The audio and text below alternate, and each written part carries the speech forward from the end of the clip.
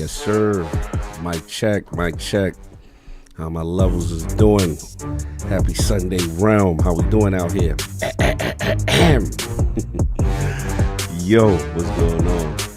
What's going on? All right, I see a couple of y'all already early. That's what's up. What's up? What's up? Shout out to Lydia Master. What's going on? Salute. J Mac, the OG. What's going on? All hell, ILP. Salute, salute. We gonna keep it respectful. You already know Bay Area goes down to 7. What's going on? Dante XB. What's going on? How my levels are sounding? Danny Passion Official. What's going on? Necromancer Zale chilling. Chilling, man. You know, it's a little rough week, but we getting through. I'm trying to get through as best I can. What's going on, Zach Riley? What's up, man? Takata, what's up? Another one, Nintendo. Yeah, we gotta talk about it. It's crazy. Appreciate Zach Riley for the mic check. Sound in on the feedback. Yeah, we got some fun with Nam Omar. What's up, bro? That's my guy right there. Salute. Appreciate y'all. Appreciate y'all. Yeah, we got the intro. What's up, Gabrielle? What's going on? You know what I'm saying? But yeah, we gonna shoot the game. We gonna get this rocking, get the rest of the lords up in here, chilling. A lot of fun topics, and yeah, there's a couple of ones I can't wait to get into. I got thoughts. Switch 2 looking beefy. Yes, we gonna talk about. You gonna like me, and then you gonna hate me. We gonna have a love-hate on this one for the Nintendo topics, but. Got your Patreon. I'm definitely gonna throw that up in there. I like what you did on that. You know what I'm saying? Much love on that. There was no rap guy. He said I want King to go off. Yeah, King gonna go off. You know he gonna figure a way. I spoke to him earlier. We gonna get Attic up in the room, and obviously the Sostradamus, full strength. Like when we full strength talking these topics. But yo, we got some bars from my man Dallas, and then yeah, we gonna be right back up in the mix. We're gonna get the rest of the ones up in here. See y'all in a minute.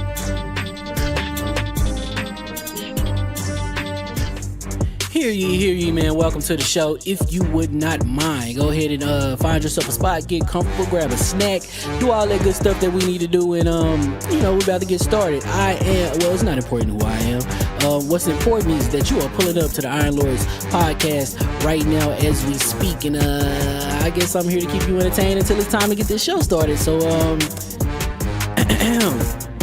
look. Y'all done messed up and turned me to an animal, and haters be swearing they real, but come to find out that they really mechanical. And yeah, I be eating these rappers, but that's all a part of me being a cannibal. And they say I'm better than money because you can bank on me being accountable. I know a million rappers that don't wanna be on a song with me, that's understandable. I kill a beat and they wanna compare me to Freddie and Jason. I'd rather be Hannibal. They be like, why use a video game? Just be original, y'all too dramatical. I know it's random, but I am addicted to flipping the sample and making it flammable. This is that yoga, fire, flame. They think it's arson up in the apartment, they call it department and I get the blame. Still I be running, collecting them rains. You just a target when I'm in the range. I was the hardest to start regardless back when you was messaging people on AIM. Check my vocals, all on Twitter, but I'm anti-social. Love my city, but I'm still bi-coastal. I got let's switch that up. What is you doing? What I wanna do? Don't stop. Nah, that was dope. I'm just Keep that going. Keep that going. Nah, go ahead. Look, I guess you could say that I'm very spoiled. For them to be your dogs, they ain't very loyal. But I ain't gon' hold ya, I ain't here to boil you. You ain't gotta say it, I'm embarrassed for ya. Always been a nerd, never been a loser. Making Voltron with a gang of cougars, and I'm going places. Better tell a Uber, cause it's pretty hard to sleep on Freddy Krueger. Let's do that again. Hear ye, man. Welcome to the show. If you would not mind, go ahead and find yourself a spot, get comfortable, grab a snack, do all that good stuff that we need to do, and you know, we're about to get started. It's not important who I am. What's important is that you are pulling up to the Iron Lords podcast right now as we speak, and I guess I'm here to keep you entertained until it's time to get this show started. So look. Y'all done messed up and turned me to an animal, and haters be swearing they real, but come to find out that they really mechanical. And yeah, I be eating these rappers, but that's all a part of me being a cannibal. And they say I'm better than money because you can bank on me being accountable. I know a million rappers that don't wanna be on a song with me, that's understandable. I kill a beat and they wanna compare me to Freddie and Jason. I'd rather be Hannibal. They be like, why use a video game? Just be original, y'all too dramatical. I know it's random, but I am addicted to flipping the sample and making it flammable. This is that yoga, fire, flame. They think it's arson up in the apartment, they call it department and I get the blame. Still I be running, collecting them rains. You just a target when I'm in the range. I was the hardest to start regardless back when you was messaging people on AIM. Check my vocals, all on Twitter, but I'm anti-social. Love my city, but I'm still bi-coastal. Let's switch that up. What is you doing? What I wanna do? Don't stop. Nah, that was dope. I'm just Keep that going. Nah, go ahead. Look, I guess you could say that I'm very spoiled. For them to be your dogs, they ain't very loyal. But I ain't gon' hold ya, I ain't here to boil you. You ain't gotta say it, I'm embarrassed for ya. Always been a nerd, never been a loser. Making Voltron with a gang of cougars. And I'm going places, better tell a Uber. Cause it's pretty hard to sleep on Freddy Krueger. That's... Whew. Let's do that again. Hear ye, man. Welcome to the show. If you would not mind, go ahead and find yourself a spot, get comfortable, grab a snack, do all that good stuff that we need to do, and we're about to get started. It's not important who I am. What's important is that you are pulling up to the Iron Lords podcast right now as we speak, and I guess I'm here to keep you entertained until it's time to get this show started. So look. Y'all done messed up and turned me to an animal. And haters be swearing they real, but come to find out that they really mechanical. And yeah, I be eating these rappers, but that's all a part of me being a cannibal. And they say I'm better than money because you can bank on me being accountable. I know a million rappers that don't wanna be on a song with me, that's understandable. I kill a beat and they wanna compare me to Freddy and Jason. I'd rather be Hannibal. They be like, why use a video game? Just be original, y'all too dramatical. I know it's random, but I am addicted to flipping the sample and making it flammable. This is that This is that yoga, fire, flame. They think it's arson up in the apartment, they call it department and I get the blame. Still I be running, collecting them rings. You just a target when I'm in the range. I was the hardest to start regardless back when you was messaging people on AIM. Check my vocals, all on Twitter but I'm anti-social. Love my city but I'm still bi-coastal. I got, man, let's switch that up. What is you doing? What I wanna do? Don't stop. Nah, that was dope. I'm Keep just that super going. Keep that going. Nah, go ahead. Look, I guess you could say that I'm very spoiled. For them to be your dogs, they ain't very loyal. But I ain't gon' hold ya, I ain't here to boil you. You ain't gotta say it, I'm embarrassed for ya. Always been a nerd, never been a loser. Making Voltron with a gang of cougars. And I'm going places, better tell a Uber. Cause it's pretty hard to sleep on Freddy Krueger. That's... Whew. Let's do that again. Hear ye, man. Welcome to the show. If you would not mind, go ahead and find yourself a spot, get comfortable, grab a snack, do all that good stuff that we need to do, and we're about to get started. It's not important who I am. What's important is that you are pulling up to the Iron Lords podcast right now as we speak, and I guess I'm here to keep you entertained until it's time to get this show started. So look. Y'all done messed up and turned me to an animal. And haters be swearing they real, but come to find out that they really mechanical. And yeah, I be eating these rappers, but that's all a part of me being a cannibal. And they say I'm better than money because you can bank on me being accountable. I know a million rappers that don't wanna be on a song with me, that's understandable. I kill a beat and they wanna compare me to Freddy and Jason. I'd rather be Hannibal. They be like, why use a video game? Just be original, y'all too dramatical. I know it's random, but I am addicted to flipping the sample and making it flammable. This is that This is that yoga, fire, flame. They think it's arson up in the apartment, they call it department and I get the blame. Still I be running, collecting them rings. You just a target when I'm in the range. I was the hardest to start regardless back when you was messaging people on AIM. Check my vocals, all on Twitter but I'm anti-social. Love my city but I'm still bi-coastal. I got, man, let's switch that up. What is you doing? What I wanna do? Don't stop. Nah, that was dope. I'm just Keep super that going. Keep that going. Nah, go ahead. Look, I guess you could say that I'm very spoiled. For them to be your dogs, they ain't very loyal. But I ain't gon' hold ya, I ain't here to boil you. You ain't gotta say it, I'm embarrassed for ya. Always been a nerd, never been a loser. Making Voltron with a gang of cougars. And I'm going places, better tell a Uber. Cause it's pretty hard to sleep on Freddy Krueger. That's... Whew. Let's do that again. Hear ye, man. Welcome to the show. If you would not mind, go ahead and find yourself a spot, get comfortable, grab a snack, do all that good stuff that we need to do, and we're about to get started. It's not important who I am. What's important is that you are pulling up to the Iron Lords podcast right now as we speak, and I guess I'm here to keep you entertained until it's time to get this show started. So look. Y'all done messed up and turned me to an animal. And haters be swearing they real, but come to find out that they really mechanical. And yeah, I be eating these rappers, but that's all a part of me being a cannibal.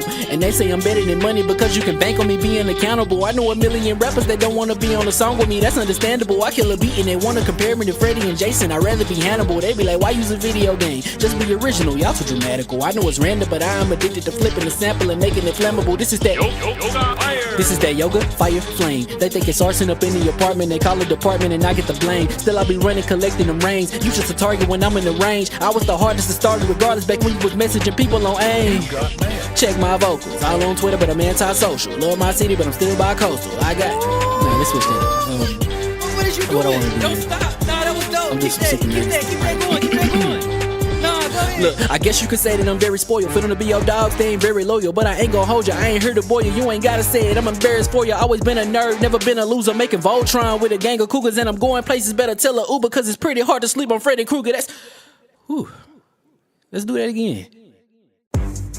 Hear ye, man. Welcome to the show. If you would not mind, go ahead and find yourself a spot, get comfortable, grab a snack, do all that good stuff that we need to do, and we're about to get started. It's not important who I am. What's important is that you are pulling up to the Iron Lords podcast right now as we speak, and I guess I'm here to keep you entertained until it's time to get this show started. So look. Y'all done messed up and turned me to an animal, and haters be swearing they real, but come to find out that they really mechanical. And yeah, I be eating these rappers, but that's all a part of me being a cannibal. And they say I'm better than money because you can bank on me being accountable. I know a million rappers that don't wanna be on a song with me, that's understandable. I kill a beat and they wanna compare me to Freddie and Jason, I'd rather be Hannibal. They be like, why use a video game? Just be original, y'all too dramatical. I know it's random, but I am addicted to flipping the sample and making it flammable. This is that yoga, fire, flame. They think it's arson up in the apartment, they call it department and I get the blame. Still I be running, collecting them rains. You just a target when I'm in the range. I was the hardest to start regardless back when you was messaging people on AIM. Check my vocals, all on Twitter but I'm anti-social. Love my city but I'm still bi-coastal. I got let's switch that up. What is you doing? What I wanna do? Don't stop. Nah, that was dope. I'm just Keep that going. Keep that going. Nah, go ahead. Look, I guess you could say that I'm very spoiled. For them to be your dogs, they ain't very loyal. But I ain't gon' hold ya, I ain't here to boil you. You ain't gotta say it, I'm embarrassed for ya. Always been a nerd, never been a loser. Making Voltron with a gang of cougars, and I'm going places. Better tell a Uber, cause it's pretty hard to sleep on Freddy Krueger. Let's do that again. Hear ye, man. Welcome to the show. If you would not mind, go ahead and find yourself a spot, get comfortable, grab a snack, do all that good stuff that we need to do, and we're about to get started. It's not important who I am. What's important is that you are pulling up to the Iron Lords podcast right now as we speak, and I guess I'm here to keep you entertained until it's time to get this show started. So look. Y'all done messed up and turned me to an animal, and haters be swearing they real, but come to find out that they really mechanical. And yeah, I be eating these rappers, but that's all a part of me being a cannibal. And they say I'm better than money because you can bank on me being accountable. I know a million rappers that don't wanna be on a song with me, that's understandable. I kill a beat and they wanna compare me to Freddie and Jason, I'd rather be Hannibal. They be like, why use a video game? Just be original, y'all too dramatical. I know it's random, but I am addicted to flipping the sample and making it flammable. This is that yoga, fire, flame. They think it's arson up in the apartment, they call it department and I get the blame. Still I be running, collecting them rains. You just a target when I'm in the range. I was the hardest to start regardless back when you was messaging people on AIM. Check my vocals, all on Twitter but I'm anti-social. Love my city but I'm still bi-coastal. I got let's switch that up. What is you doing? What I wanna do? Don't stop. Nah, that was dope. I'm just Keep that going. Keep that going. Nah, go ahead. Look, I guess you could say that I'm very spoiled. For them to be your dogs, they ain't very loyal. But I ain't gon' hold ya, I ain't here to boil you. You ain't gotta say it, I'm embarrassed for ya. Always been a nerd, never been a loser. Making Voltron with a gang of cougars, and I'm going places. Better tell a Uber, cause it's pretty hard to sleep on Freddy Krueger. Let's do that again. Hear ye, man. Welcome to the show. If you would not mind, go ahead and find yourself a spot, get comfortable, grab a snack, do all that good stuff that we need to do, and we're about to get started. It's not important who I am. What's important is that you are pulling up to the Iron Lords podcast right now as we speak, and I guess I'm here to keep you entertained until it's time to get this show started. So look. Y'all done messed up and turned me to an animal, and haters be swearing they real, but come to find out that they really mechanical. And yeah, I be eating these rappers, but that's all a part of me being a cannibal. And they say I'm better than money because you can bank on me being accountable. I know a million rappers that don't wanna be on a song with me, that's understandable. I kill a beat and they wanna compare me to Freddie and Jason, I'd rather be Hannibal. They be like, why use a video game? Just be original, y'all too dramatical. I know it's random, but I am addicted to flipping the sample and making it flammable. This is that yoga, fire, flame. They think it's arson up in the apartment, they call it department and I get the blame. Still I be running, collecting them rains. You just a target when I'm in the range. I was the hardest to start regardless back when you was messaging people on AIM. Check my vocals, all on Twitter but I'm anti-social. Love my city but I'm still bi-coastal. I got let's switch that up. What is you doing? What I wanna do? Don't stop. Nah, that was dope. I'm just Keep that going. Keep that going. Nah, go ahead. Look, I guess you could say that I'm very spoiled. For them to be your dogs, they ain't very loyal. But I ain't gon' hold ya, I ain't here to boil you. You ain't gotta say it, I'm embarrassed for ya. Always been a nerd, never been a loser. Making Voltron with a gang of cougars, and I'm going places. Better tell a Uber, cause it's pretty hard to sleep on Freddy Krueger. Let's do that again. Hear ye, man. Welcome to the show. If you would not mind, go ahead and find yourself a spot, get comfortable, grab a snack, do all that good stuff that we need to do, and we're about to get started. It's not important who I am. What's important is that you are pulling up to the Iron Lords podcast right now as we speak, and I guess I'm here to keep you entertained until it's time to get this show started. So look. Y'all done messed up and turned me to an animal. And haters be swearing they real, but come to find out that they really mechanical. And yeah, I be eating these rappers, but that's all a part of me being a cannibal. And they say I'm better than money because you can bank on me being accountable. I know a million rappers that don't wanna be on a song with me, that's understandable. I kill a beat and they wanna compare me to Freddie and Jason. I'd rather be Hannibal. They be like, why use a video game? Just be original, y'all too dramatical. I know it's random, but I am addicted to flipping the sample and making it flammable. This is that yoga, fire, flame. They think it's arson up in the apartment, they call it department and I get the blame. Still I be running, collecting them rains. You just a target when I'm in the range. I was the hardest to start regardless back when you was messaging people on AIM. Check my vocals, all on Twitter but I'm anti-social. Love my city but I'm still bi-coastal. I got, nah, let's switch that. What is you doing? What I wanna do? Don't stop. Nah, that was dope. I'm just Keep that going. Keep that going. Nah, go ahead. Look, I guess you could say that I'm very spoiled. For them to be your dogs, they ain't very loyal. But I ain't gon' hold you, I ain't here to boil you. You ain't gotta say it, I'm embarrassed for you. Always been a nerd, never been a loser. Making Voltron with a gang of cougars. And I'm going places, better tell a Uber. Cause it's pretty hard to sleep on Freddy Krueger. That's, whew.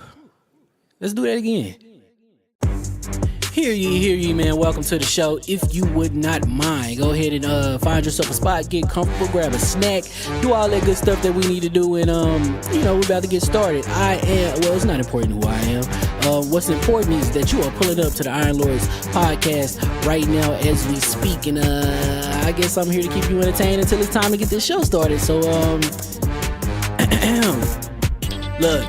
Y'all done messed up and turned me to an animal. And haters be swearing they real, but come to find out that they really mechanical. And yeah, I be eating these rappers, but that's all a part of me being a cannibal. And they say I'm better than money because you can bank on me being accountable. I know a million rappers that don't wanna be on a song with me, that's understandable. I kill a beat and they wanna compare me to Freddie and Jason. I'd rather be Hannibal. They be like, why use a video game? Just be original, y'all too dramatical. I know it's random, but I am addicted to flipping the sample and making it flammable. This is that yoga, fire, flame. They think it's arson up in the apartment, they call it department and I get the blame. Still I be running, collecting them rains. You just a target when I'm in the range. I was the hardest to start regardless back when you was messaging people on AIM. Check my vocals, all on Twitter but I'm anti-social. Love my city but I'm still bi-coastal. I got, nah, let's switch that. What is you doing? What I wanna do? Don't stop. Nah, that was dope. I'm just Keep that going. Keep that going. Nah, go ahead. Look, I guess you could say that I'm very spoiled. For them to be your dogs, they ain't very loyal. But I ain't gon' hold you, I ain't here to boil you. You ain't gotta say it, I'm embarrassed for you. Always been a nerd, never been a loser. Making Voltron with a gang of cougars. And I'm going places, better tell a Uber. Cause it's pretty hard to sleep on Freddy Krueger. That's, whew. Let's do that again.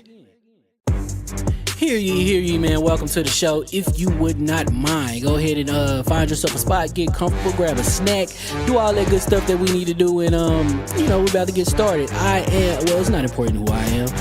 What's important is that you are pulling up to the Iron Lords podcast right now as we speak, and I guess I'm here to keep you entertained until it's time to get this show started. So look. Y'all done messed up and turned me to an animal. And haters be swearing they real, but come to find out that they really mechanical. And yeah, I be eating these rappers, but that's all a part of me being a cannibal. And they say I'm better than money because you can bank on me being accountable. I know a million rappers that don't wanna be on a song with me, that's understandable. I kill a beat and they wanna compare me to Freddie and Jason. I'd rather be Hannibal. They be like, why use a video game? Just be original, y'all too dramatical. I know it's random, but I am addicted to flipping the sample and making it flammable. This is that yoga, fire, flame. They think it's arson up in the apartment, they call it department and I get the blame. Still I be running, collecting them rains. You just a target when I'm in the range. I was the hardest to start regardless back when you was messaging people on AIM. Check my vocals, all on Twitter but I'm anti-social. Love my city but I'm still bi-coastal. I got, nah, let's switch that. What is you doing? What I wanna do? Don't stop. Nah, that was dope. I'm just Keep that going. Keep that going. Nah, go ahead. Look, I guess you could say that I'm very spoiled. For them to be your dogs, they ain't very loyal. But I ain't gon' hold you, I ain't here to boil you. You ain't gotta say it, I'm embarrassed for you. Always been a nerd, never been a loser. Making Voltron with a gang of cougars. And I'm going places, better tell a Uber. Cause it's pretty hard to sleep on Freddy Krueger. That's, whew. Let's do that again. Hear ye, man. Welcome to the show. If you would not mind, go ahead and find yourself a spot, get comfortable, grab a snack, do all that good stuff that we need to do, and we're about to get started. It's not important who I am. What's important is that you are pulling up to the Iron Lords podcast right now as we speak, and I guess I'm here to keep you entertained until it's time to get this show started. So, look.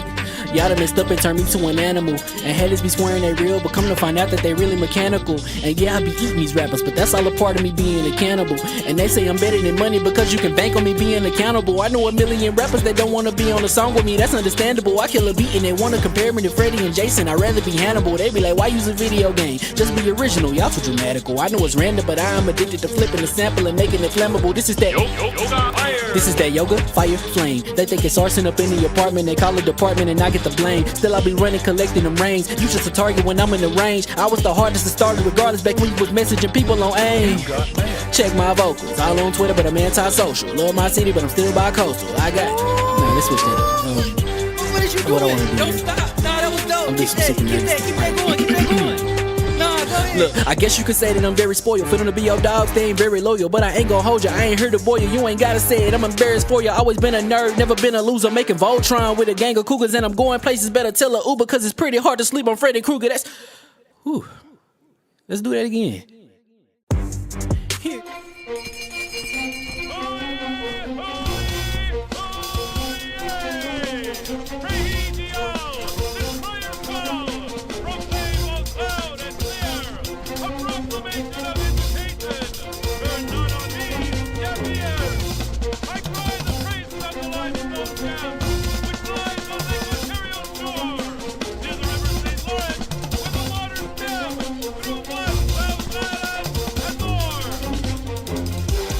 I'ma just chill and watch them and eat snacks in the attic. I wanted to chill with the pack and be like a young whoop, but then they would mistake me for addict. If I can imagine it's cool to give you some advice, then invite your girl to your squadron. Cause if you don't give her that option, you gon' be single player like Sovereign. You gon' get tossed in the bushes by King David. Royalty and not a pretender. Detrimental to an elemental, what's an avatar to a knee bender? I gotta be me though.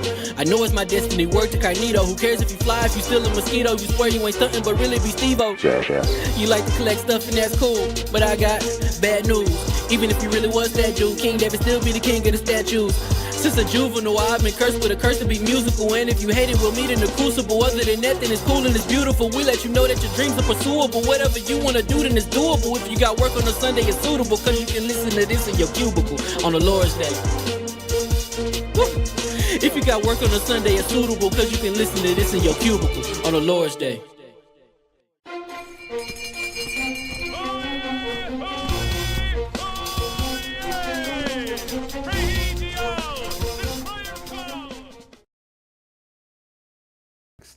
The mics will be the hottest of mics.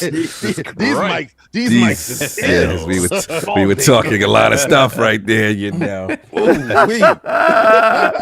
Let's mic check real quick because I know we had some technical joint last time.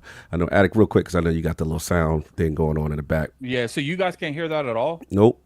Oh, the cat ears is back. Oh, yeah, okay, here's the deal with the cat ears. Okay, here's the deal. All right, so the individuals in my stream, they fought with me because they said, "Addict, you agreed that we could decide the color, and it's not my fault. The color's not the color I bought. So okay, guys, I got you.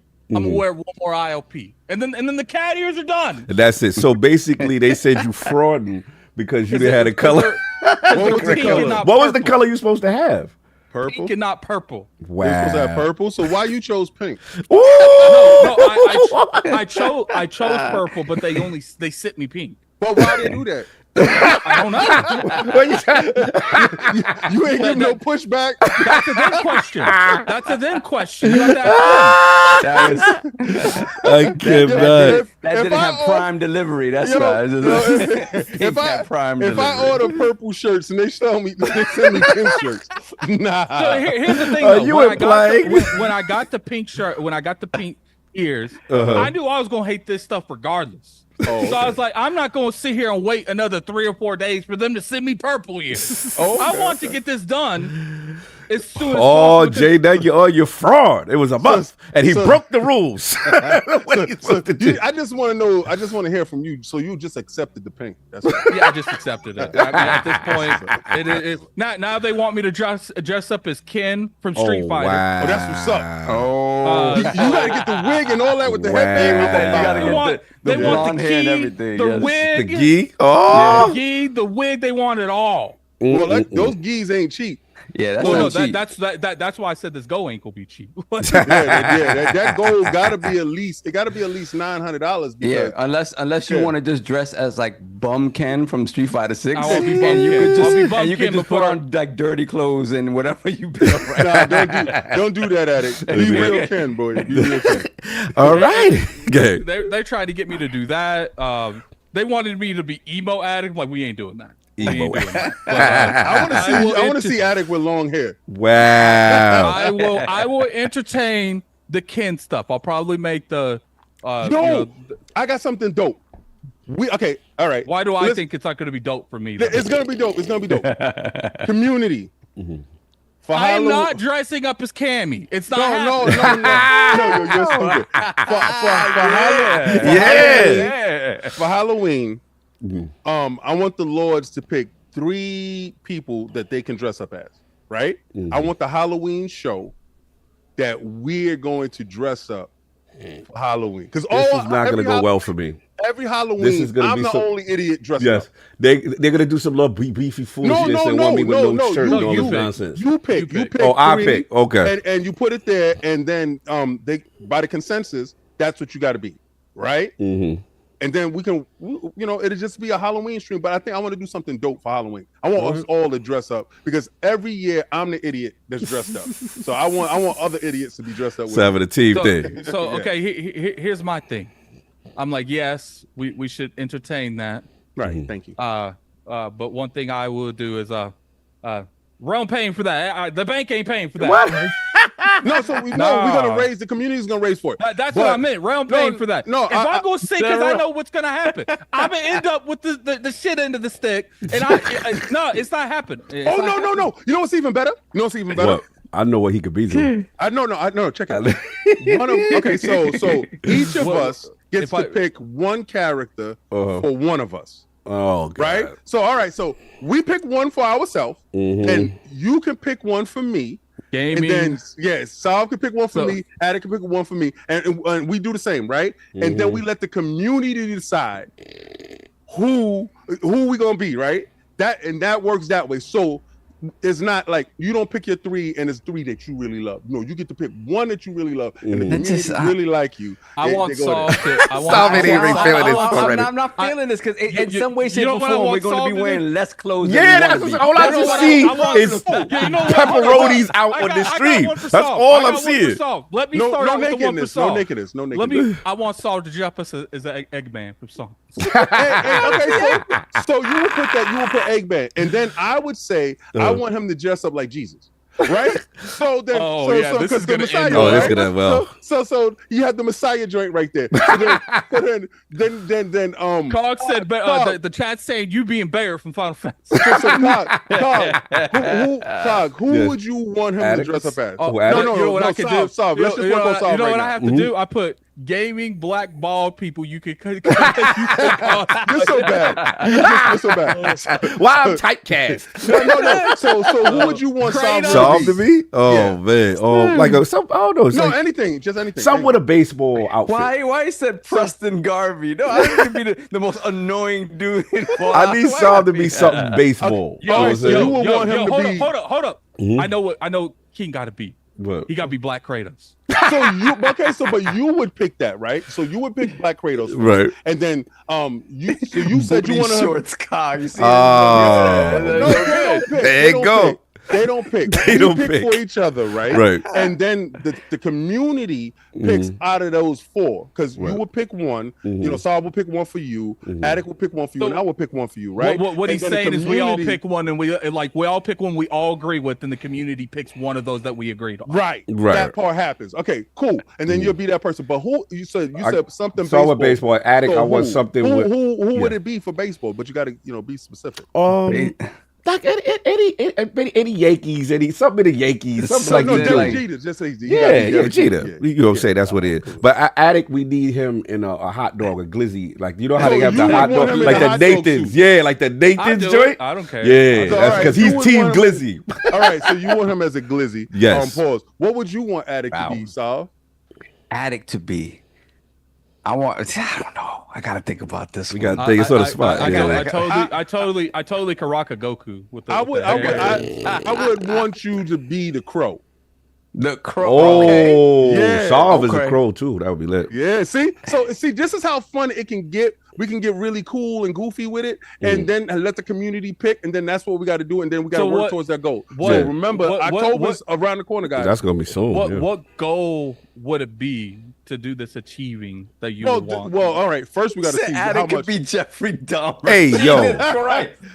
Nah, that means we won't survive. Hey, Jeffrey Dahmer had a thing for black people. Yeah, I'm trying to be around. I don't need him imitating life. All manner of it. But Jeffrey Dahmer like McRibs, so I will give you a ton of McRibs.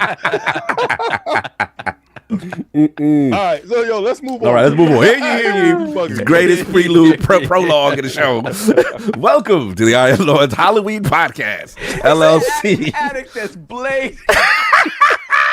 Yeah, that would be funny. Yo, what was that joke we did? It's one of our funniest clips, and it was like, Viva Wakanda. Yeah, Wakanda. It was a Dominican See, I don't really care about the only thing I would condition is don't dress me up as no girl. That's the only thing I would say. That's your condition? Well, but I you wouldn't gotta talk care. to us. But if the community want that, it's not the community. It's us. We pick for each other. If we let the community pick, it's gonna be hard. It's gonna be crazy. We're all gonna be dressed up as some wild stuff. For sure. So welcome back to the ILP Halloween stream in LLC and Lords of Game. This is episode 369. How appropriate. 69. Hashtag no Diddy. No Diddy. This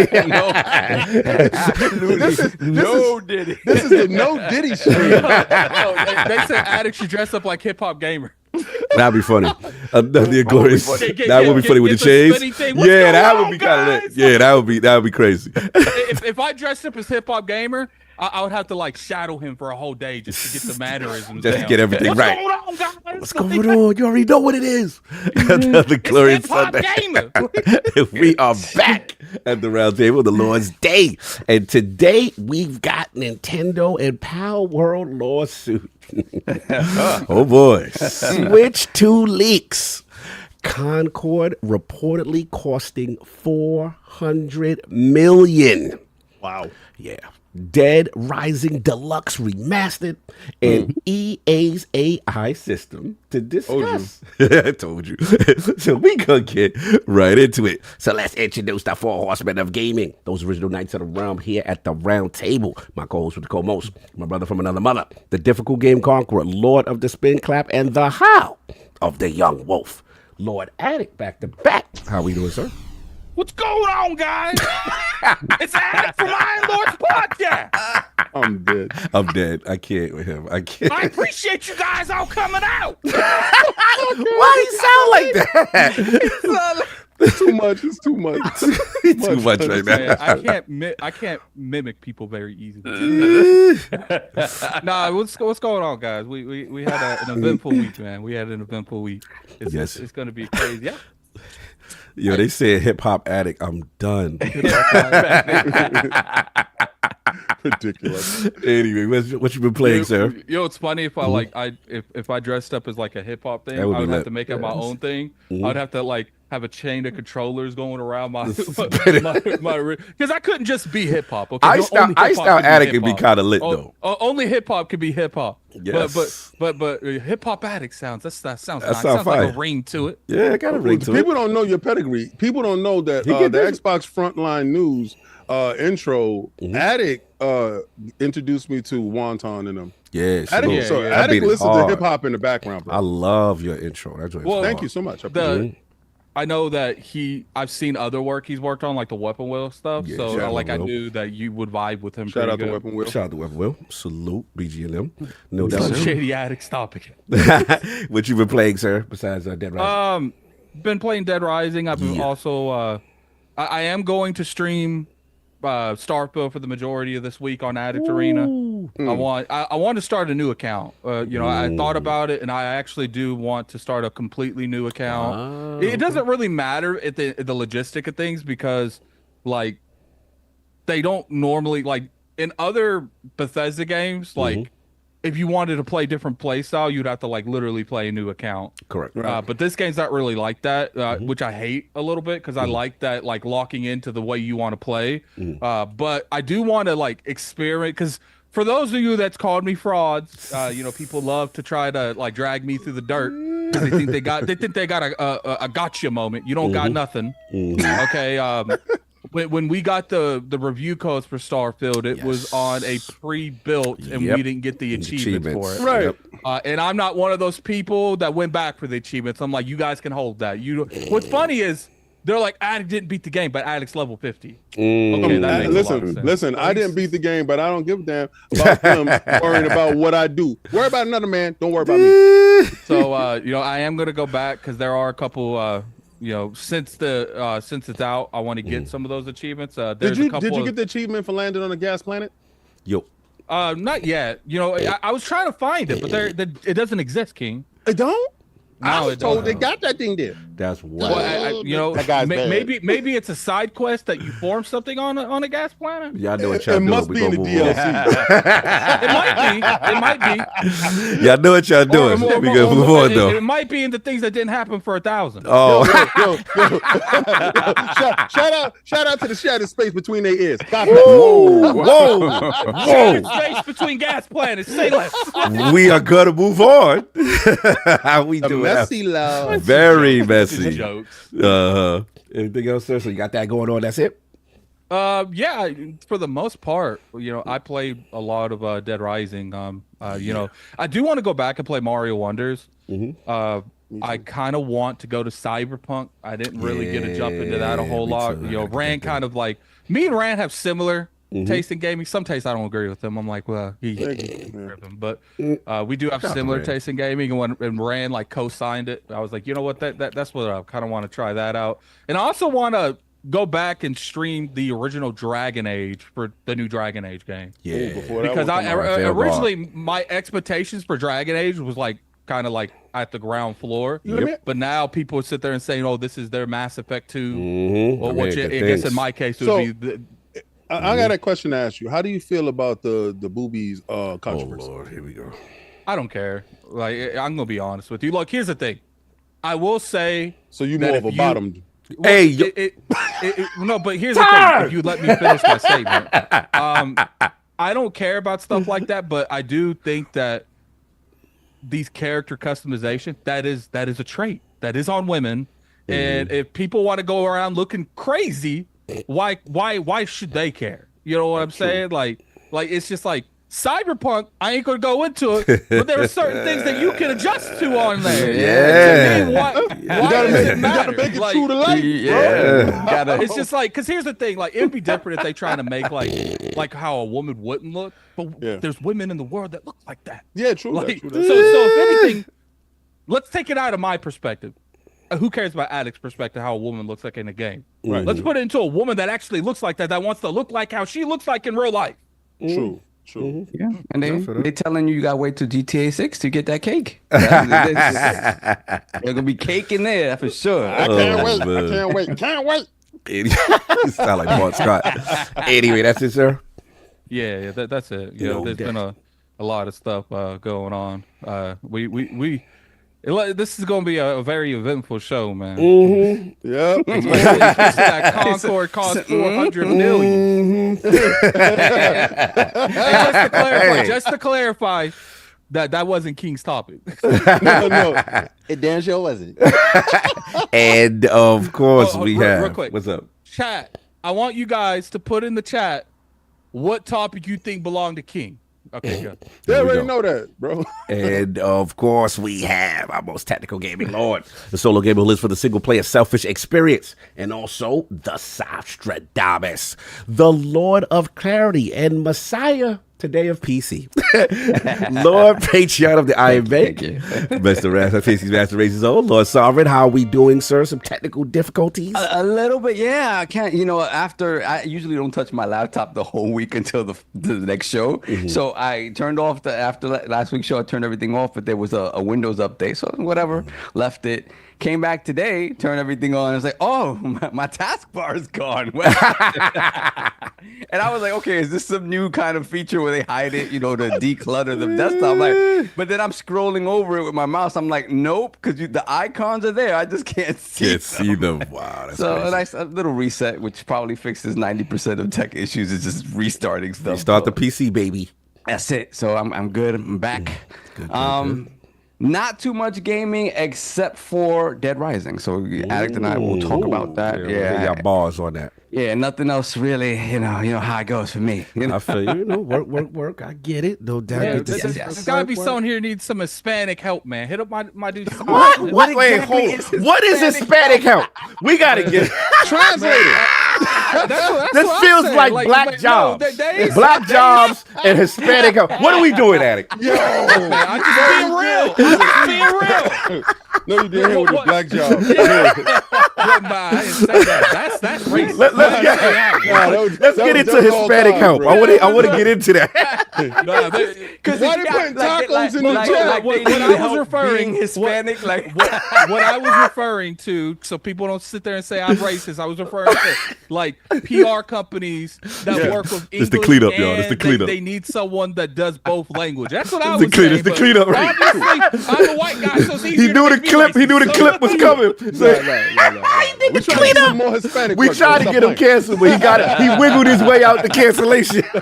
That's what he get for hanging around the kid. God bless. I love that at it. Keep moving, baby. It's hilarious. You gotta put the baby all over the body. No, did he? I'm available. I'm available to interface with the Hispanics and Latinos. There we go. Why they putting Puerto Rican flags in the chat? Hey, as long as it's not the Cuban flags. That part. So glad we have Hispanic help on the show. Miles Morales needed some Hispanic help. It's the thing that takes Lords to the next level. I bet you Saab would have caught that flag. Definitely would have. Yo, somebody said Addict need a PR guy. You know what's funny? You know what's funny? That's like a definition of Hispanic help. I would have caught that. I would have thought that was a go. That was a go. Addict walked right past the flag and said, "That's nice." I remember to be like, "That's not it." It was funny. It was funny because me, I'm always behind on what's going on online. So the discourse had happened already, but I didn't pay attention. I didn't know. So I'm playing the game, and I'm me. I like to walk around the games. I'm walking around Miles' apartment. I'm like, and I'm huh? And I'm like, oh, wait a minute. I'm like, and then I'm like, hold on, let me look this up. And lo and behold, Twitter was ablaze. Addict saving himself because they mad Puerto Rican flags in the chat right now. Like they was ready to ride right now. Send stuff in there. I see the Latino community. That's not happening. He learned from the best. How the hell did you get downstairs? That was hilarious. Hispanic help. That was great. Anyway, that's been it, sir. Killing zombies. No doubt. Hoggy said, "Saab is available."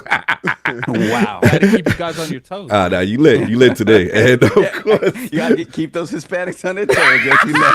Oh my Let's not do that. You the one that was a generalization one. You the one that made that racist. That was different. That was wild different. I can do it because I'm behind the lines.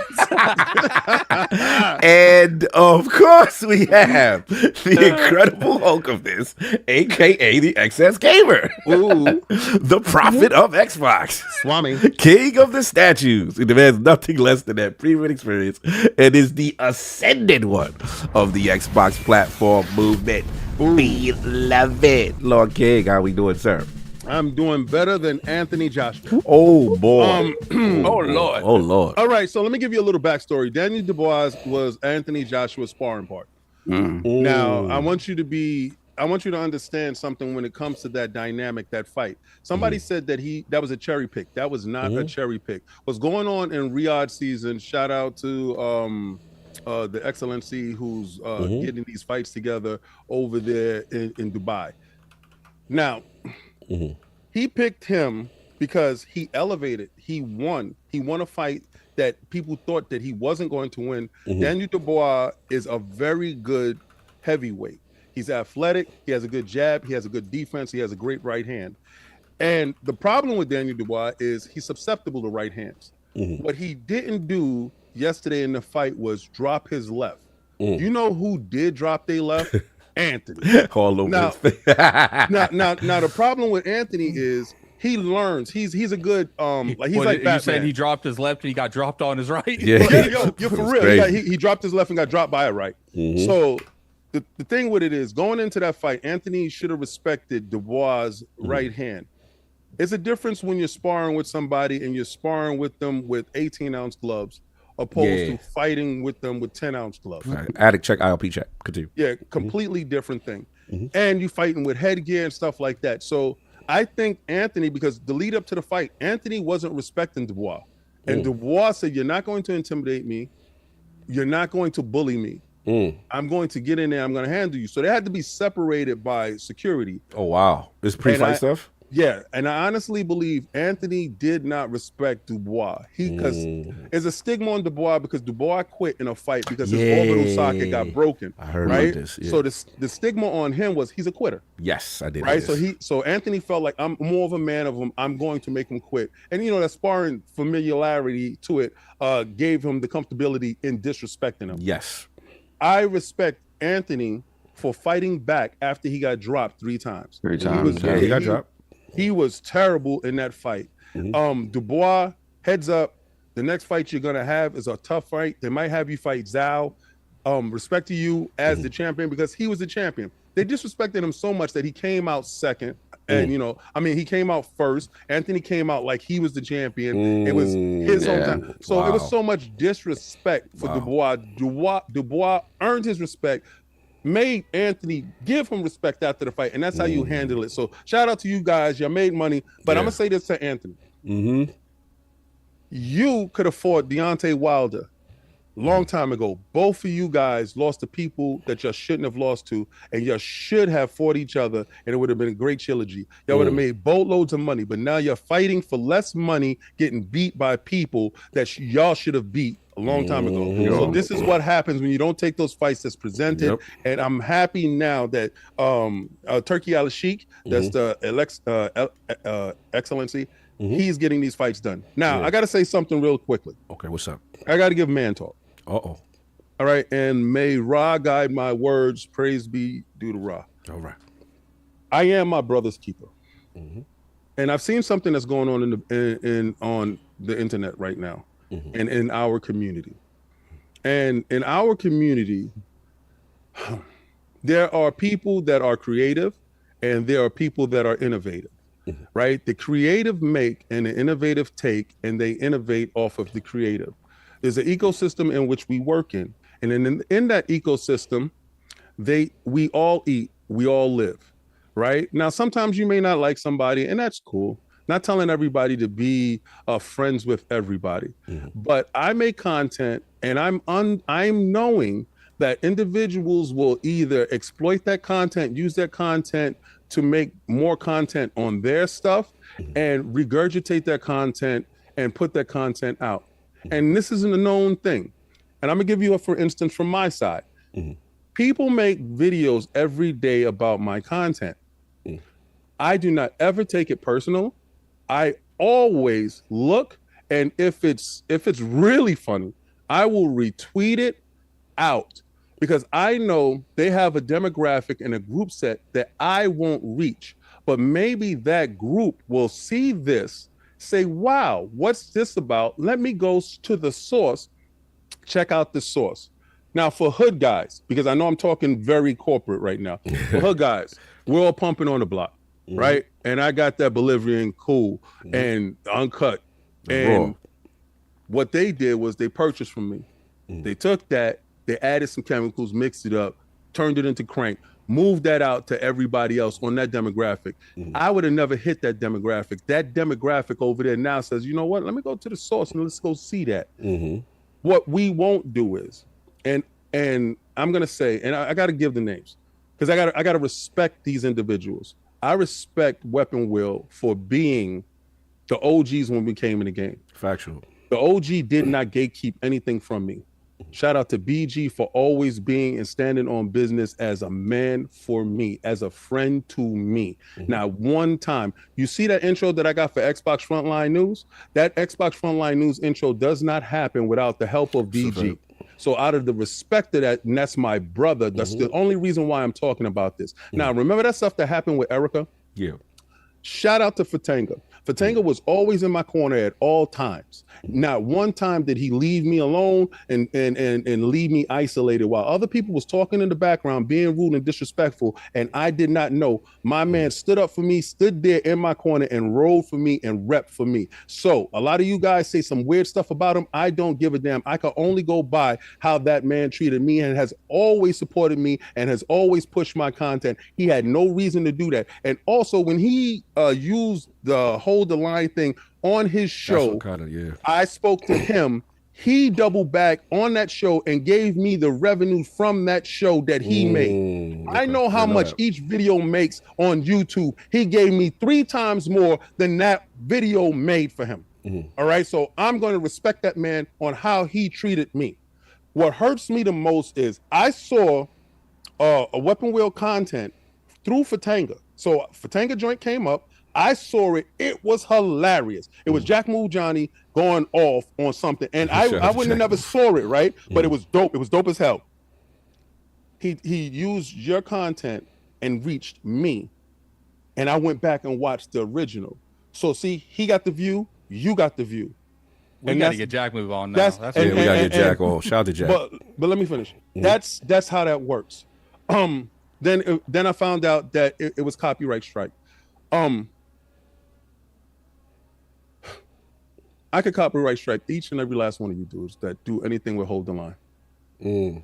I don't, because I understand that high tides raise all sails, all boats. We're all in this together. We need not agree with each other. If y'all dudes think I agree with what King Thrash does, I don't. But I also understand that somebody has to put on, you got to eat, you got to put the lights on, you got to do whatever you got to do. And I got to respect that he's making content in this space. I could have did that to Erica. I didn't. I retweeted if anybody remember. You understand? Regardless to what. I may not agree with certain things that are happening, but I understand in this ecosystem that we all have to live and survive. And we may not be friends. And I'm not asking anybody to be anybody's friend. Right. All I'm just saying is respect each other's content, because I respect both of you. And being a big brother, I'm not an OG over BG, because Weapon Wheel was here before us. Factual. Being a big brother and friends of both. Yeah. All I'm calling for is peace, because I am my brother's keeper. And if I sat idly and just took out my camera and watched 2 people that I respect and I love both of their content go at it, I'm doing myself a disservice. I'm not that person. So all I'm calling for is peace. And I'm not saying be friends. I'm not saying call each other and shake hands or whatever the hell. All I'm calling for is peace in this situation, because during this discord, it actually weighs heavy on my heart. Now, real quick, just to add on. Y'all want to do that? Just one quick add. Yeah, no, I just understand what you're saying, because when there's you basically you feel you have a responsibility, because you are so cool with both parties. Yes. And the only reason why I will say I can relate that, because I'm not going to put this business out there with the names on, but there are 2 individuals that's also other individuals that was beefing heavy in the street that Addict know about, they're really big names.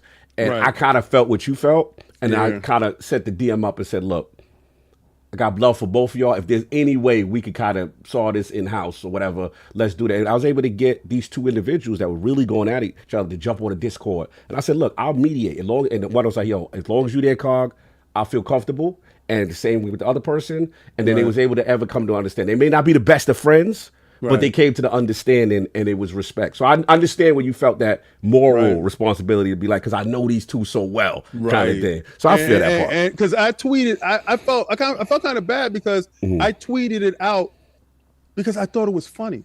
Right. And I really thought the content was made well. And I also went back and gave Weapon Wheel a view. Oh yeah, you understand? Because I thought the homie had a moment. Yeah. Like you have a moment on your show. Oh, that Jack joint was crazy. Yeah, that Jack. That's the wildest thing. Well, all right, so enough of that. Let's go. What you was playing? What I was playing this week. Shout out to my Twitch, King David at ILP. Oh, King David at ILP has the Twitch. Yeah, go check out my Twitch. Now, you mean like Lord Addict ILP? Yeah, that's what we do. Yeah, yes, What's the problem? What's the problem? That's Yes, how we sir. do. You don't like your tattoo? You don't like your brand? Cut it out. You got the tattoo, not me. Do you like the tattoo? Yeah, dude. So are you really down for ILP?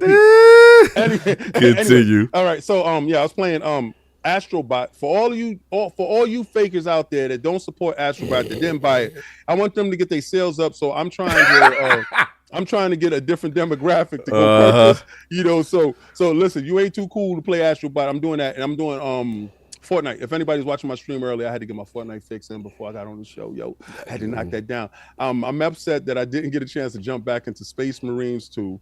I'm gonna do that this week. Shout out to the Fight Night. Fight Night was lit. Valicon came through.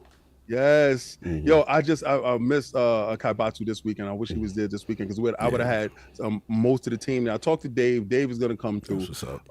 But Fight Night is starting to get to where it's gonna get to. What I want to do on the community. And apologies to me. Me and you talked on the background of what's what's going on with me. If the realm wants to know, like, there's a lot of personal stuff going on with me, and I spoke to my brothers, and I just said right now my mindset is just not there, and he understands. So eventually it will happen. Just I got to get some cogs going through some things right now. But they dressing up as you and they fighting. So it's right. Yo, they had you in some booty shorts, oiled up. Why? Yo, why gotta be this? If you see this character, I think Dip Down made this character. It's gotta be Dip Down. If you see this character, Zoe, I just had to laugh. I had to walk away because he's oiled up. It's the most. Why we got the 1,000 bottles of baby oil version?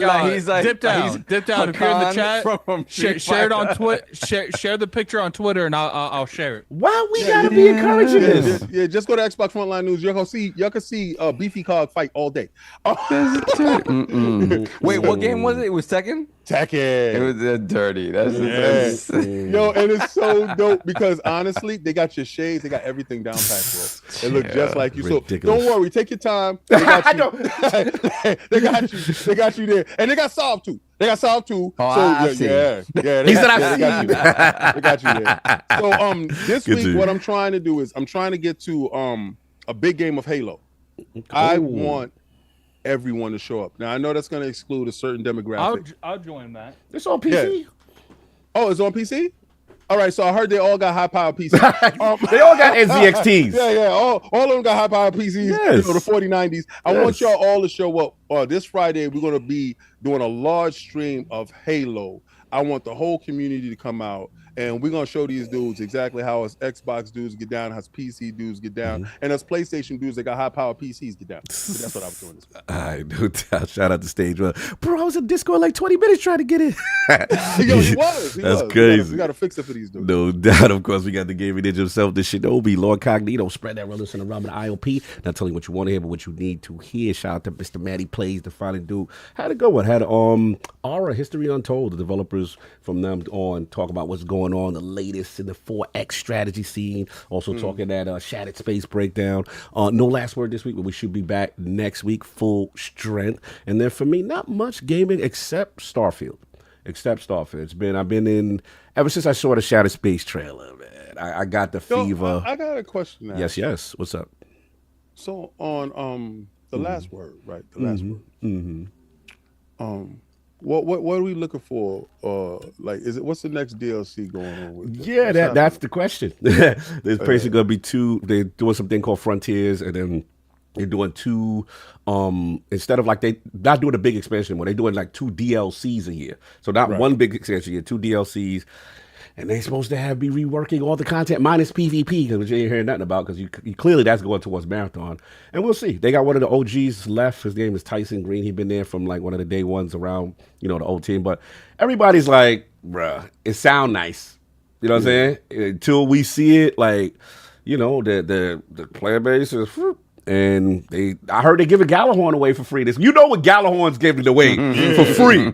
They in trouble. Gallahorn has always been press the red button and get out of like save us, please. Yeah. So when I saw Gallahorn for free by Zer, I was like, oh yeah, they trying to stay in the mix. Stay in the mix. So yeah, we'll see. You know, they did give a roadmap. Now it's the execution, and then obviously we got to see how Marathon do. That's another big part of their success, because if that don't pop, who knows what's going to happen with Destiny. I think, and I just real quick, because I wanted to talk to you about it, never got a chance to. I think they done dead Marathon and just go straight to Destiny 3. I think they're going to double down on something that's sure than something that's unsure. The problem is that's what we thought, but then all the reports came out and they were like, no D3, and that it all hands on deck. And then the studio head from Marathon got caught up with the sexual situation. So now it's another studio, and that dude I think came from Valorant. It is crazy over there. You know what I'm saying? I wish them the best. I've just got to be realistic. I had to pull away. There's a reason why I haven't done the raid. Me and Attic have had this conversation, is because if I do the raid, which is supposed to be the greatest thing, and Final Shape is the greatest thing, there's a part of me that when I do it, I know it's over. And it's like, because the best thing about being a Destiny fan is always what's coming next. You're looking forward to, all right, this is coming. Stop smiling, style. I don't like smiling that I said over. I just feel the same way about like a lot of games. I'll play like a Red Dead or something like that. I'll play everything in the game and not touch the story. Because I don't want to see it end. And when you love something, you don't want to see it end. So we'll see what's going on. But as far as, like I said, the Starfield, man, that Shattered Space, oh man, that trailer was so lit. So I've been hyped. I've been on my New Game Plus, just getting a couple of achievements, like Attic said, because obviously when we played the preview version, when you do the story, you don't get any of the achievements, but we was playing that review copy version. So now I might play some Destiny this week. Yeah, some new joint, and then they got this new faction that they fleshed out called the Trackers Alliance. They like bounty hunters. They like little Boba Fett's, and you go around searching for people and quests and stuff. It's lit, yeah. And then I was really getting in with the Rev 8, which is like that Mako joint where it got the vertical boost, the physical, like it's lit. So yeah, I'm just getting everything ready. And then I would highly recommend, if y'all gonna go back, if y'all didn't have Romance and Draja, or you don't want to, that's fine. At least have her around as a companion, because her quest, her background is tied to House Varun. House Varun, they worship the Great Serpent. They on some cult joint. And this whole and DLC, that leads to the DLC. Because that's one of the only factions in the game that it did not really get explained. They're very mysterious. The Great Serpent. I like the fact that on this planet, that is handcrafted, opposed to procedural generation. You see, and it's funny that the people said, "Hey, Starfield, we didn't like that procedural. We like when you go back to the handcrafted king." Isn't that something? So. Yeah. I was gonna say I would have preferred them to have made the game and then because here's the thing, like they couldn't have necessarily the vision that they had for Starfield, like not everything could have been hand drawn, because they wanted like the feeling of exploration space in like a universe type of thing. But like to me, what you could have done, and I don't know, obviously I'm not a developer, I'm just speaking from the outside looking in, is build the core story, build the core side quests, and then expand out of that with the procedures generated. Yeah, absolutely. Because to me, that's where you were losing me, where I felt like there wasn't consistency in playing the game. Yeah, in full transparency, I think that's where the disconnect between me and other people. As a person who loves Starfield, I don't go and do random land on planet in this game. Yeah, see, because that to me, it's not enough there. Like a typical BGS game where you just walk out into the distance and explore. You know what I'm saying? Right. That's the procedural generation. That part, I'm like, okay, random at bear house and searching for minerals. And at the time, also no vehicle. I was like, I'm good on that. I'm going to go to these planets where the quests are driving me. Yeah, but now you got the vehicle now. Yeah, and now I got the vehicle. Or how I explore is I jump from system to system and I run down on people, or I talk to other ships. And I'm like, yo, what's going on? That type of situation. And then sometimes dynamic quests happen. But anyway, that's all that. So I've been rocking that, do a lot of that, and I'm a menace on Starfield. Yeah, you are. I'll go into a space station or an orbit, and I'll just kill anything that's there. It don't matter if they're good or bad. Did you steal Grandma's ship? Did you steal Grandma? I didn't steal Grandma's ship. I shot down Grandma. Oh man, this guy's a menace. And you know what's funny? I don't remember, but I'm pretty sure there's a companion on a random ship somewhere too. Yes, there's this companion. Yeah, and I got him. I ran and one of the biggest things I didn't like about that, I don't know if they fixed it, is I found this like space station in this astral belt, and I never found it again. I even went back and looked. Like, that's one of the best quests. I never found it again. It was like it was one of the spaceship. The zero gravity joints. And I could not find it. I went back and I kept looking and I just could not find it again. My joy is when you got to make the moral decision when you all exploring the planet, and like King was the one that put me on when you see somebody landing on the planet. And you're like, oh, and I was like, okay, you go over there, and they say, hey, I didn't know that. Yeah, I didn't know that was something you could do it until King told me. And then when you go up to them, and they like, yo, man, we really, thank God, you know, we're really hurting out here. You got these shit parts, and you got a decision. You can do the jokes, or you can take their ship, or you can be a good Samaritan.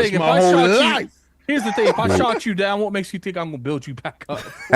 Anyway, but see, it's so much random stuff that happens in the game that you gotta respect the randomness of it. Like, I'm just doing something in my mind, and I said, "What? This ship is coming down."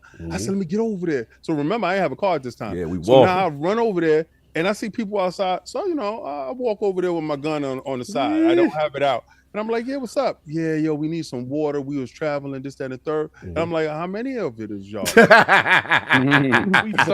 just two of us. Yeah, nobody gonna know. This ship is mine. He looking around like, oh, word? It's just y'all? That's the fun part of Starfield. Y'all don't got a defense bot? Yeah, the best. I ain't gonna front. When they added robbing and boarding someone's ship is the greatest feeling in the game. Like that, I love that. Anyway, enough about Starfield, so I'm getting on that. But solve any super chats, sir, before we. Oh yeah, we got a few. Hold on one moment. All right, we got Hollywood. You go ahead, Attic. I was gonna say, so for some reason, Doctor Strangelove got banned in the chat. Why? Look, why? I don't know, because like here's the thing, like unban him. Well, no, he's already been unbanned. Oh, there's good, a couple people in there that I ain't seen in the chat a while that was banned. Like, look, it doesn't tell me who banned people, but I am telling you now I'm going to be keeping more of an eye on it. I'm not going to be saying anything. Taking wrenches away. Yeah, and if I catch you doing something that's out of pocket for no reason, there won't be a discussion. Your wrench will just be gone. So Strangelove is back in the building? Yeah. You know what? I gotta look at my channel because I heard about that before on what was it, On Point channel. I'm gonna tell you now. On Xbox Frontline News, if any of you guys are a moderator over there, you do not ban anyone at all. All right? I mean, let them say whatever they're going to say. You can time out their words if you don't like what they said. But you do not ban a soul, because I don't care if they're a PlayStation dude. I made this channel up to troll them. I want them to show up, and I want them to interact. Want them to have the platform to That's troll. right. I want them to be able to have the voice. Oh, there goes Strangelove. Yo, he said I had so many freaky messages I wanted to say. He back. Strangelove is back, y'all. Here's the thing. That's on Frontline. You know, we don't want that disrespect over here. Okay, be respectful. No, appreciate the addict. Save it for Fridays. Save it for every day. Frontline takes it. Bring it over there. Thanks for reaching out to us on Twitter. You guys can joke in the chat, but that's fine. Just don't be disrespectful to each other. Yeah, that's it. So what we got? And especially us. Don't be disrespectful. Don't do that. Disrespectful to us. Don't do that. What else we got? All right, we got Hollywood Rules, $5 super chat. Happy Sunday to my New York City and West Virginia cousins. Can't wait to live Lady Hollywood birthday weekend, but gotta support my boys. Salute King. Hashtag no PS6 and chat. Go see Transformers 1. Yes, we probably doing that next week. Next week, right? I did not say that. I did not tell people. Yo, listen, I'm gonna keep it a buck with you. I've been a Transformer dude my whole life. Yes, sir. I'm not even gonna hold you. If you ever loved Gen 1, ever, that's me. If you ever felt disrespected by any of those Transformers movies, and I thought the last live action movie, the one with the beast, I thought that was the one that came pretty much close to a good Transformers movie. This movie here surpasses Transformers the movie in every way, other than musicality attached to the movie. If you want to know what I'm talking about, remember the first Spider-Man Miles Morales movie? Yes. That movie went super viral because of the Post Malone song. The second movie was good, It was really good, but it didn't have that song tie-in that could take it to the next level. This movie suffers from that same thing. You can never beat You Got the Touch. Oh yeah. But it was it had to be a song there that could have elevated it to that next level. But I think they wanted to save that for probably the sequel. I'm telling you, it answers every question us Gen 1 dudes have ever had. This is pure Gen 1 love. Yeah, for Tigers in the chat. This is wild. He said, "Can we blame something on the series yesterday?" He wild. Stupid. Anyway, yeah, man. So what else we got for Super Chats? We got Hamish K, $2 super chat. Lordy, lordy, lordy, look at the day. That's funny. Lordy, lordy. It reminds me of Jack Tripper. Lordy, lordy. Oh yeah, lordy, lordy. Salute. Then we got Hamish K again, $2 super chat. Good day from the land down under, 3 a.m. Shout out to Hamish. Salute. Hanging out at 3 a.m. Australia time. Let's go. And we got Darn Thread with the 50 sex. Yeah, we like that currency. I don't know about if I like this currency today. I don't know about this currency Break today. forth your sex. Hey, Sav. You coming next Friday? Whoa. Question. Whoa. Me and Cog are having a freak off. Oh, yeah, you ain't about that sex. I ain't about it right? now. I ain't about it now. I like the sex, but I don't know what y'all doing. Too much baby oil in that chat. P.S. Don't forget to baby oil. if I can find any, I'll be sure to send it your way, Darn Thread. Hey, yo. So bring your own baby oil. Hey, yo. Then Wow. we have TG Bar with the €2 super chat. RoboCopper, greetings from Delta City, Lord. Shout out to I still haven't finished damn Robo. I know. I'm Get it. at the I end haven't of that played it game. yet. I am at the end of that game and I've not beaten it. I gotta go What back to game? RoboCop. I need that's so mean. I need to get that game. Yeah, I it did is beat so good. Space Marines this week though. Oh, you that's what's did? up. Yeah, I gotta me, play that. Smooth, and Bless beat that on the hardest difficulty. You know what it is? For some reason, I feel like Xbox is going to jump in with a Game Pass bag, but it don't look On like it's RoboCop? happening. Yeah, it kind of feels like it. For But I was sure. like, it just still hasn't happened. So I'm like, I would wait kind I of have at it. least to the end of the year. Yeah. Yeah. I have it. I'm not interested.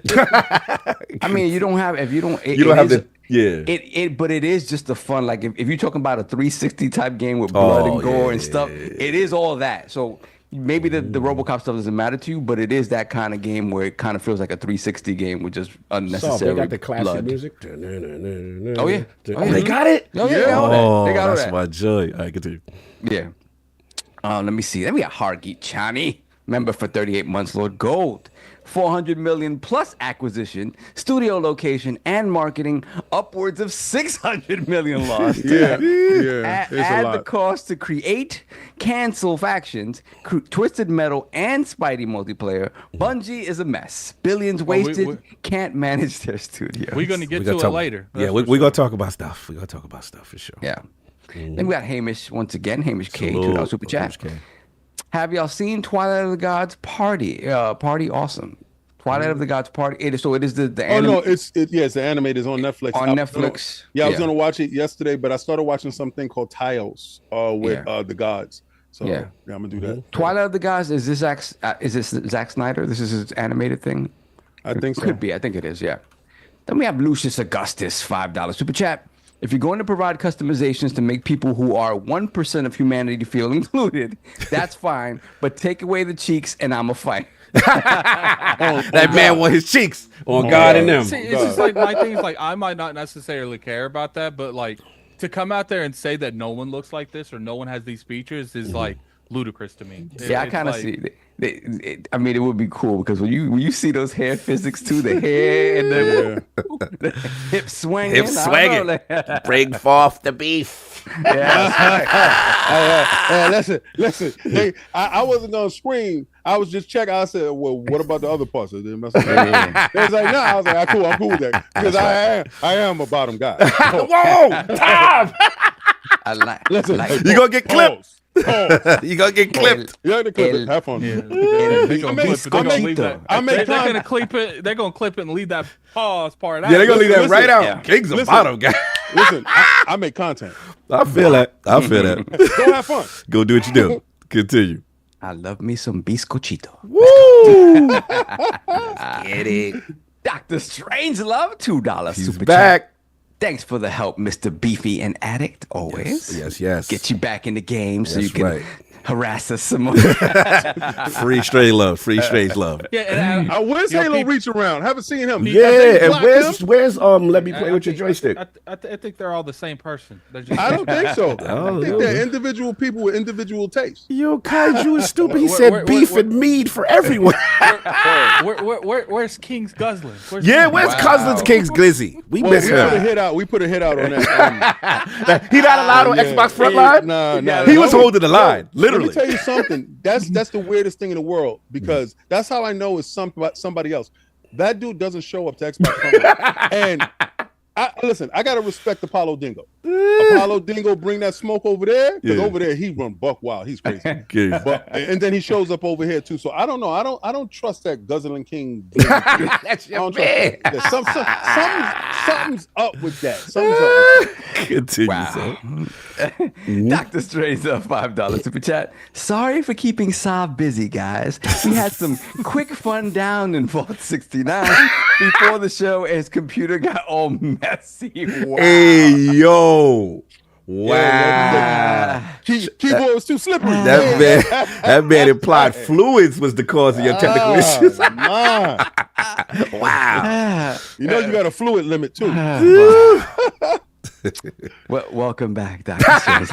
My guy. Did we make the right decision? That's my guy. That's my guy. So we have no more Oscar, $2 super chat. Has anyone grabbed Sav from behind on Black Ops 6? There'll be no meat shields here, sir. It's not happening. Yo, I don't like how he asked that. That was wild crazy. I'm not. There ain't nobody whispering in my ear, bro. It's not happening. Did you get him what's gonna be yet? Funny? You know it's gonna be funny. Now someone's gonna seek Solve out in Call of Hey, Duty. That's They why need- I play the campaign. Thank you very much. You don't involve himself They with They're that. need to gonna- bring that back more because Yes. remember in Mercs versus Spy. Oh, they see that because I was really Yeah. good at that game. So when I creep up behind you and be like, yo, what up? We'll be playing that night, and this is Xbox Live just first got there, so we'll be playing at night, and Sav will come out the vent and grab you.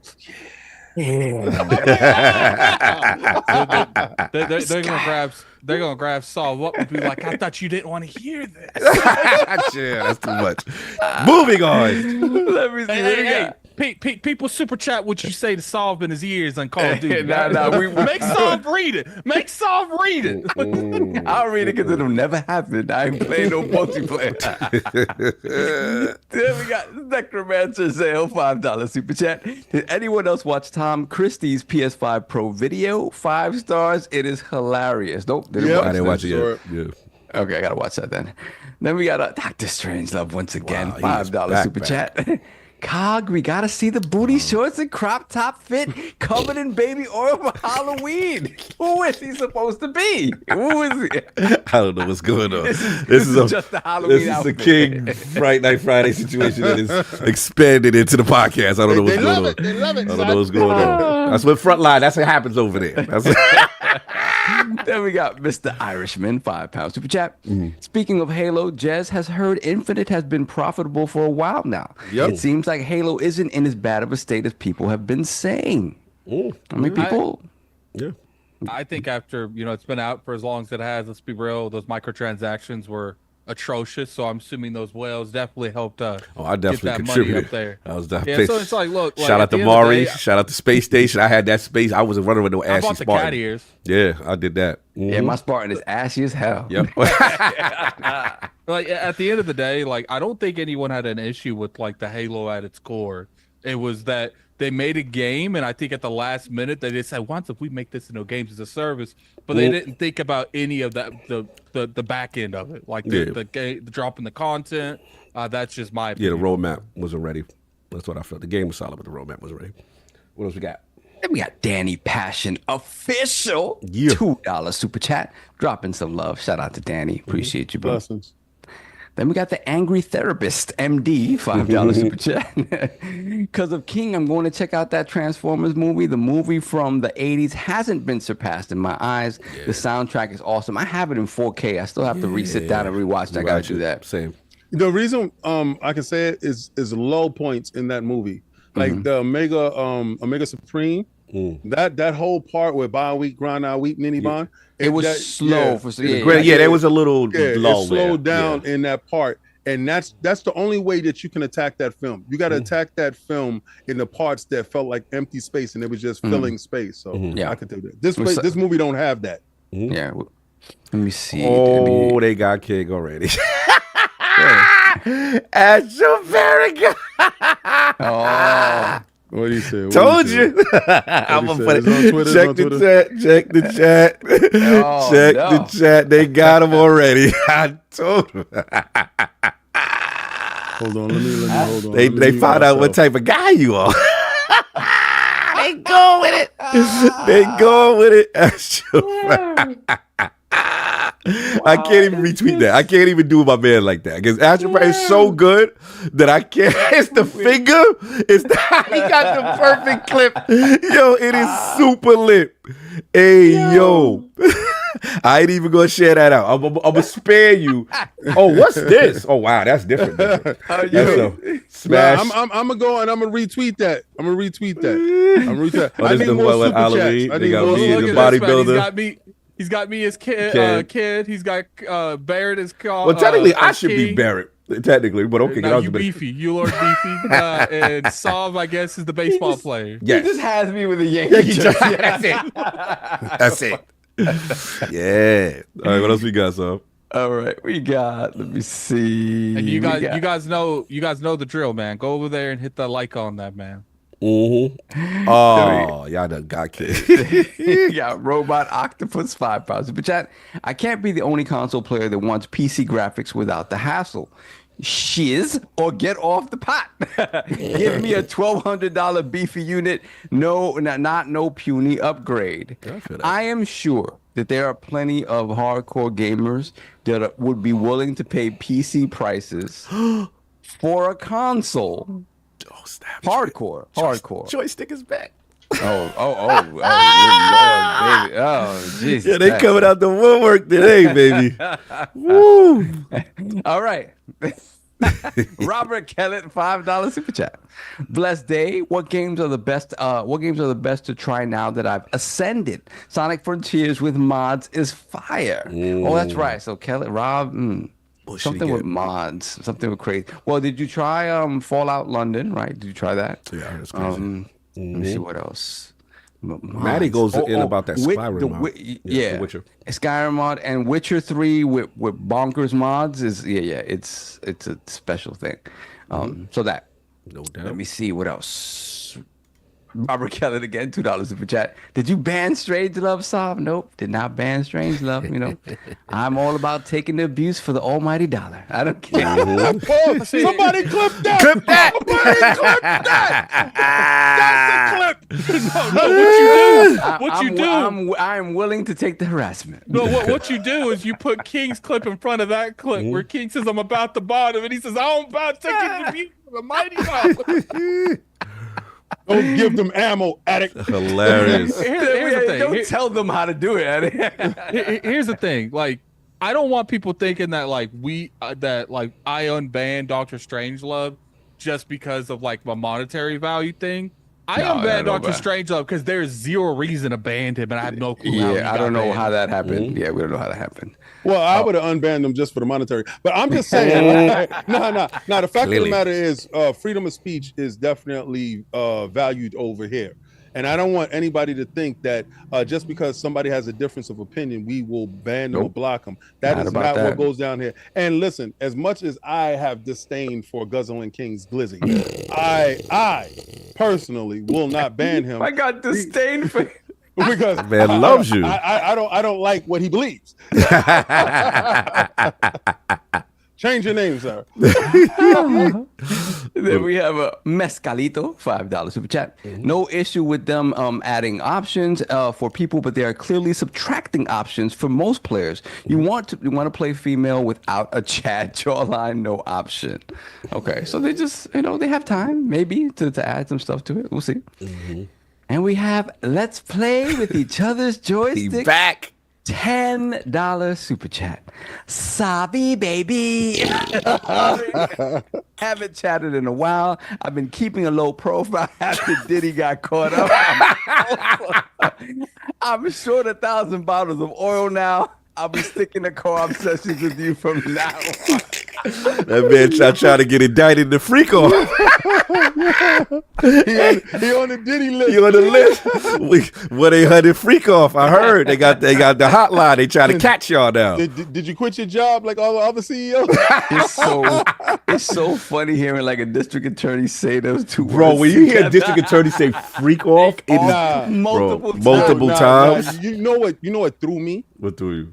When he said we opening up the phone lines. When he said we got a 1-800 report the freak off. He said, and then it turned into an infomercial. Have you ever been a victim of the freak off? Of the freak off. Has Diddy ever told you to take that? If so, yeah, I've never seen that. Freak off. Yeah, that was wild with the DA. Call me now. Operators are standing by. Yeah, it's crazy out here, man. We understand you had to keep it low. You know what I'm saying? It's joystick. It's crazy.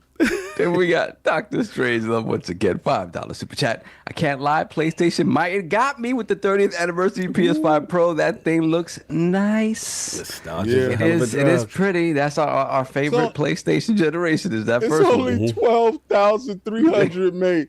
You are never getting one. It's going on sale at the same time. Oh wow, it's over. Yeah, it's over. Yeah, Thursday is gonna be wild. Is it Thursday? Yeah, I think it's Thursday. Yeah. It's stupid. There we go. Dr. Strangelove, $2 super chat. Cog, you've been doing a bad job as NYC mayor.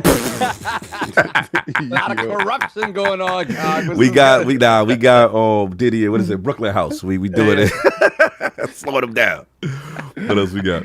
That's it. We're caught up. All right. For now. Patreon question is kind of long. It is tied to the Switch 2. So if we can do this now, or you want to do it when it's Switch 2, it's up to y'all. It's my man Dollar Taco. He's got some questions for us. How y'all want to handle this? Whichever. Isn't Switch to the first topic, or that's just how you put it? Yeah, I got it as a combo topic because of Palworld and then Switch 2. So it's the first. It's a combo, but however y'all want to do it. Y'all want to do the Patreon question now because he has a lot of Switch 2 questions for us. Real quick, we did have a loss in the community. Yes, I forgot to go into that. Yeah, Big Mike. He passed away. Yeah, wow. Yeah, so platform podcast. Hate to hear that. One thing I will say that I love about this community is we foolishness 24/7, 7 days a week, 52 weeks out of the year. But what I will say is when serious stuff happens, the whole community's there. Yeah, they came through. It's not just one, but I'm gonna drop in the chat. Yes, his, the GoFundMe for his funeral costs. They've already hit their goal. They hit the goal. You guys, if you guys want to toss in a little bit more, because the hardest thing is not even the funeral. It's after the funeral. Yeah.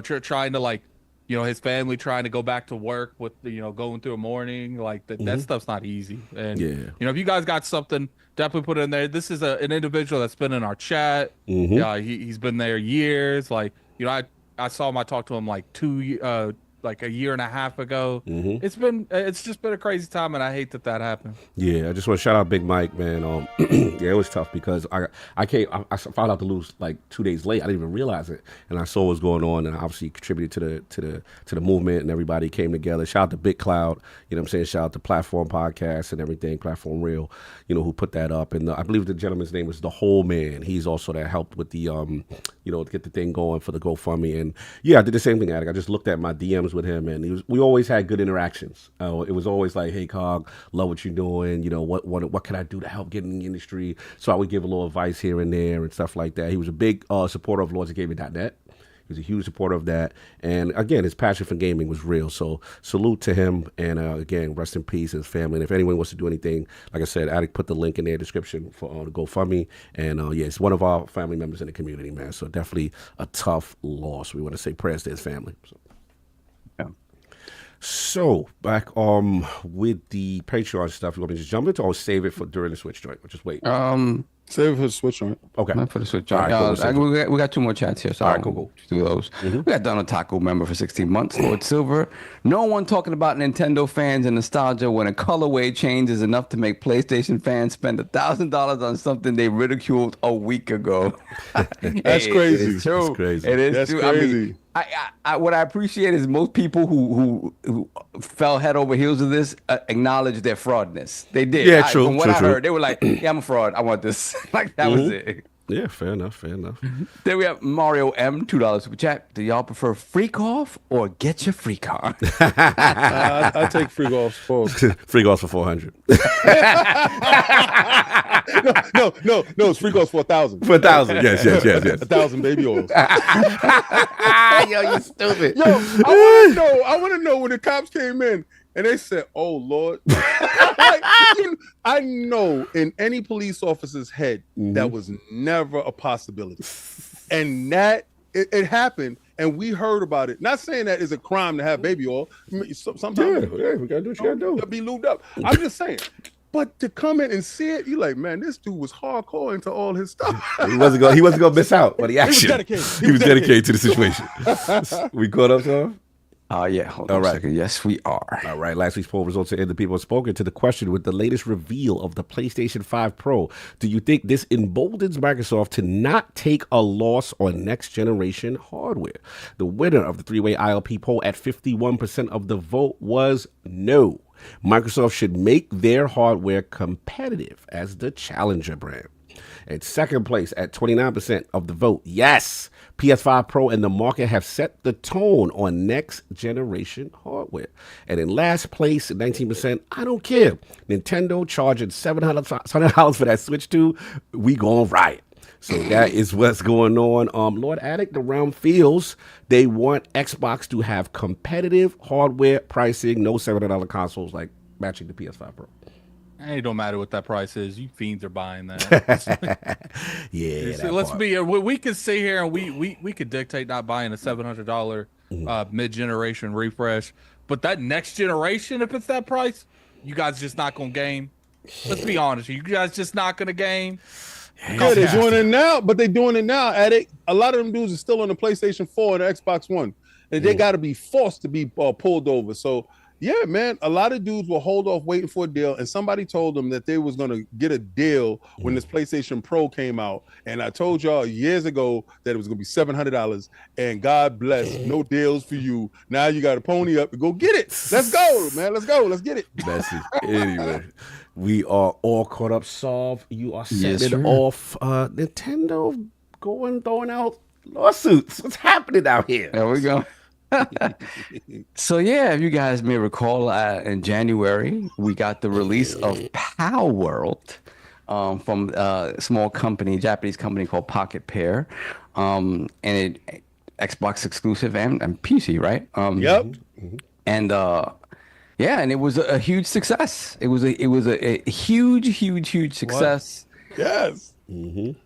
Simply because it was doing what Pokemon wasn't doing with its license. And the last couple of Pokemon games have been very sort of run-of-the-mill, what you expect from Pokemon, and they haven't been great performers in terms of actual performance, right? They sell well because it's Pokemon, they will sell well, but there was discussions about whether there would be some sort of copyright infringement lawsuit coming from Nintendo as a result of the game Palworld being similar, or the pals in Palworld being similar to Pokemon. That never came about because from what we understood at the time, it was, you can't really question infringement when it's something that looks similar to what your thing looks like, unless you can prove that it was created from your source material or something was literally copied from your source material. Especially in the US, it's very hard to prove that level of infringement. So we thought, okay, it's over. Palworld is going to continue. But no, it seems that this entire year up until this point, Nintendo has been getting the chamber ready to come at Pocket Pair and Palworld, not in the United States, but actually filing a patent infringement lawsuit in Japan. not in the United States, because again, the United States is a little more willy-nilly, and it's harder to prove. So the interesting thing about this is that it's not a copyright infringement, it's a patent infringement. Again, indicating that Nintendo owns patents that they believe were infringed upon by Pocket Pair and Palworld. I was told that it's the Powerball ball and the Pokeball. Like, well, that's part of it, right? That's what I was told that they were going after. And also, it seems like people are sort of inferring that it could be that in some way, shape, or form, they're seeking to prove that the creation of the PALs in some way infringes upon whatever the process was that Nintendo utilized to create Pokemon, right? Can I give an Exhibit A, Saul? With the final product, we've seen the final products in the comparisons. We know this, right? So what are you trying to? What's the Exhibit A? Is it Lucaro? Don't help Nintendo with they case. This is Dragon Quest in 1986, Oh, and this is you Pokemon in okay. 1996, 10 years apart. And look at some of the difference. Like, look, there are some here I think people are reaching a little bit, but there's some here I'm like, there's some influences. Yeah, there's some influences. I'm looking at that Breakfast Club, but like bar for bar. Like, look at Ghastly. Yeah. Well, you guys don't know these names. I do. Ghastly's this one right here. Like, that, look, is that technically Ghastly? No, but I would say you can make a strong argument that is heavily inspired. Look at Zubat. Like a little bit bigger. The question is that can you prove that they had Ghastly drawn on the table and they traced over Ghastly? But here's the crazy thing is to what I don't know if you put him over him, it'd probably be close. But the crazy thing is we thought they were going to go this angle with Palworld, but to Saul's point, they're not going this angle because this is the angle we thought they going to lose. They going. I'll let you finish, Saul. They going with this patent thing. You know they may partially go this angle in Japan, right? And they were just kind of collecting more information, right? See what kind of changes came to Palworld during the course of the year and stuff like that. Because again, the laws and even what you consider to be copyright quote unquote infringement in Japan is somewhat different than in the rest of the world, particularly the US, right? So it could be something in the realm of copyright infringement, but it's just differently. They view it differently in Japan, right? But the thing is, it does feel like it is. They have specifically said it's patent infringement, right? Yes. So look at some way, shape, or form. They're saying that our creation process was copied in some way, shape, or form. Look at this second line. This one on the left. He starts with an O. I can't remember his name exactly. He's like a fossil Pokemon. Yeah, you have to get a fossil and revive him. This thing from Dragon Quest is literally almost the exact same design. The blue, the shell, like it's crazy. Like, here's Shell. Shell. I think I can't remember his name. Shelly? Almost. No. I think. I don't know. Shell. He just add a Y to it. I'm sure the chat will correct me. Like, there's a couple on here I don't agree with, like Psyduck and whatever this is called. They don't look at anything alike. Like, I don't think that is. You can make an argument that this dragon kind of looks like Gyarados, but I don't think that's really a fair comparison. Geodude looks almost identical to this dude, except for he's brown and he's gray. Yeah. Like, it's just like there are a couple on this that I think is kind of reaching, but there are a few in here that's like, there ain't no way they didn't see this. Like, I get it. Like Krabby or whatever. Krabby. There's just so many Pokemon now. I get them confused. Like, he kind of looks like him, so I could see an argument with these two. Pidgeot, or that might be Pidgeotto. I can't remember which one. Names are hilarious. No, I know the majority of them. Zubat, Golbat, Caterpillar, Nidoran. I just thought of his name. I don't know his. Shelton, Rhydon, Psyduck, Gyarados. This is out of control. We don't have to go through the whole list. We good. Coffin. We got you. We believe the authentic time on Addict's knowledge of this. We know you know the names. Bars too. That man trying to go in. He's like, yeah, this one, that one. Continue. Addict informant. So yeah, then not too long after the lawsuit was revealed, we got a statement from Pocket Pair indicating that they were disappointed, obviously, at this, right? And they would do everything in their power to sort of protect specifically indies, right? They kind of tried to rally the indies. Yeah, coming at the little guy. Right, coming at the little guy. And saying that they would fight this. So, and they have no choice, right? Obviously, they're being sued. So, and then we'll find out soon enough what Nintendo means by patent infringement and what specifically it is that they're. It's a sealed indictment. So, I mean, I want to know what you guys think about this because it feels like, listen, Nintendo's lawyers, it's go time. They're about to announce their new console. Nintendo's lawyers are about that life. Yeah, they're about that life, and right now they're on high alert because they have multiple things they're trying to balance out. They have these leaks that it could be or could not be real, whatever the case may be. They're having to deal with this reveal coming soon and what they have to deal with that. Obviously, this Palworld thing has been brewing all year long, and it feels like they, from the beginning, they're like, yeah, we're gonna stay quiet, not say anything. But from the beginning, they've been just gathering information to try to build a case. So what do y'all think about this, and what do you think of the chances? Say hi. Of what happens with this, right? Hello. Wait, what happened there? She said hi. They did it. Wait, they do.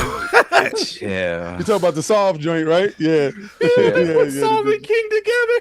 Oh man, you gotta send me the link. Yeah, this is no good. Yeah, Addict is out of control. He out here giving people ammo to do wild things. Yeah, this is all Addict. I won't share that one. You guys have to find that on your own. Just put it in the ILP channel. I want to see what's going on. Yeah, we need to see. We need this laugh. So who's going first? Who's going first? All right. Yeah, Addict, we switching order because you got the thing going on, right?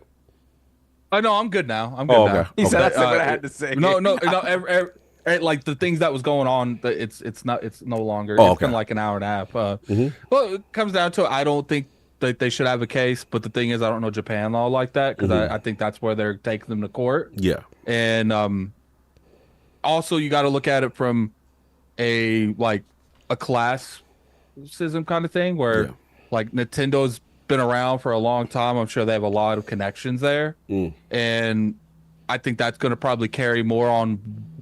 It's going to be more on that than what's right or wrong, because sometimes it's not about what you know. It's not about, it's about who you know that's in positions of power that can get stuff done. And I do think Nintendo probably got a lot of clout in Japan. So, especially they were like one of the only companies that didn't like really abandon Japan. Like Sony pretty much abandoned Japan. Look, PlayStation. Yep, Jim took him out of there. Yeah. So it's just like, but Nintendo never did that. Japan is still a key component for them. They sell a lot there all the time. Yeah. And to me, I don't know, like in the place, we know this, like almost every body of government is corrupt in some way, shape, or form. So I don't know. Because the thing is like Hogue still thinks that they don't have a case. Yeah. I would take Hogue's opinion more than my opinion, because even though Hogue doesn't practice law in Japan, he probably knows a lot about the Japan law because he deals with people that's over there to some degree. But I also know is Nintendo about that life. Yeah. Nintendo be going in there. How many times have we come in here? Bro, I don't think Nintendo got they got no case. Nintendo done shut the whole website down. Yeah, Nintendo gangster with it, bro. Yeah, shout out to Lisa Hunter. He said that Hogue said the best that Nintendo can ask Pocket Pair is to change a few things, not kill the game. Interesting. I wonder what they would change. Tell them they can't catch the art of catching a monster. You can't but the thing is like Tim. That's a Pokemon. I would say that's more Pokemon than this game is, but this game's more successful. Remember, I told you when this happened, I said there's two scenarios that's going on here. One, they have no legal bounds whatsoever to attack this company, and they're not going to be able to. Two, They got all the legal bounds that they want, but they want them to get that bread up before they take it. Yup. Like they just sat around. That's like, okay, we see you. You think we don't see you, but really we So just you think they like the feds? Yeah, they should- know he's they addict, should get right? your Because money they up. put a Yeah. statement. They said the Pokemon company said in a statement, they said, "We are aware that a game was released in February 2024, and we plan to take appropriate measures to address any acts that infringe on the intellectual property rights base related to Pokemon." So they wouldn't even name their name. They just said, "We are aware that there's dudes out here doing a game." To me, they were waiting for them. Here's the thing: Nintendo's not stupid. They will take you to court if you have nothing and take every penny you make for the rest of your life. This is one of the companies that will sit there and they will take one person that works at Walmart and says, "You can continue to work at Walmart, but I want 40% of whatever you make from now on."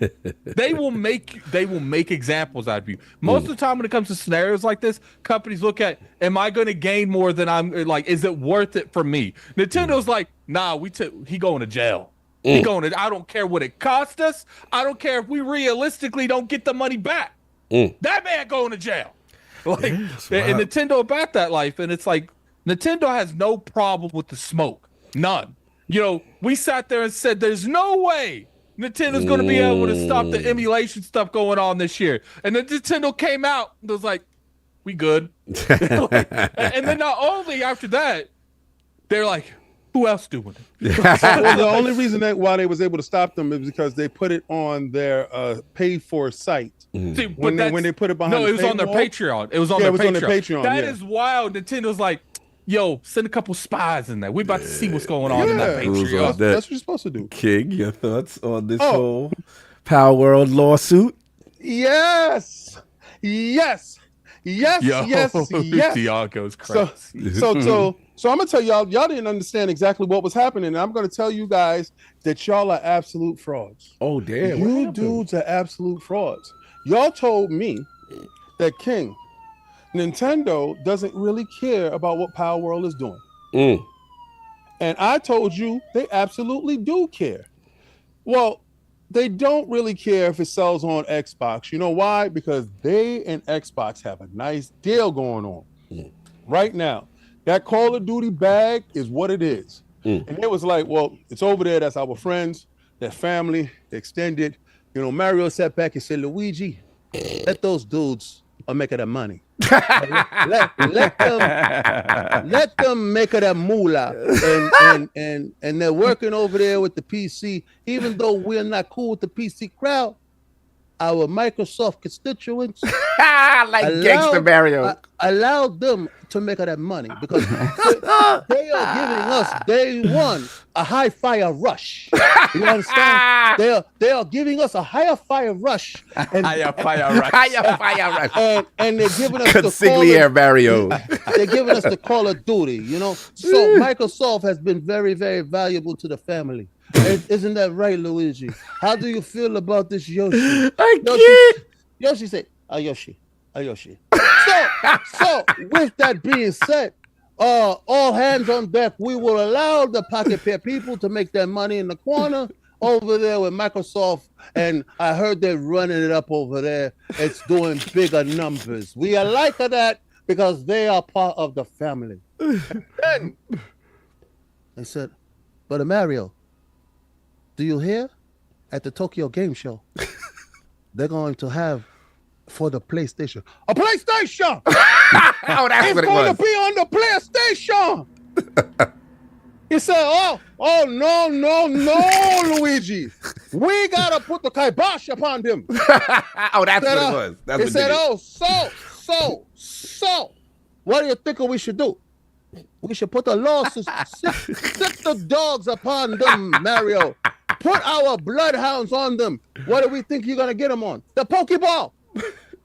I told you before, I already had them. In the news. I was letting them get too comfortable. So next week, it was supposed to be shown that the PlayStation version was going to be at the TGS show. It was supposed to be announced next week with a demo on the floor. Guess what's not there? It's over. Are you implying that because of this reveal, Nintendo had enough? This was enough was enough? When I told you before, the enemy of my enemy is my friend. Nintendo said, we got a business practices with this Microsoft guys. I don't want to mess up business with them. We don't, because Pocket Pair, they're selling a good game for these guys. These guys, they do a good business. So what was it that was too far? Why did it go to you? If you thought you was going over there to PlayStation, you was gonna reach over there to PlayStation with all the stuff the PlayStation did to them, the North always remembers. So if you PlayStation news thought, yeah, now we get power. Guess what's happening? And from what I heard, this is gonna take years. Years of litigation. So guess what's gonna be locked behind that paywall over there on Microsoft? Because you know what? They ain't pull it off the off of Xbox. Homeboy's still selling. You know where he's still selling to? On PC. You know who's still playing? We are. You know who's not playing next week? You won't. It won't be no new iterations for you guys. God bless, say less. I knew this was gonna turn into this. I love. How did he manage to turn? How did he manage to turn this into PlayStation getting cloud? Listen. If y'all watch Xbox Frontline News, I'm 98% right all the time. And listen, I told you. I said, barring any circumstances that might happen from here to there. That sounds very threatening. Yeah, I said, apparently, you guys are going to get a chance to play Palworld. And I said, big up to you guys. He said, apparently. I said, big up to you guys. God bless. And I also said, with a caveat, hopefully, nothing happens from here to there. That sounds like a veiled threat. Hopefully, nothing happens. And like I tell you dudes, hashtag no PlayStation 6. This is what this is. Listen, like I tell you guys, everything is a plan until it's not. Shot you, settle in the roof of the obsolete hard It's on. F all that bickering beef. I told you, you ain't gonna get one. The heartbeat race like Sasquatch feet, thundering across the concrete. Another one. Anyway, I'm gonna jump in. Look, I was wrong about this one. I didn't think they had a chance in hell to really come after Palworld. Because again, the thought process is like, yo, they're going to go after these pals that have way too many similarity to Pokemon, but the reality is they won't be able to legally be able to win that joint. And what's crazy is they flipped the game. They laid in the cut, like Addict said, and they waited for a couple months, and now they coming up with this new thing with patents. So what is it? So I think it was 2021 or whatever. They have the patent for the art of, what is it, throwing a ball. Throwing the ball and catching a monster. So this is the new hustle we doing. So now they like, okay, and I don't get me wrong, it's hilarious. The fact that they sat the cut for like 8 months, let they lawyer, Nintendo's lawyer and they ninjas over there, see what they doing, right? They put out the statement, we are aware of a game that is doing something, we go investigate. So now the goose is on deck. And look, I will give this to Addict, like, they lawyers are crazy. Like their lawyer game, their litigation, and then the fact it's in Japan, I don't know how legal law goes over there. Obviously, we want to get Hogan and get, his proper assessment of what he thinks. But from what I'm seeing in the landscape over there, they may have a case. If they have something in place that says the art of throwing a ball to catch a monster is something you can't do without us getting a cut, it's going to get very interesting. Now, the thing that I think was interesting is that, like, you got that part, but honestly, I got to come at you, Nintendo. This sets a dangerous precedent because now you could say like, yo, just think of like Nintendo went after Astro Bot. The art of swinging a boss around like Koopa is something we did and we got a patent for that. Now you can't do that. Oh no. Right. Mario. Mario, did you say that Astro Bot? What he doing? Like it's a little dangerous to me because it's like you're stifling to me when you do this. It's a dangerous. Because these patents can now stifle ingenuity. Because let's be honest, some of the best gaming ideas are built off something else, its foundation and expounded upon. Right. So now you got them doing that. What if Sony said, "Yo, what my man Travis, he called it the crevice crawlers. You know how when Sony goes through a loading screen, the guy go through a wall. You know what I'm saying? What if Sony said the art of crevice crawling for doing a loading screen is something we did? No other game could do that without us getting our cut, right? What if Microsoft says, yo, any game with a chainsaw, First-person shooter on console, that, or with a chainsaw that cuts and dismembers, or curb stomps an enemy from gears, what we did, you got to give us a cut. Now we didn't they fight for Rumble? Didn't they try to fight for Rumble, saying they invented Rumble? It's a dangerous precedent, and it's very bully-like behavior. So it's just like, look. But at what point in time does flattery turn into thievery? No, I get that. I mean, we got to test the water. But here's the but my thing is, if you're sitting on that patent, let's be honest. I'm rooting for Parker Perry. Because at the end of the day, hold on. What Cog is saying is equivalent to Microsoft taking Bungie to court and said, "Yo, Destiny is literally Halo, bar for bar. Those are brutes. Those are that's Cortana. Right. Your Ghost is Cortana. Yeah, like literally, like that. Microsoft. I mean, Destiny could go after Towerborn right now, right? You clear. Remember, Addict? They got the Umbra, they got the Tower, they got the thing. So again, shout out that check out that content. Check out that content. It's lit. Guys. Yeah, check it. It's lit. So again, what I'm saying is a dangerous precedent because again, from engineering standpoint, especially Nintendo, if you are not doing anything with said patent, you're sitting on it. You're not. The reason why people like Palworld because they're like, yo.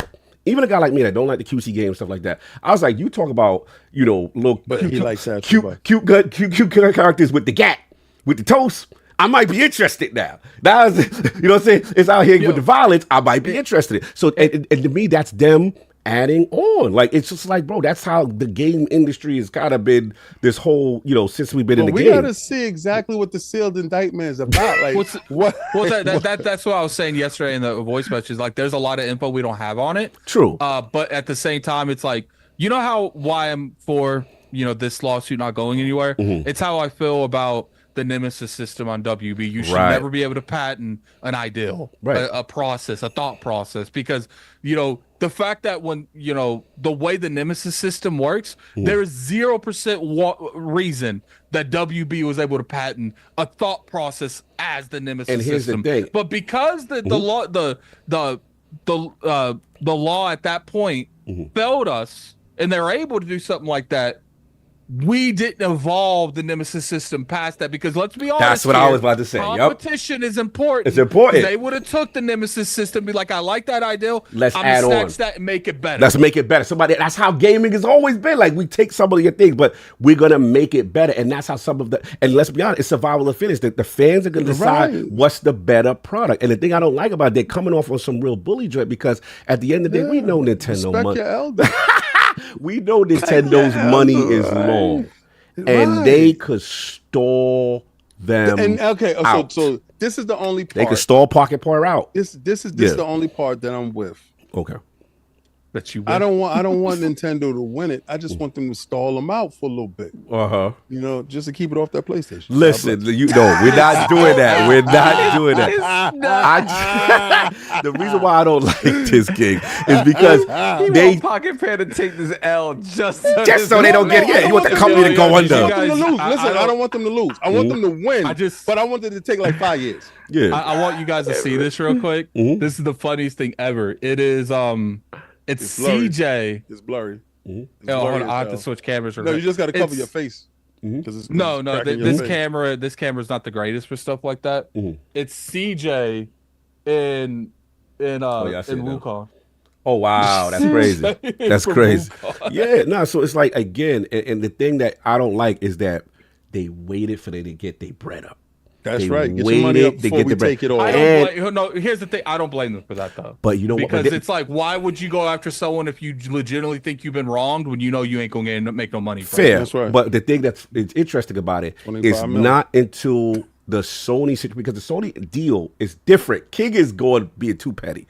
But the Sony, the reason why they jumping in, you are right. They didn't like the Sony thing because But it's not what you think, though. It's not because of the game. It's because they were signing a deal with Sony Entertainment.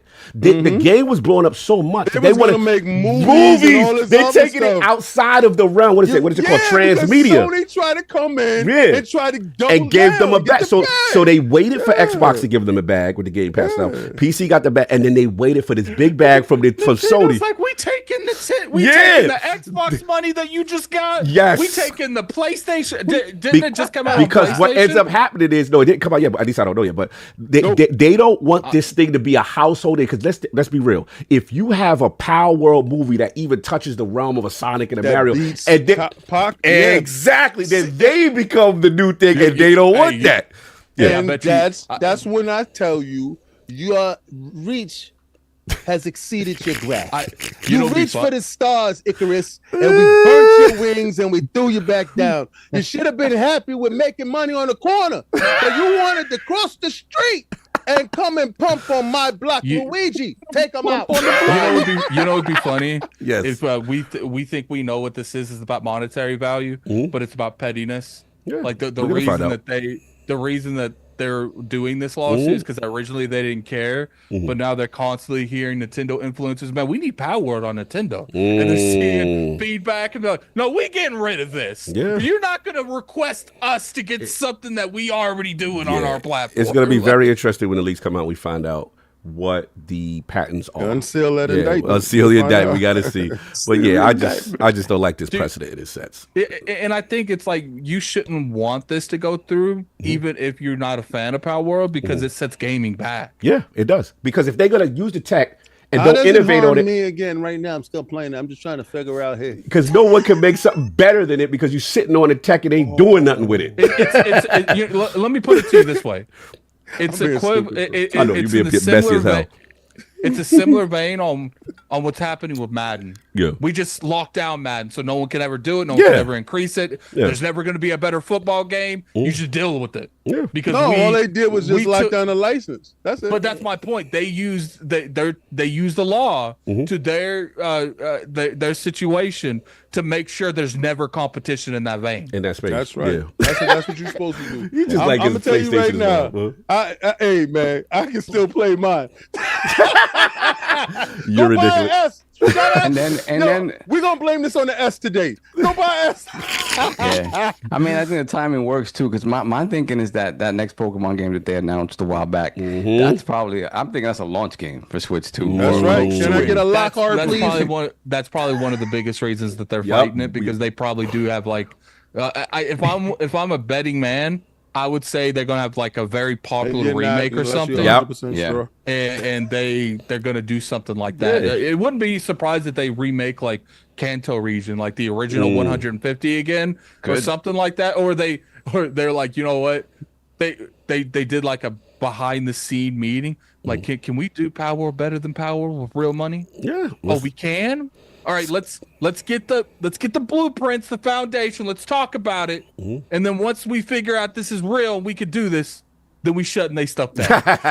Yeah, it's crazy. So we'll see what happens. I just want to real quick to add on to this topic if he got his bars off with the Palworld is just the Switch 2 stuff. Just really quickly. You want to jump into that? Yeah, I just wanted to give the bars on that. Shout out to our man Okami13, the homie. You know what I mean? So yeah, unconfirmed images of the Switch 2 running around. So they got like I said, they showed a picture of the head that kind of looks almost identical in a way. You know, just a little bigger than the Steam Deck.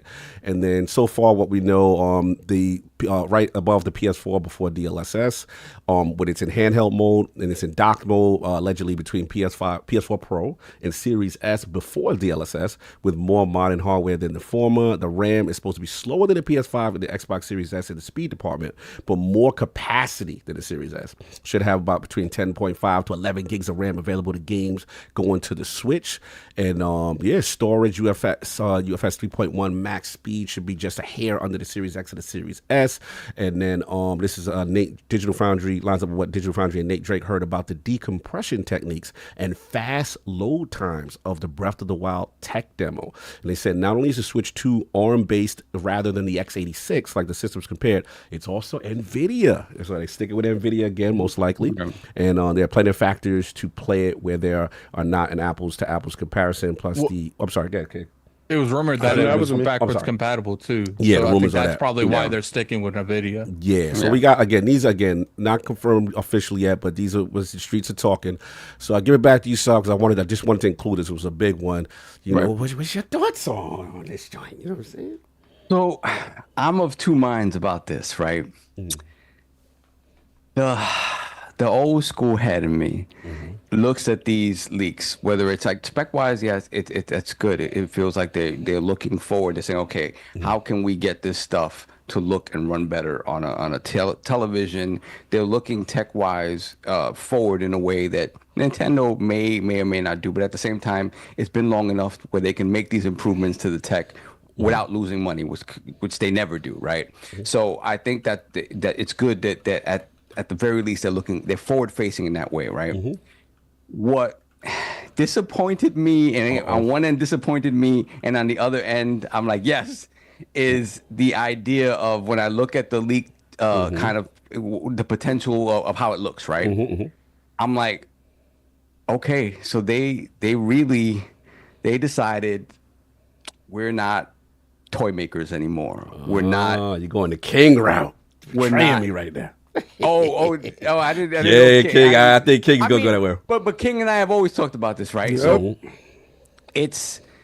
they are the tinkerers, they are the toy makers, they are the innovators. They're the ones that are not afraid to do something different and maybe fail. And that's always been interesting from just a creative standpoint, right? You know that Nintendo's going to bring something to the table that, you know, whether it works or not, it's kind of in this space where it's like, I didn't know I needed that. Like when they did the 3DS, and I was like, stereoscopic 3D, without glasses, and it worked. I was like, yo, it works. It works. Like to this day, like I have my 3DS and I have it to play the Sega Classics in 3D because it's awesome. Like it's awesome. And the fact that they did AR before dudes was doing AR. AR, exactly, with the little I remember the shooting stuff with your 3DS. So they always innovate in ways that it makes you feel giddy like a kid. Like, oh my God, like even if in the long term it doesn't work. I remember in HD Rumble, right? Right? HD Rumble was like, that worked. I mean, 1-2 Switch is really the only real example of it, but it worked. You know, so stuff like that. I get the idea that, hey, if the kids are in charge now and it's not Miyamoto at the head of it, like it's my ideas, it's this, you know, it means that these other the idea of being this innovative without financial return isn't appealing to them anymore, and they'd rather stick to the status quo and stick with the thing they know has made them money, right? So unless so if this is the case and all these leaks are true and this is what the machine looks like and whatever, that's a lesson that they've learned. And which means, like for Cog and Attic and all of us, really, when we think about, okay, let's get a real online infrastructure here, the possibility of that is very real now, right? When you see that, like, okay, they're thinking differently about what this machine should be, right? So barring any, you know, that these leaks are just red herrings and they really have the real thing under wraps and nobody else knows, like nobody really knows what it is, and all of a sudden like, ta-da, we got this other thing. It is heartbreaking and somewhat exciting because they're moving forward past the grandpa stage. Grandpa Nintendo, come on guys, like it feels like they're moving past it. And they know what's made them money, right? It is that thing, like it is a business first and foremost, and releasing something that is akin to the original Switch, but just more powerful, backwards compatible, makes it more broadly appealing, beyond the 150 million they're probably going to sell anyway. So I understand that thinking, but if that is the case and they don't come out with some weird gimmick that's still hidden that we don't know about, I'll be slightly disappointed, just because it means that they've changed. They're not the Nintendo that we know. And when you think about innovation in the space, we've plateaued a lot. Everything is about power, how this looks, how this runs. But innovation, hardware innovation, right, is all based on power, as opposed to how do we play games differently? And that's always been Nintendo's thing. How can I make you play games differently? In a little while, we'll talk about Dead Rising. The only version of Dead Rising 1 that I never got was the Wii one that had the Wiimote controls that you swing or whatever. And again, whatever, I didn't want to get that version, but it was interesting that they applied that to all of these different games or whatever. The Wiimote was a cool thing. It would be somewhat disappointing and heartbreaking if that isn't the case, even if nobody uses it but them. Like, so I hope under the hood they have something, but the core of the machine is what they know has been successful with the Switch, and they don't deviate too much from that. We can have both, I think. So I'm hoping for that middle ground where I'm still wowed by something they try to do, even if it's an abject failure. So that's where I stand on it. I'm kind of in the middle. Both things could be true, but I would laugh and like it if they come out and it's like, oh wait, remember the 2 screens? Remember the 2DS? Flip up. Back, I remember once. What was it that you said, King, about projection screen? Yeah, the projection screen built in. Like, if they do some wild stuff like that, I'd be like, okay, Nintendo's still Nintendo. Yep. But I think both things make sense, and I feel for the dudes that is like, I just want a machine with modern sensibility. I have a feeling this is going to be one of the very few times me and Cog 100% agree on something. I think so. Yeah, I think we're about to go in. That's where I stand. Like, all right. I'm sorry. Oh, real quick. Realm, put the crest up for the Realm of the Dukes, Realm of the Lords, for the newly married Mr. Matty Plays. You just put up the Twitter, put up the rings on the account, put the crest up in the Realm. You know what I'm saying? The holy matrimony is going down. The Finding Duke's own Mr. Matty Plays holding it down with Lady Matty Plays. The holy matrimony is complete. So we want to salute that right quick. Addict, you are up. Switch 2 leak announced. We're getting specs. We're hearing things. What are your thoughts, sir? I'm happy if this is bar for bar the Switch. I think the thing is, like, I've never cared about their gimmicks. I care more about the games that they play. I don't care about swinging around a rope or projecting onto a wall. You don't care about the innovation? Leave all that for accessories. You don't want that to be the core mechanic? The core thing needs to be the core thing. If you want to do all that excessive stuff, that's an accessory, Nintendo. That's not part of the actual experience. You know what that is for, is the core experience. You don't want to jump outside the box. But here's my thing. It's like, fix your face. I want them to make a box. Yeah. Like, I want them to make a Switch. I want them to build on part of my issue with Nintendo is they never built on anything.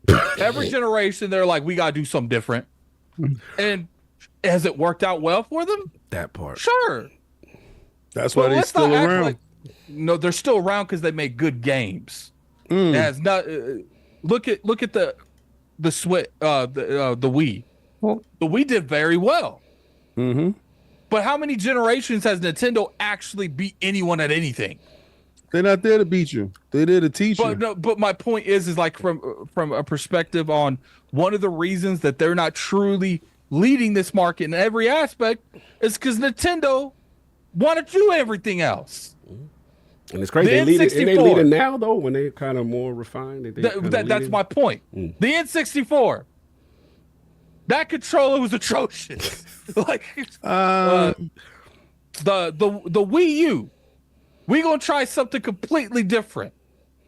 Did not work out for them. The Wii U was the same. Was the Wii U was the starting point for the Switch? But the point is the Switch came from concepts that they tried out with the Wii U that didn't succeed, and the only issue was had to be home. My issue with Nintendo. But if they didn't try those concepts, the Switch never makes it to market. But see, if they didn't try and fail, that Switch never shows up. But they stuck to their bones and say, and I'm gonna let you speak. But they stuck to their bones because I still have my Wii U now, and I still every once in a while they didn't stick to their bones. They stopped support almost immediately on the Wii U. They jumped the generation mad fast.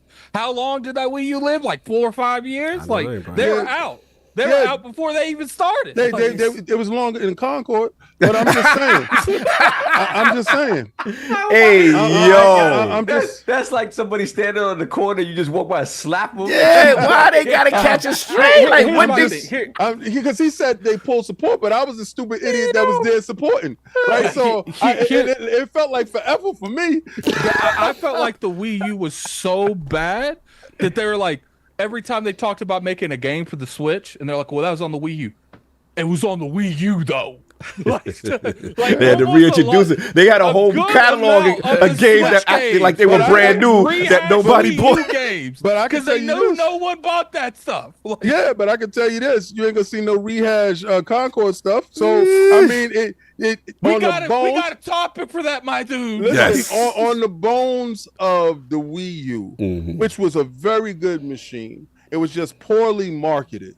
That's the problem. So we're not going to sit here and say that the Wii U didn't bring innovation to the market, and had it adopted, had it hit, that the Switch could have probably been better because it would have made the tail of the Wii U a little bit longer, and then the next Switch you would have got probably would have been a little bit more powerful, and it would have probably had those sensibilities that you're begging for now. But the fact that they had to ditch, cut bait, and go on to the Switch, you got a joint where you got to use your cell phone to talk to your buddies. I'm just saying, I got to support them, bro.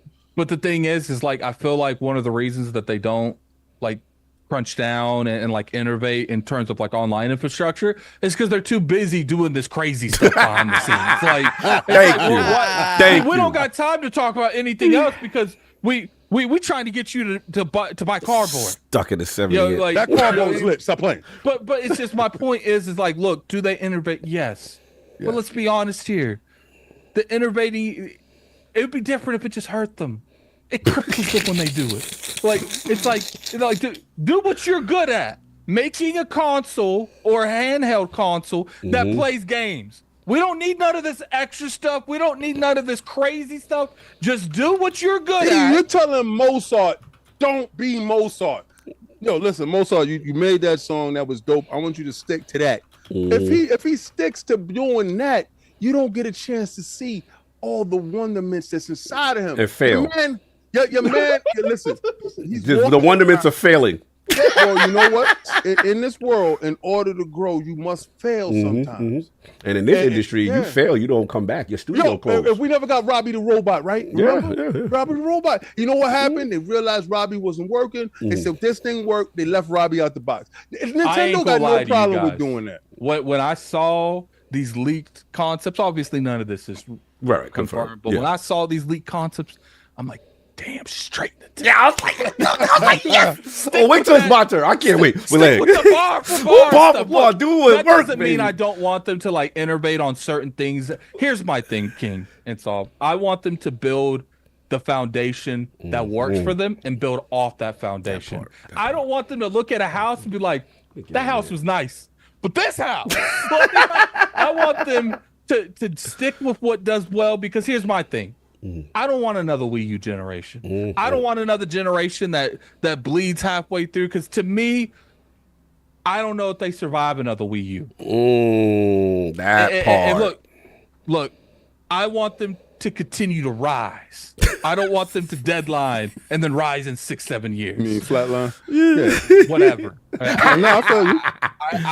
Flightline. Yeah, flightline. It's flightline. Yeah, you good. You see, good. I accept when you say stuff like lukewarm, and so you should accept hashtags on PlayStation 6. Why is Sony catching strays every topic? And that's why we get labeled Addict.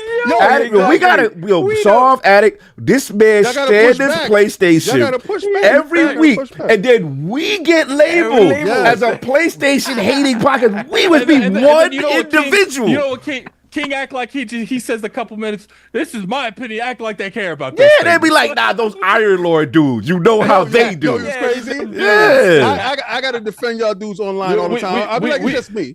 We got the Xbox people coming at us because we not complete extra like King. Enough. Yeah. And then we got the PlayStation people saying we Xbox fanatics. Exactly. Hey man, King Four. That man threw like 6 strays today. When it comes to Switch, man, man. I guess to me where I differ from King and Saul is I care more about having a healthy ecosystem than I care about them doing some innovation stuff that may work, may not work. To me, the possibility of it flopping and being like, and then another thing, like, this is Nintendo we're talking about. I don't want no extra stuff because to me, they don't know where to draw the line. Like, They do too much. Stick to what does work for you because I want their games more than I want their hardware to do some weird stuff. Like, but I am with King on, like, I do want them to innovate, but it's just like, look, don't hurt your overall concept of how things work with your infrastructure. Leave that for an accessory. You want accessories don't sell. Yeah. Well, okay. Well, you know what's better than accessory not selling? A console not selling. Continue. Hashtag no PlayStation. King is out. King, Switch 2 leaks. Lot of power talk, a lot of DLSS talk, and a lot of lack of innovation talk. So where I will agree with you. It would be cool if they had a dock that did the projection thing. Like there was a dock that you can put in.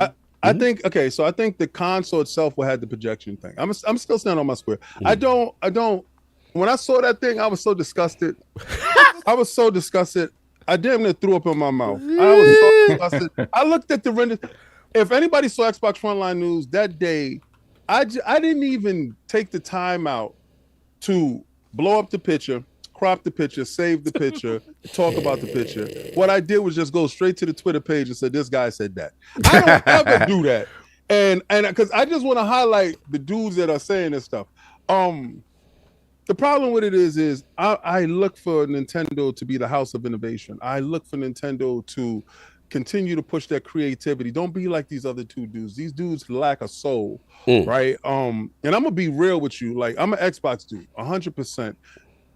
Is Xbox the place that you go for with super ideas? No, you go to them for super tech stuff. Like, they're gonna push the envelope when it comes to online infrastructure, how you talk to somebody, or how we share games and all that other stuff, and making sure that there's connectivity around the world, because that's the core of what they do over at Microsoft. The core of what Sony does is they copy everybody else's stuff, and then they go and they try and they refine it. You understand? They sit there and they take what you do best and they give you an Astrobot after they copied everything from the innovator.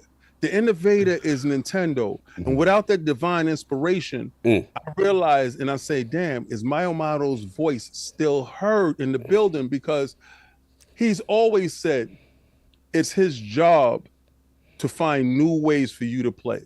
But I'm glad he ain't being listened to anymore. No, see, because that mindset there changes and hurts the core of Nintendo. Do you continue to keep that same fan base that you've cultivated all these years that look for Nintendo? Because that clearly buy games, 10 million plus every game. True, but they don't do that for the sake of what you think. They do that for the sake of that innovation. There's a reason why somebody was passionate enough to go to each picture and each boss encounter of Astrobot and say, he got it from here. This is the originator. Do not forget who did this. There's a reason why they say, oh, you like that haptic feedback? Hold my beer. They did that here first. These guys came and stole that from there. So it's little things like, you like the 3D? Oh, you like 3D? Well, try this Virtual Boy, because they did that there. And if anybody come out with cardboard, we know who did that, right? My thing is, I don't want to lose that. And I don't want the people in the building to lose sight of that. And I think they threw that out there on purpose to just see and gauge how we interact with this conversation. This conversation is split down the middle. If you see two guys over here and there's two guys over there with two different opinions of it. The reason why they were able to do the switch, because remember, they took the home market and their handheld market and they merged the two. The reason why I think this could be the most innovative they need to be is because they still have the Switch. It's not like the Switch 2 comes out. And that's another thing. Why I call Switch 2? Don't call it Switch 2. Like, Nintendo, to see. I feel that. I'll give you that one. Right, Switch 2 is kind of lazy. So, no, and then I just saw you just made a bigger screen. Like, you literally turned into what you hate. What about Super Switch? You would have liked Super Switch? Yes. All right. I like Super Switch. Yeah, I like the Super Switch too. That would be a nice name. I think Paris was saying something Yeah, about we've been saying that for the longest. For the longest, The acronym just comes out to SNES though, so maybe they don't want to do that. Yeah, but it's okay. It's just was I heartbroken? Yes. And do I looked at it and said, liar, seize him. He's blasphemous. This guy, chain him and let's not see him until actually the Switch is unveiled. I pray, Nintendo, I pray that there's still some hope in that building, that you guys are there. Remember when I want them to fall in line. I'm completely I don't want that because I got a Steam Deck for that. I got a ROG for that. Don't do that. But Nintendo. none of those have the games that I want. So see, and that's the problem. You what the games are driving me for a console and not the innovation. Yeah, I want them to continue to innovate, make me feel like a child. Yeah, not fair. Like I know where you going. When I brought a Switch, and I said, wow, you know, when I put the because I was doing a stupid thing. Yeah, I took. Well, you was very disrespectful in that launch. Oh yeah, you was very disrespectful. I got receipts, but we gonna let you get ahead. I was using amiibos in my game. Real quick, King. Like the thing that like I guess the reason I'm so like against them innovating to any degree is because I don't want them spending half the generation like. If the innovation I was guaranteed was good, it was lit, then I'd be one thing. But you want to be sure. But I don't want them to spend half the generation trying to like stop the bleeding and then the funding for certain games get cut. Like I don't want none of that. Like it's like I've enjoyed the Switch's generation. I've enjoyed the games the Switch has generated. Just give me that, some more of that. I'm cool with that. Like no, like, how many times I gotta call fraud alert on you too? Because how many times has this guy said I sold my Switch, I got rid of my Switch, it's catching dust, and this Switch over here. Okay, I'm gonna go back. I'm gonna go get it. Yo, Jamie, get it. Go get it. Jamie, this is the Switch from 2017. So keep talking about something. I don't believe you. Anyway, I know somebody gonna pull it up. Yeah. I'm just pull saying. it up because they ain't gonna find it. Yeah, I'm just saying, man. Nintendo, don't listen to these dudes, please. God, please. Please do something a little bit different. You know what the crazy part, Cog? I think it's already pretty much confirmed Nintendo listen to us dudes. So, no, see, because our personality, this is where your personality and my personality differs. I'd rather them take that big swing and hit.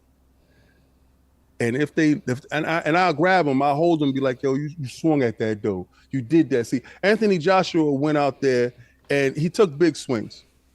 He missed. He got knocked out. He got knocked out. But if he would have dropped old boy and laid him out, y'all would have been like, it's the greatest thing I've ever seen. I was dead. It's happened. He got dropped and he got up and he fought hard.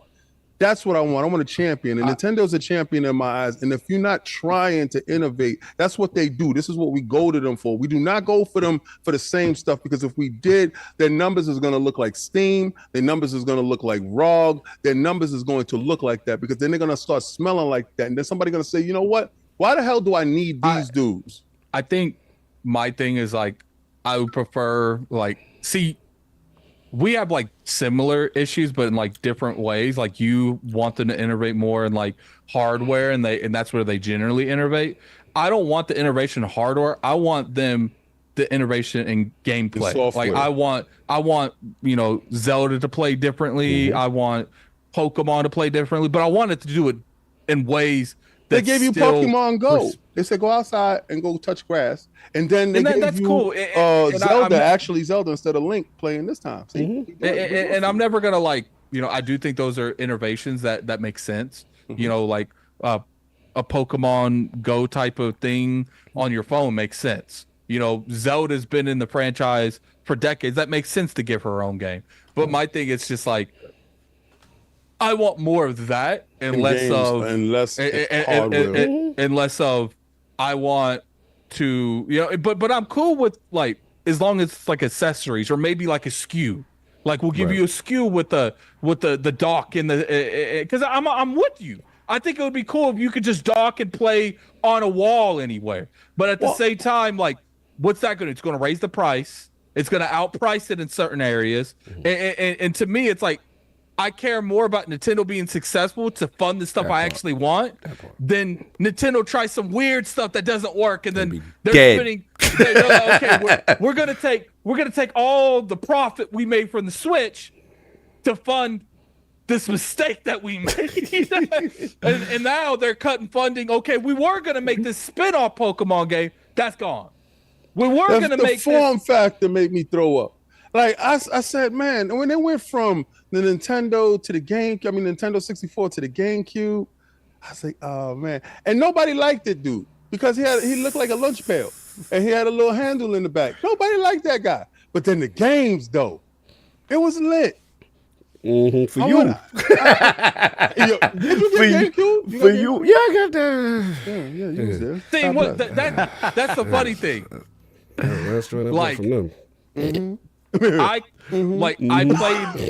I played like the GameCube, the N64, the Wii U, like, and I liked these, and I felt like these were solid consoles, and I enjoyed the software that came from them.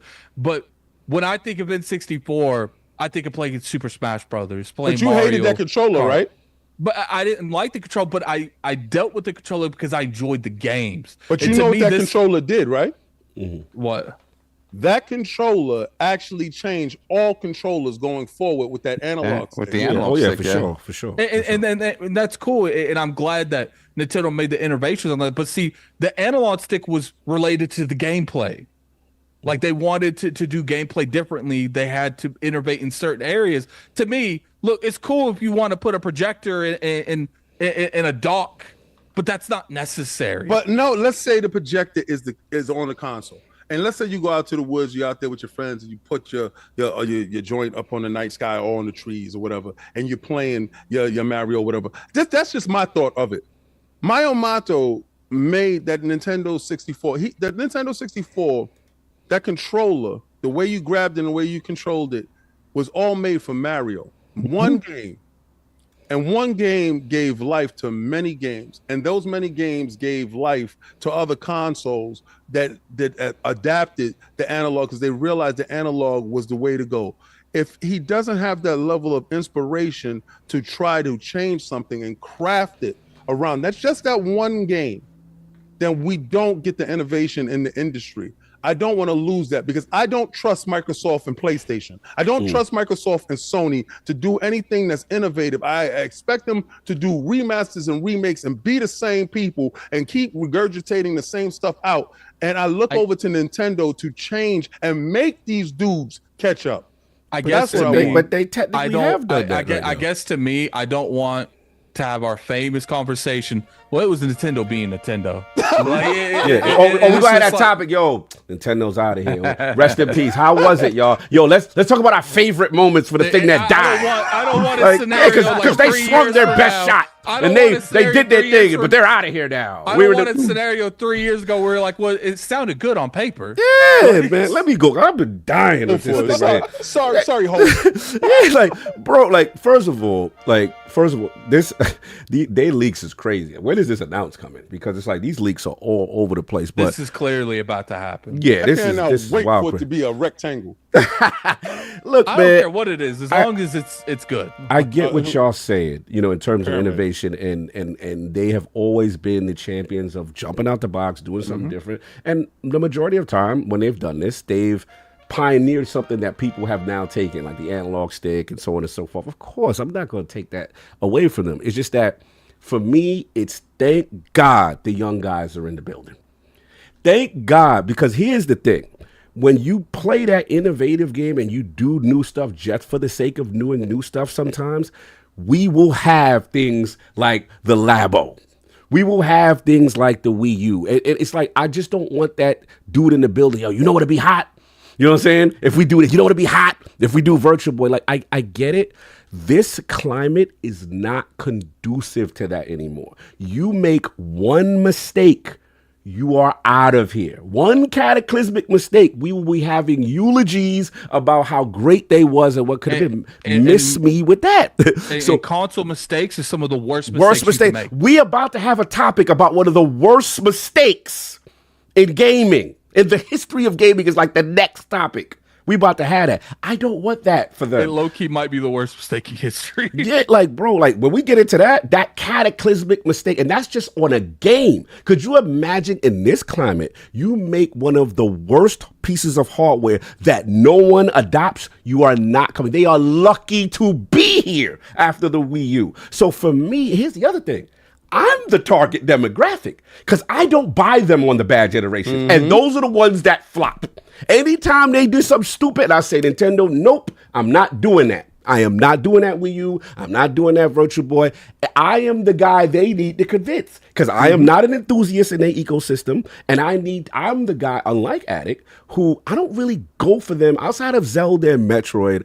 I don't really go for them for their first party exclusives. That's not me. I'm not that younger demographic. They'll always have that. But if you want a guy like me who's really on the periphery, who was a Sega kid, who just comes for certain things, you got to have the third parties. I got to be able to play popular things on your device. And that's what Switch did. When I saw Switch, I said, they got it. They understand. And to your point, King, they did innovate. They said, yo, we're not doing that high performant console nonsense. Yep. Y'all. We over here, we want to be in this portable space. And I saw that commercial like it was yesterday. The guy was in his house. He picked the Switch up. He jumped on the plane. I said, yup, that's me. That's me. They're speaking to me now. And guess what? It's the most successful generation they've ever had and arguably the greatest system they've ever had. Why do you think that is? Because they actually stuck with what's working and who they are. Instead, you know what? We're not going to chase everyone else. We found this lane. I think this is identity. They found who they are. I think it's bigger than that. All right, let's go. I think it's really the handheld market is the one that's pushing it. I don't think the console market, the home market the handheld is the one that's pushing it. I think it's both, to be honest with you. I think both markets. I think they realize by looking at the internal metrics that the house market, the console market, is really divided between Microsoft and Xbox. Right. I mean, Xbox and PlayStation. And then they said we are dominating in this field because just real quick, Sony tried to jump into where they were in the handheld market and realize how strong that Nintendo is in the handheld market. Nintendo said we combine the two. Yes. We use the strength of ahead this of the game. These handheld dudes will always be down for us. Yes. And then we could dock it for the TV dudes, for those dudes like me that want to do it in a house. That's innovation, right? That's innovation. So continue innovating in that manner where the handheld is still primary because you still own that market, but also for the innovation, let's do a little bit something. Let's try a little bit something because we still need to be able to push forward. Now, I'm not totally against what y'all saying, but what I do want them to do something because I don't want the stagnation to happen. I get that. In fairness to both guys, I'll let you finish. I see where we are coming from, and I don't disagree, right? What I worry about now is that let's big brain this and think about, a couple years down the line, right? Let's say 5 years down the line from here. We see that everybody's following suit with what they did. They're biting Nintendo now. Everybody want to do a handheld. Everybody want to do a handheld, the Steam Deck. And I don't know that PlayStation and Xbox jump on that unless the Steam Deck and the ROG Ally and those type of PC-centric, more powerful machines don't show that they have a place in the market, right? If those things flop and fail, I don't know if they follow suit with what Nintendo did, right? But they did, so that wave is continuing. So my worry is, let's say the old heads aren't in charge anymore, and the new kids are like, well, okay, let's go back to where we were, right? And start thinking about power and start thinking about trying to get these third parties in a real way back on our platform and not focusing on what works for us, which is our first party, which is what people come to Nintendo for. My worry is that that this is the beginning of something like that, where it's like, okay, we're going to get back in this rat race with these two other ones that showed that 3 machines that do the same kind of things don't work in the market, right? So that's my only worry with them. Them not thinking that the innovation part is still important, right? Because the problem is now they're in a lot of ways they're behind the 8 ball, because no matter what comes out, I almost guarantee you that whatever portable PlayStation has, whatever portable Xbox has, will be more powerful than what the Switch 2 is. Right? But I don't think they care it about will power. just because of I don't when they think come they out, care. right? That's my hope, that they still just care about the great games, the art like art direction, stuff like that. But you worry about that because again, now everybody's playing in the same ballpark, right? They're not alone over here in this hybrid space anymore. It feels like everyone else is following suit. The thing is I feel like they don't care about third party anymore. I'm gonna be honest. I disagree. I think that, you know, their mindset is, here's the platform. You can develop for it if you want to. You don't have to, but this is the platform for us that you can use. I don't think they're making stuff for other people that they also use.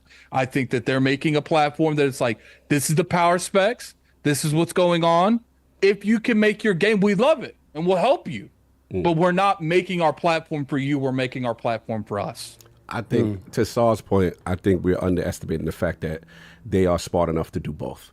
We are at the point now. The fact that I love what they're doing is the fact that when I hear the DLSS stuff, and I like that they're sticking with NVIDIA, that's showing me that, look, we don't have to match y'all power for power, pound for pound. We could still do this, and we could use these amazing techniques to still simulate. All they're doing this is on a 720 screen, a 10, you know what I'm saying, and bringing stuff down. Like, that to me is perfect for them, because here's the thing. We can't avoid the elephant in the room either. We keep saying we don't want them to follow the Jones. They just got a 10-year deal with Call of Duty. They need to be able to play Call of Duty on this machine. That is going to drive a lot of. I don't think that's a Nintendo thing. That's an Activision thing. That's a Ubisoft but you gotta thing. have the power to run these games. You can't make a deal if you can't run it. They've already done as much sorcery as they can to do. Do you guys think like a $400 or $500 Switch would sell? That we're gonna get into that. That's what we're gonna get into the Patreon question. That's my thing. Like, when it comes to the money and the power, that comes with money. And I think one of the biggest reasons that they've ever been able to push the Switch is because it's easy to go on like a holiday and buy Joe, Mo, and Johnny all Switches. To your point, that's why I think they're naming it Switch 2, because they like, look, if they're literally doing the high performant model right now. They're saying, hey, this is the high-end Switch. You already know what the Switch Association is. If you don't care about that, boom, we still got this for you. And guess what? Most likely, this thing going to be backward compatible. So they're not leaving that part behind. I get what I do get y'all. Even though I am not team, do something new all the time, Nintendo, I do understand that you don't want them to lose the sight of what got them there in the end of it. I get that. All I'm saying, in fairness to them, we seeing leaks from papers with no context, and we have not seen what their presentation is on their end. They may have some innovative. They tend to always do some. Come on, we was doing ARMS and 1-2 switch and all this. They always going to do some out of the box joint. But to Addict's point, I want that in the games. Just do that. Please be around. You are necessary. We need you. You know what I'm saying? If you go away because you make a critical mistake, and let's be honest, when they used to be getting on their hubris, when they feel themselves too much and they think they could just get us to get anything, it can have disastrous results. That's all I'm saying. But it is a good point, and I do understand what y'all say. I do want to get Donald Taco's Patreon question, because he got a lot of things for us. I know this went long, but we got it. Well, let me just do this one super chat, right? Please. I'm break protocol because he did it specifically for Addict for right now.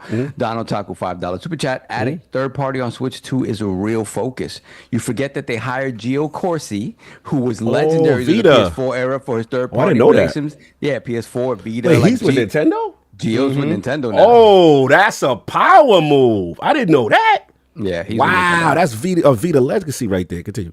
Yeah, so I mean that it does feel like they realize they need to be more in that pocket, right? So I think this machine is going to be more geared, again, just by the tech behind it. You know that it feels like, okay, we need these games on here, right? Whatever the case may be. Just my long-term worry is just like, when everybody's doing the same thing, then they'll be the odd man out again, right? Because they're the least of the thing, and I get that. And all I'm saying is, I have enough faith in them that they always going to be that kid at heart. They're going to do something and do innovation. We go, oh, that's that Nintendo thing. But real quick, let's get because this is relevant to what you call it. So he says, Don Taku, what's up, Lords? With the announcement of the Switch successor imminent, I thought you guys could play a guessing game. I will ask questions about what we may see at the reveal, and whoever gets the most right will be crowned the winner. So he's doing Crown Your Lord with Nintendo Switch 2. Reveal, all right, question.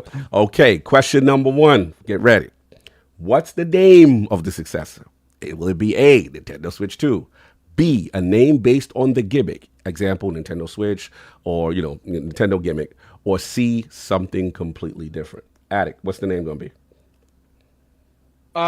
This is the big thing where I feel like they don't want another Wii U moment. I think if the Switch is in it, it's got to be to the point where people aren't going to confuse it in any way, shape, or form.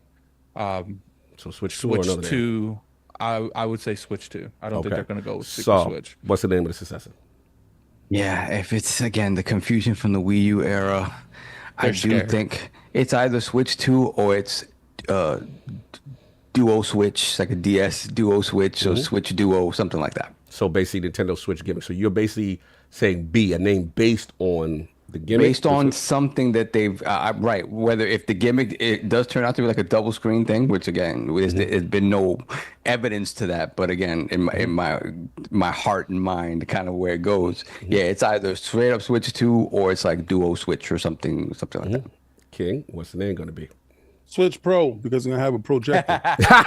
All right. And then I'm going to go with... Switch Pro, I don't think they would do that. I like Switch Pro. Yeah, but then that doesn't make it seem like it's the new thing. Yeah, because it's a mid-gen refresh. But what if they are considering it? What if they are considering it, or maybe we think it is like it? I don't know. It's interesting. It is interesting. Yeah. All right, I'm gonna say I'll go with Nintendo Switch 2. All right, question 2. What first-party games franchise will we see? I guess I'm assuming at launch. Pick 2. A, New Mario. B, Zelda Remastered Remake. C, Metroid Prime. D, Splatoon. E, Mario Kart. F, Splash Brothers.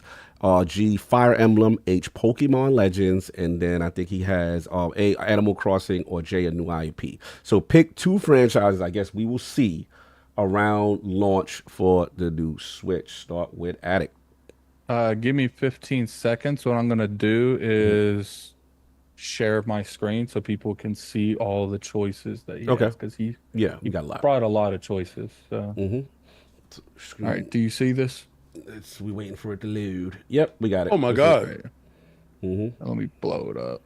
That's a spreadsheet. Yeah, you got questions. All right, so look like Booms. We answered notes. This one. This is the one he wants us to answer now. He's up on that one. Yeah, that's so I actually think there's going to be 3 here that's going to show up. Okay. I think we're going to see a new Mario game because they're always developing a new Mario game. Metroid Prime 4, I don't believe, because I think that's coming out this year.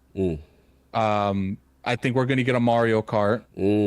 No, he said you got to pick 2, bro. You got to pick 2. Just pick 2. I would say 2 for the launch. For the launch, let's say launch. Launch or around launch. I'm saying 3. I'm saying 3. But you got. I think I don't care what he says. That's the Patreon. You got to follow the rules. Follow the rules. I'm picking 2, and I'm picking 1 for myself. Yes. So I think Mario. My pick would be Mario and Mario Kart because I think.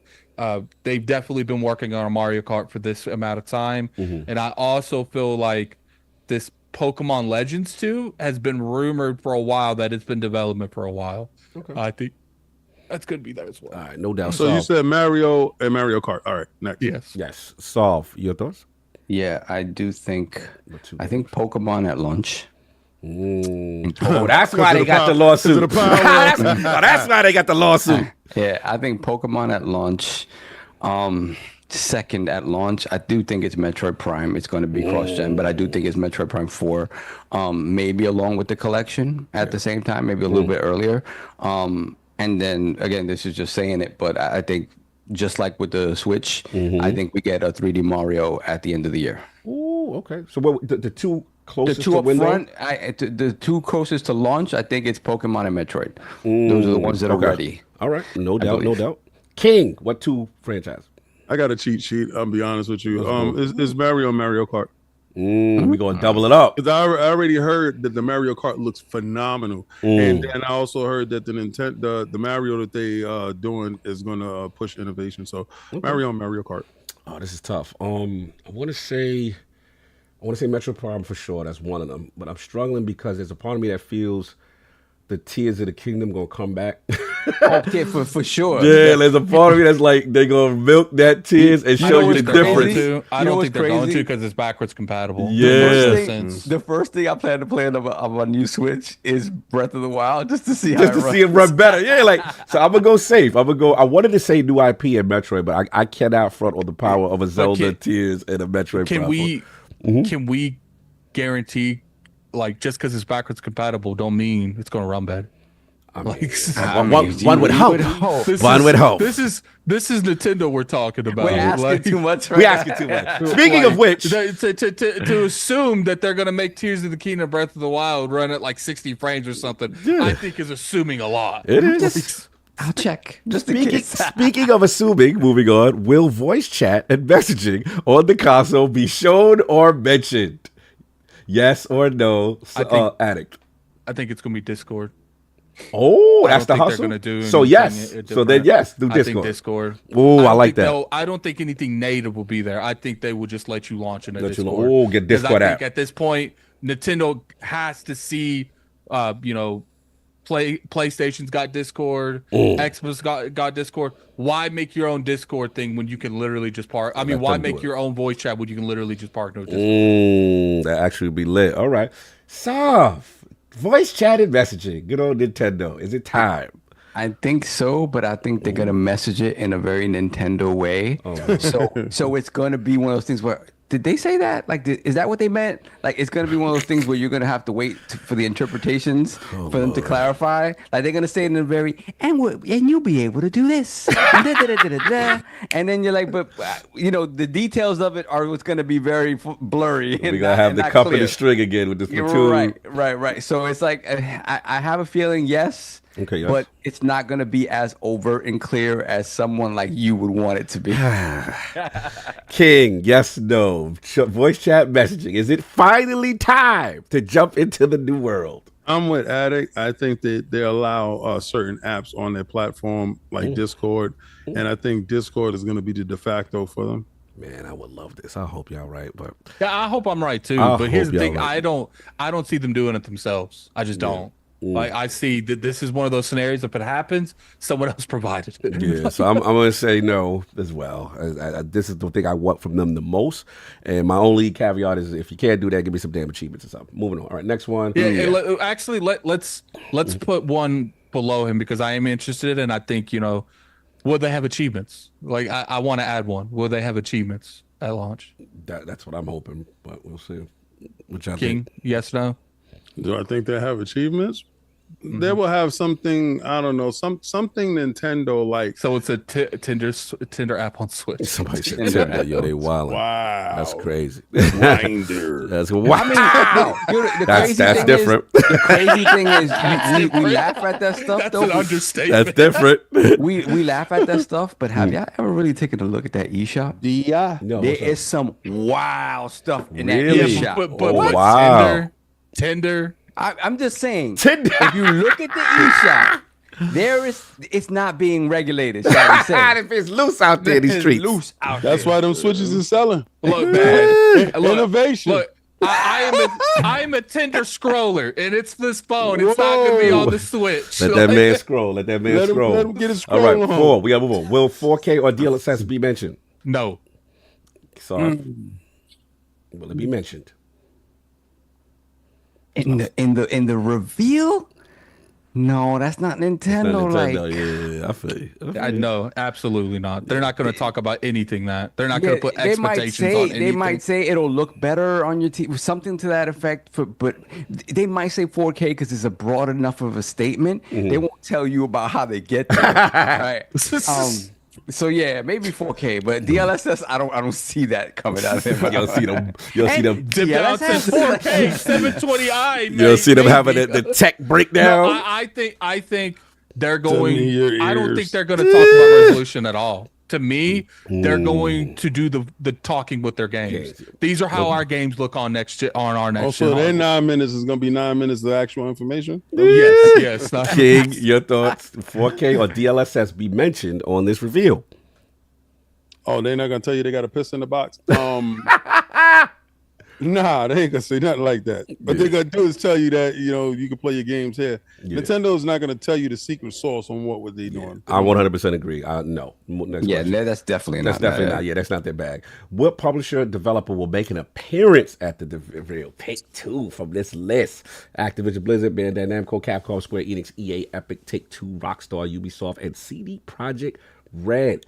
Attic, which two publishers will pull up at the reveal? So I'm gonna say two that I think is gonna be there. Activision, obviously, because of the Call of Duty deal, and probably Square Enix. But I'm thinking all of them are gonna be there. Oh, everybody go peace. Yeah, because here's the thing: Switch was extremely successful. All these publishers are looking at this. What's that reference? It's like the little like hand things. Like what's that reference? I know what you're talking about. They looking at that. They all looking at that. There's no way. Are you talking about rubbing their hands together like Birdman? Yeah, Birdman. Yeah, that's it. They all looking at that and seeing money. The only people I could see maybe not there is Take Two and Rockstar. Sony's gonna be there with Horizon. Maybe Sony's everything is Sony, bro. Every time this man took a shot. No, Cog, I'm pulling a co-host move. Next time that topic is first because he won't stop talking about it through other man topics. wants to get his Sony bars off. He's shooting all day.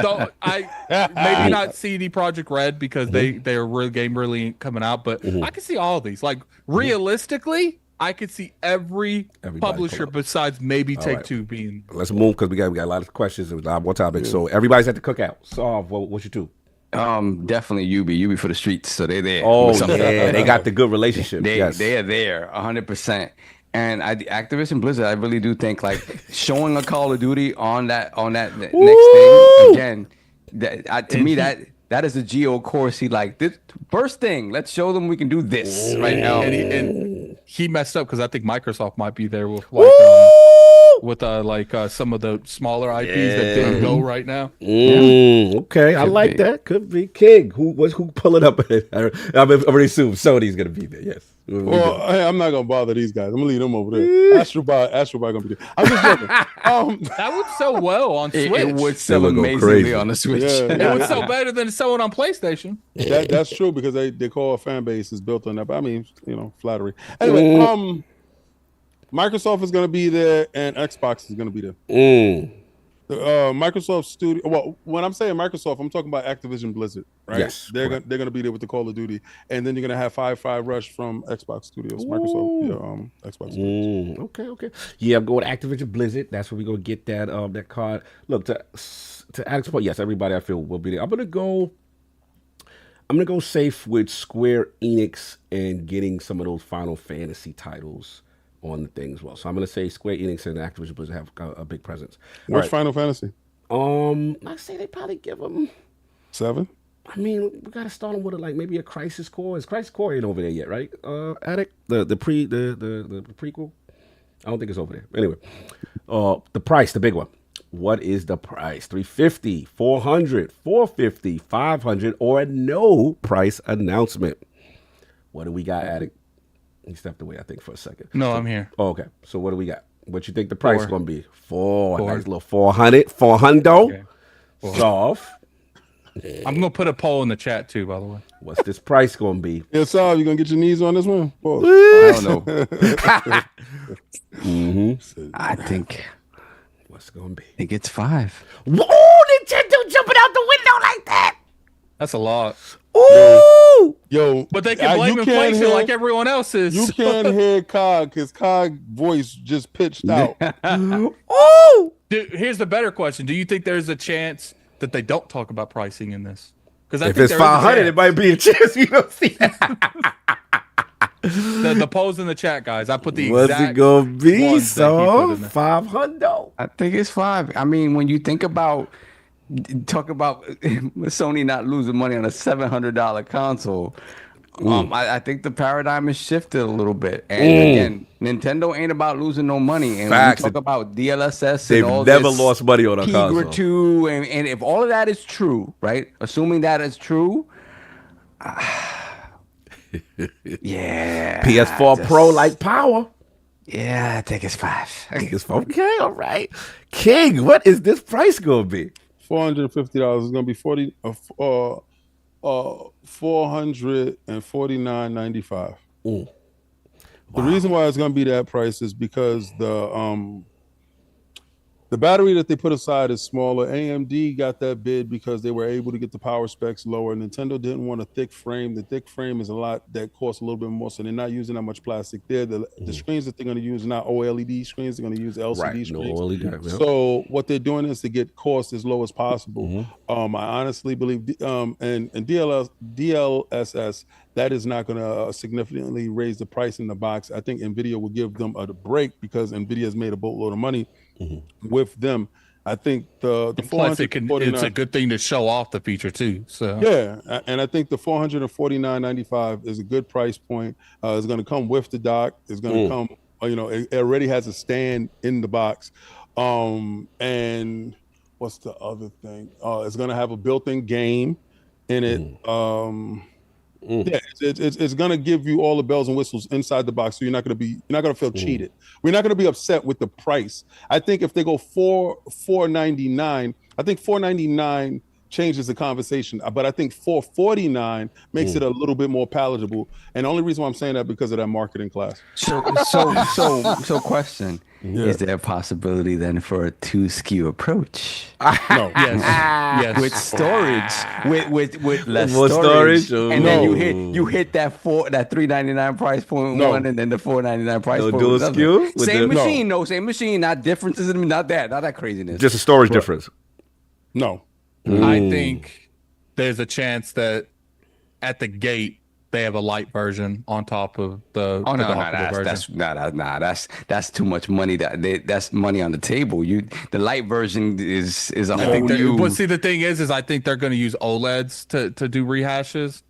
But I do think that they saw the difference of giving people choice between buying the lights at the gate, and I think that they're going to take advantage of that. But you're right; they might try like a year later to drop the light, so. But I think that they're going to look at it from the perspective of, the timing that we're in now, and I think if they do the 4, they're going to try to hit the 3 with the light to make it more accessible at the gate. Another reason I'm thinking the 5 for the base is because remember there's talk that the dock is adding some sort of horsepower to what the machine can do. So that's an additional thing that the old dock. They said that about the dock we have now, and they didn't do anything. You really bent them knees? No, I'm not doing that. I'm thirsty for the bent knees. I'll just gloat when it's true. This is a tough one, man, because the climate is different, right? I don't trust this. The climate is different. I mean, I can see Saul's point in a sense, but man, that's a big price jump for what's in there. I guess my thing is I was thinking that maybe they got like a huge, because the relationship with NVIDIA is so good that maybe they got like a good deal and it can subsidize a little bit there. I will push back on the 2 SKU approach because but my thought process is if they stay with Switch 2, then I feel they could use Switch as the lower end model, and that's the dual SKU, so to speak. I think OLED will come later in the generation. I agree with Addict there. I do think Switch 2 Lite comes later in the generation. But in the beginning, I'm gonna go with 4. I'm gonna go with 4. Even though they could charge 5 for this. And in this climate, they could. There's a part of me that's just like, does that price them out of their own market, which is kind of a family-friendly market, and it's the high end. But Saul, I know you got your. I see your point. You are saying logical things, but I will be shocked, I guess, to see it. Yeah, I think the only way a 4 works is if a light's there at the start for 3. But to me, light is Switch. Switch 1 is light to me. Yeah. You know what I'm saying? The only thing a light is just a non-dockable fence. And I think that a Switch 2 is definitely a possibility at 5 if they have the Switch 2 Lite at the gate for 3. Because they're going to hit both audiences. I understand what you're saying. That the problem is if you're trying to sell this new thing with a new dock that does performance thing, I think you don't want to introduce the non-dock one immediately. I don't think that the dock's going to do that. Right? It might do some slight performance upgrades, but I don't think it's going to be as drastic as they say all kinds of stuff when they try to sell it to you. But I think realistically, it's not going to do like a huge performance. It might be noticeable a little bit, but I don't think what they said. The thing is, okay, sorry. The thing is that they're going to want to make sure, because they know for a fact that most people use this on the go. And they're going to want to make sure that Go experience is just is as close to the dockable experience. So how much you think that the Go version is going to be for them then? If you think it's still coming at the launch, 3. 3. So then if you do 3, what happens to OG Switch? Yeah. I think they abandoned that almost immediately. They're going to discontinue that's not Nintendo, bro. You don't know Nintendo. That's not Nintendo. I think within 6 months, the majority of games will be Switch 2 only.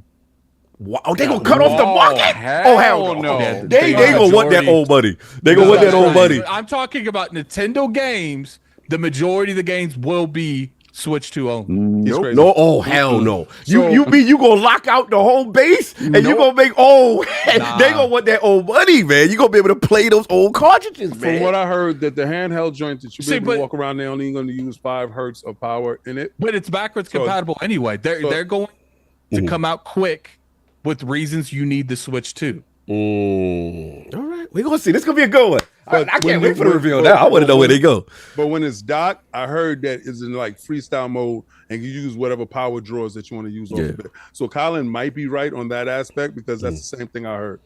We'll see. Look, it's gonna be a forward.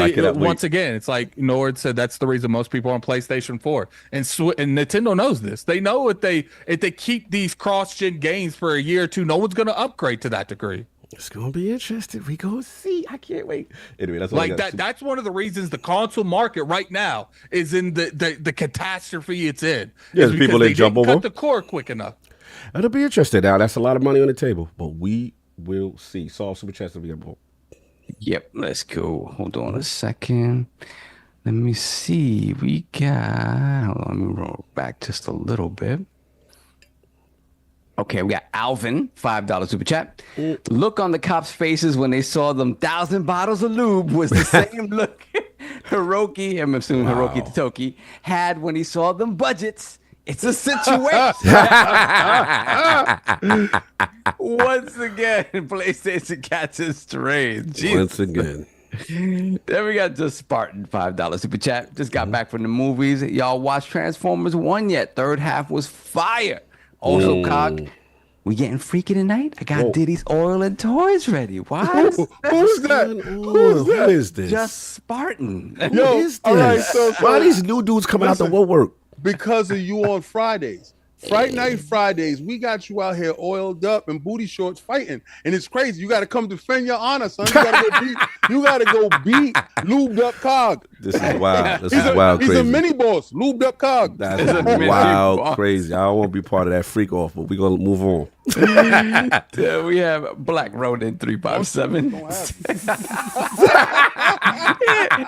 He lets this rock. Let it rock. No banning. People are having their fantasies of his situation. I ain't banning lubed up Cobb. I can't catch him. I can't hold on to him. Wild. We got Black Ronin 357, $10 super chat. I may be blessed enough to buy an $800 console, but I want that value in the price that value in the price reflected to match some higher end rigs, i.e. an APU NPU that combos an i7, an RTX 4080, and 2 terabyte standard, and Diddy 4.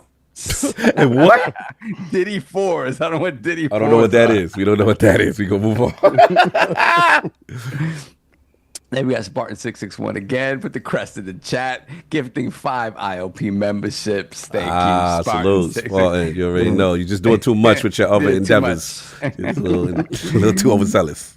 Then we have Nissa Hauer with the $5 super chat. Hogue on Bitcast today did a great breakdown on what could be in the lawsuit and what is not. What'd he say? He talked about the differences between copyright and patent. So no more details there, but I guess, yeah, absolutely. I usually listen to Bitcast Saturday morning as I'm making breakfast, and I didn't today. Yeah, they back on the Sundays, but it's all good. Yeah. Oh, Sunday. Sorry, not Saturday. You good. Then we have Mario M, $5 super chat. Patent still pending. They submitted it in August, and Pokey claimed that they're the first. But creature catching genre started in the 80s, and Pokemon started mid-90s. Interesting. Yeah, so we'll see. We will see. Let's put the question in the chat once again for Nissa Hauer. Welcome to Lord Bronze. Salute.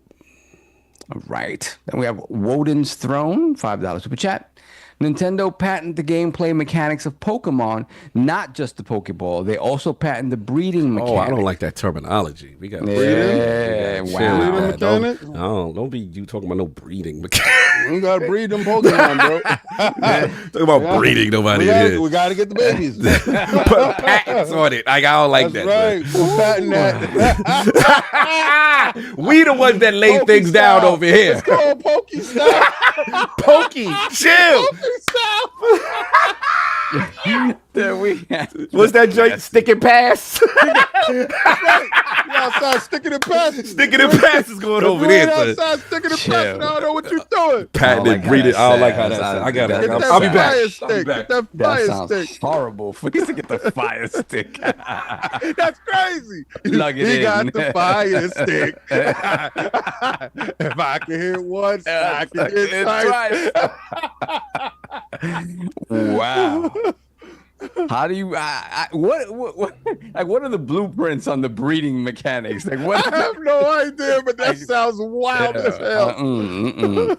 Then we have Don Otaku once again, $5 super chat. This lawsuit isn't defendable. It's nothing but bullying because they have real competition. They're going back to the NES Yakuza days. I see. That is right. I don't see people forget. Like we talk about Nintendo. Oh man, Nintendo. Oh, the nice, lovely kitty games. Boy. Nintendo are the worst. They are criminals when it comes to They are mobbed up. Dudes think I do that little mob reference as a joke. Nah. Yeah, I love them to death. But when they was top dog, Yeah. they You ran couldn't move this. no weight. You couldn't move no No work. weight, right? Yeah. How many Facts. games you publishing on NES? Nah, you Bro. publishing 2 a year. That's it. But Nah, then when you only could buy your cartridges from them. From them, and that's how the seal and all Yeah, that. that's what happens when they Yeah. top banana. Pause. Yeah. Then they go after what's it? What's them Tenjin? They used to come with them bootleg cartridges. Yeah. Tenjin, Tenjin. because they have made their own They made their their- own That's Tetris. right. Yeah. Oh, and their own Pac-Man. or Yup. something They don't like play that. Yeah, you buy your casings from us.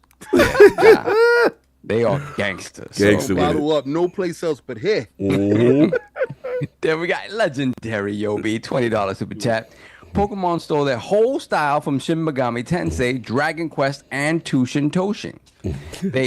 Then they came out 10 years later. Those Pokemon-like games that came out over the years, Game Freak and Nintendo were quiet.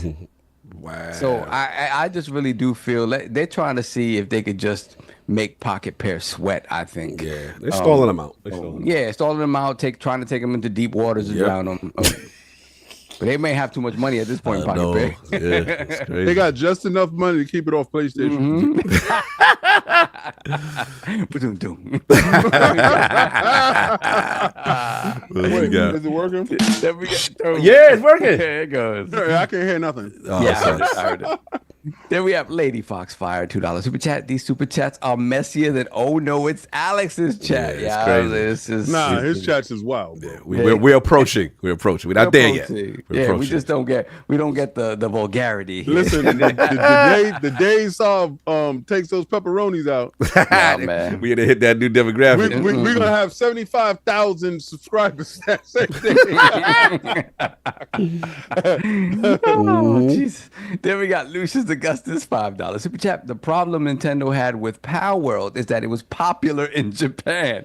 It was very popular on Nintendo's block. Yeah, they were pumping over there in their neighborhood. Yeah, not about that. Dudes like that work. They like that work over there. Everybody don't eat on Nintendo block. It's just Nintendo. So y'all trying to make movies too? He said, what bag is that you got over there, son? He said, I got that Tango in cash. Yo, you just threw the pot of here, son. Pandemic. You're send the feds. I said, oh my God. They doing that what? Yeah, Palworld was too much in Amsterdam. It's having too much. I'm done. There we go. Legendary Yobi once again, $10 super chat. Nah, Nintendo Game Freak is mad because Palworld made a game that we wanted them to make when Switch first debuted. Facts. Nintendo can kick rocks. Pokemon ain't been relevant since Pokemon Black 1 and 2. I mean, they've been getting away with it for a very long time. Let me see. Donald Taku, $5 super chat. But I will defend Nintendo if they sue PlayStation for Astrobot, though. How you about that? So that was another thing of the conversation we didn't really talk about, how there's kind of a split in the fan base about like in Japan. I guess they're really defending Nintendo, right? Something to that effect. Maybe I'm saying it wrong, but yeah, there's a split in the fan base. So we'll see how this goes. Yes, sir. Let me see. The Hot Tour girl said that the Astrobot is just copying off of Mario, and they didn't innovate at all. Did she say that? Yeah. Because the way she said it was so, it seemed like so educated. Not that she's not a smart girl or whatever, but the way it was written, it seemed like it was sarcastic because it felt like it was like something that Hogue would say. Like it was so well elaborated on. So it was like, did she say that or they're trying to make a joke? Nah. I saw the quote. Yeah, hot tour girl outside, boy. Why is she the authority on this? That is hilarious. Continue. She knows everything about Astrobot. Then we have Hamish K, $5 super chat.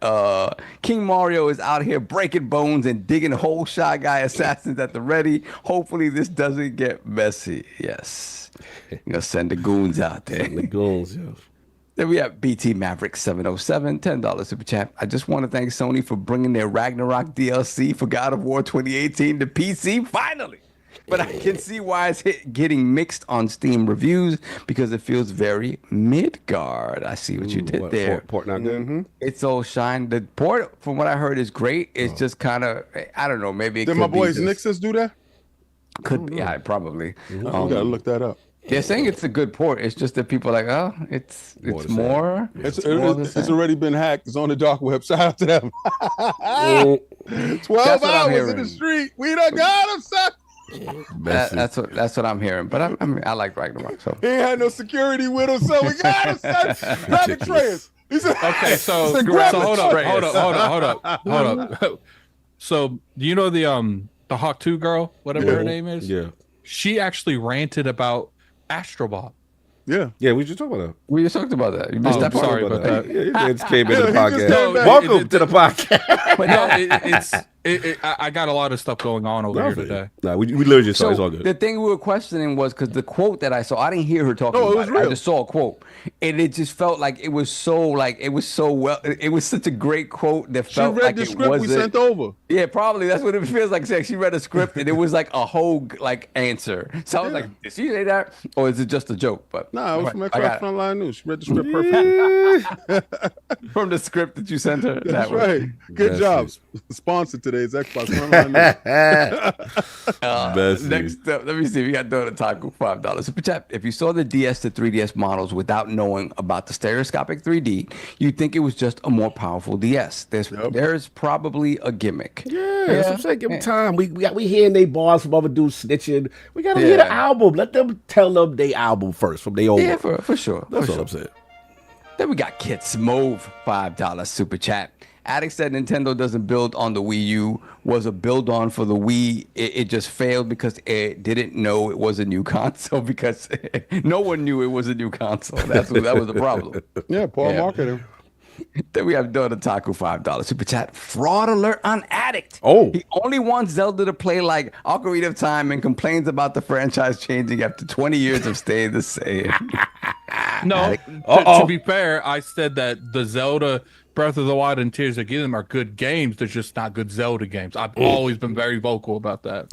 And I even said I enjoyed Tears of the Kingdom more than Breath of the Wild. Did I not say that? Yeah, you did say that you love Skyward Sword as the best. No, that's still Ocarina of Time, but Skyward Sword is a good.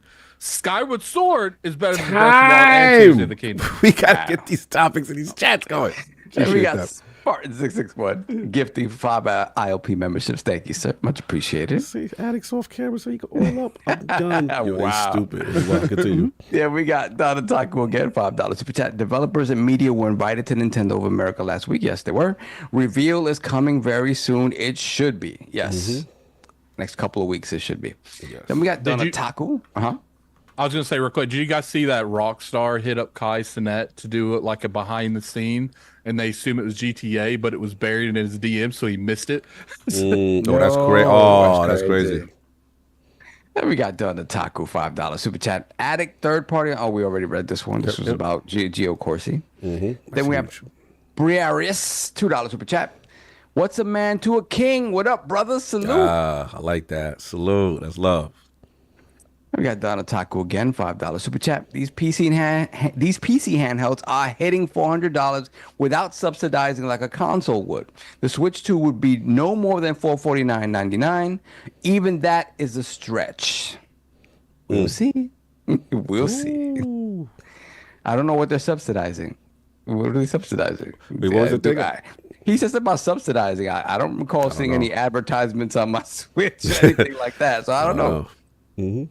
Spartan Ghost 17, £2 super chat. Concord going out sad with a $400 million budget is crazy. We will talk. Then we got Dr. Strangelove, $10 super chat. The next Iron Lord's Freak Off will include butt naked baby oil racing. Why gotta be baby oil racing? Starring King and Cog.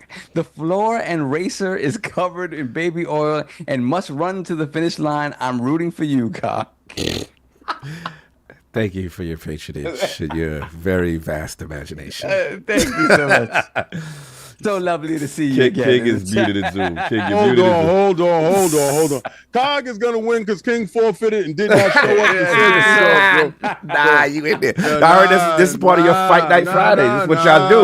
They get inspired by you. I heard that's how you define a Duke. I heard that's how you on the front line. Oiled up.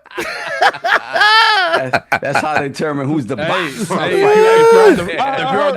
heard that's how you get the last word. If you're on the front line, man, you gonna be slippery. That's for sure. Oh man, that was wild, crazy. Continue. And then we have Champagne Supernova, $5 super chat. Are we big in Japan this week, boys? Oh no! One last thing, we ain't going nowhere. We ain't going nowhere. We're Cogs boys for life. Y'all guys are killing me with the punctuation. Yeah, the Diddy references is wild, crazy. We ain't going. Yep, we know what you go there. I'm reading it. I'm like, why can't I see this? And I'm like, okay, we ain't going nowhere. I'm sorry. Like, I need punctuation here, or at least put it in quotes so I know what you're trying to do. They say they Cog boys for life. What they saw was they're trying to save those characters. That 150 character. Yes. It's killing me right now. I could have sung that for y'all, but I'm not gonna do that now. Say Playboy. Hey, Playboy. Messy. Then we got Spartan Go 17, £2 super chat. Astrobot is just as expensive It's just an expensive Sackboy game, dog. Wow. Yo, I think Sackboy costs more to make. To be honest with you. Then we got Back from the Dead, member for 18 months, Lord Bronze. Booty Shorts Cog and Baby Oil King looked good at Friday Fight Night. Sadly, Dora the Explorer wasn't up to her usual performance. Who is running with Dora the Explorer? That's Sinister for sure. No, Sinister's not running with Dora. Oh, he not? It's Oni. That's what. It's Oni. That's great. Back for Dead, behave yourself. I know what you're doing. He's outside. The Spartan Go 17, £2 super chat. Why Jay-Z been laying low since they got his boy? I heard people are clearing out their Twitter accounts. Yeah, I heard. He could be laying low, or he could be pointing fingers. Yo, when you're under the secret indictment, they don't tell you who the snitch is. I'm just saying. He got mad lube over there. Check him out. Messy. Then we got Jorvar Ingi, $2 super chat. Just sending love, guys. Keep on having fun. Yes, salute, Jorvar, my beds. What's going on? Then we got Briarius once again, $2 super chat. King Black Bible. What does that mean? What does that mean? Black Bible. Facts. If y'all don't know about that Black Bible, y'all need to go get that, man. Educate yourself on the anime Black Bible. It's outside for those people. They educated me on Friday, so that night I told you, me and wife, was gonna check out Black Bible, and salute you soldiers for actually sending that our way. Right. What you got? Yeah, something dope. That's it. We are caught up. Finally, topic 2. Yeah. All right, it's me. Shout out to Paul Tassi, but again, shout out to LSM fam, friend of the realm, Cobra Commander Colin Moriarty, outside with a breaking one in reference to Concord and this report that he got as far as the actual cost of production. $400 million to make. So I'm just going to give a couple of excerpts because it was this man has gone viral. He said he spoke extensively with someone who worked on Concord, and it's so much worse than you think. It was an internally referred as the future of PlayStation with Star Wars-like potential, and a dev culture of toxic positivity halted any negative feedback. So just give you some quick bars from the legendary Colin Moriarty. He said before the game hit alpha state, they already spent $200 million on it. Unclear how much from the original owners and investors and how much it is from Sony. After that, between 2021 and the 2024 launch, Sony spent another $200 million on it. The game was quote in a laughable shape when it was shown in the alpha state, so Sony felt they needed to spend that much time to get it to minimal viable product status. He said another expense that was needed was to outsource a bunch of the game. Some aspects of the game was not worked on, like onboarding and monetization. Obviously, no battle passes, things like that. Ongoing costs to maintain the game would have been additional millions a month. Concord currently is the biggest budget game Sony has ever released and the biggest loss they've ever taken. They said now there are other games that's worked on by Sony that's going to cost more of it, but as far as what's already out, this is the largest. It's a complete and total loss. Why did it happen? Concord was said to be the future of PlayStation. They had it as a Star Wars-like project. There were big multimedia plans between the cinematics and inclusion and things like Amazon's Secret Level. And there's also a culture of toxic positivity there where you could not say anything negative internally about the game. Character designs, no one was allowed to meaningfully change the course of the game. Also through Colin's reporting that CEO of Sony Interactive, Herman Holtz, it was his baby who was a massive champion of the game. And yeah, I mean, the list goes on. Those are kind of like some of the most quotable things right now. Highly advise you guys listen to Sacred Symbols on this one. This is big. So I wanted to bring it to the realm. I'll jump off first because I know Attic wants me to jump off first. Sometimes my bars be sometimes last. Look, I had a lot to say. $200 million before it was in that MVP state, you know what I'm saying, for minimum viability. $200 million after support studios help. Look, this is a colossal failure, you know, and to me, I got to start looking at Herman Holtz different. I have to be honest. Like, I know we also talk about Jim Ryan. Of course, this is his era, stuff like that.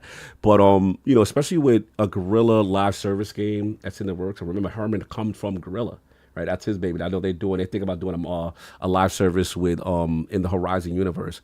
Look, I am terrified for what's coming from them moving forward as far as the future of live service games, especially if leadership is making these calls and they cannot be challenged. You know, when you look at like what Concord, they looking at this as a pillar franchise, like a Star Wars. Like the fact that no one in the room saw that no one in the room said, you know, yo, this is not it, or they couldn't say anything, right? Or could even challenge to say, because even with Redfall, right, they was focus tested. People was like, look, we think it might be a 7 out of 10. Game might be like a 6.5. You know what I'm saying? But at least it was somewhere within the range as far as what people thought it could be with focus test. This is something that they had such lofty expectation. Like, this is the epitome of mismanagement to me. I think a delusion. Right. Like, you saw that. Then not remember, we talk about $400 million And this is not the cost of you buying Firewall. You copped on top of that. You were like, not only is this amazing, yes, then we go cop this studio. And I'm with Addict. Like this is extremely concerning because of the toxic positivity part. That means leadership can't be challenged. That means it reminds me of Say that again for me. Toxic. I'm with Addict on this. Ooh, toxic positivity is extremely concerning. That means that they cannot be challenged. So whatever they think is hot from a stakeholder standpoint, they're telling you we can't be challenged. And this is BioWare magic. We're gonna figure it out. Whack. Boo that man. He said, "Shut up, sit down, and play the game." Bro, that is scary. So to me, again, I get a lot of flack sometimes and not, some of the comment boys and all this stuff, because I always say, look, if you want to count console sales and all that, that's fine. I get that. But if you want to look at the generation overall, objectively, they have been coasting to me based on name reputation, brand loyalty, nickel and diming, remasters, and then they're jumping into a space that they really didn't know about. And I'm not saying that they shouldn't have jumped in a space. They needed to. But to me, when you look at them, I'm questioning the future. If Herman Hulst and these guys, this leadership team, looked at Concord and said, yes, they looked at what we saw and said, and no one can challenge them. That is a scary proposition. And to me, I'm not counting when people say, oh, Concord, you bugging, they had an amazing year. Look at what's going on. Look, objectively, Hellblade 2, what's Hellblade? Helldivers, right? That's second party deal, got it. Final Fantasy Rebirth Cop. Yeah, but they kind of, that's a timed exclusive. If you look at what they have done from a first party standpoint, I will give you Astrobot, no question. But as a whole, the output has been low, and people are always like, hey, what's the next thing? What's happening for them? And I am worried about a Fair Games, right? That's another one that's supposed to be coming. I am worried about that Gorilla joint. You know what I mean? And then when I hear the next thing y'all talk about is Days Gone remastered, Horizon Zero remastered.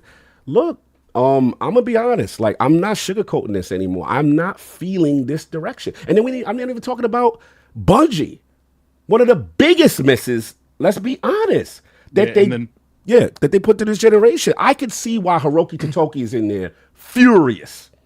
Like, what are y'all doing? Right? He got to crack the whip. So I know I went long. I had to get the pause off because it has been bothering me. And as a person, it was perfect. You're funny. As a person who agrees with King in this sense, like, people think it's just, of course, this Xbox dude saying this, that. No, I am a PlayStation 1, Sony, new kid on the block. I love that about them. I love that they would do innovative things. They were challenging, and they were competing in a space with ideas that we didn't see at the time. I don't like this Sony I'm seeing. It's very complacent. It's very lazy. It's very, I just got to be honest. It doesn't feel, what's that term? Like, it feels creatively dishonest. When I get a whole bunch of, you're going to give me a remaster now of Days Gone and a remaster of Horizon. Who really wants that? Because to me, all you're showing me is you're trying to milk as much as you can and then link this to transmedia and a movie. That's what it shows me. So look, rant over. I just wanted to get that off. I'm sorry. Call me, oh, you're just saying that. I just want them to do better. This is not the PlayStation that I'm used to seeing. You could slap a gray console and give me delusions of grandeur that this is the 30th anniversary. But what are you really doing from a first party output? I don't see it. So for me, I'm going to challenge them. I don't care. Yeah, you sold console. Okay, that's cool. But are you truly, if you're a fan of Sony, I'm going to ask you this honest question. Are you truly a fan of the games you've been receiving? Are you truly happy with the output compared to past generations? Are you truly happy? And if you can honestly answer that, then me and you are having a conversation. But if you just want to sit there and throw console sales in my face, okay, cool, God bless. If your happiness is that they sold in this market that's really, kind of staying stagnant, okay, fine. But for me, I want them to do better, and this is not better, and this is very concerning. Okay, now I'm done. Sorry. Please. So continue. At this point, it's what I always said, man. Like, all these PlayStation fans that are constantly doing nothing but talk about Xbox from a week-to-week basis, I've said it over and over again. You over here shining lights in your neighbor's yards, and your grass is high. There's snakes in your grass. Your whole backyard's on fire, and you just looking at the next door neighbor. Man, Why ain't he cut his grass in 3 days when your whole house is about to catch on fire? Like, this is one of the scenarios where I still think I'm right. But King with the no PlayStation 6, all it takes is another 1 or 2 more of these incidences to make that a reality. I gotta run it up on them bums. Calm down over there.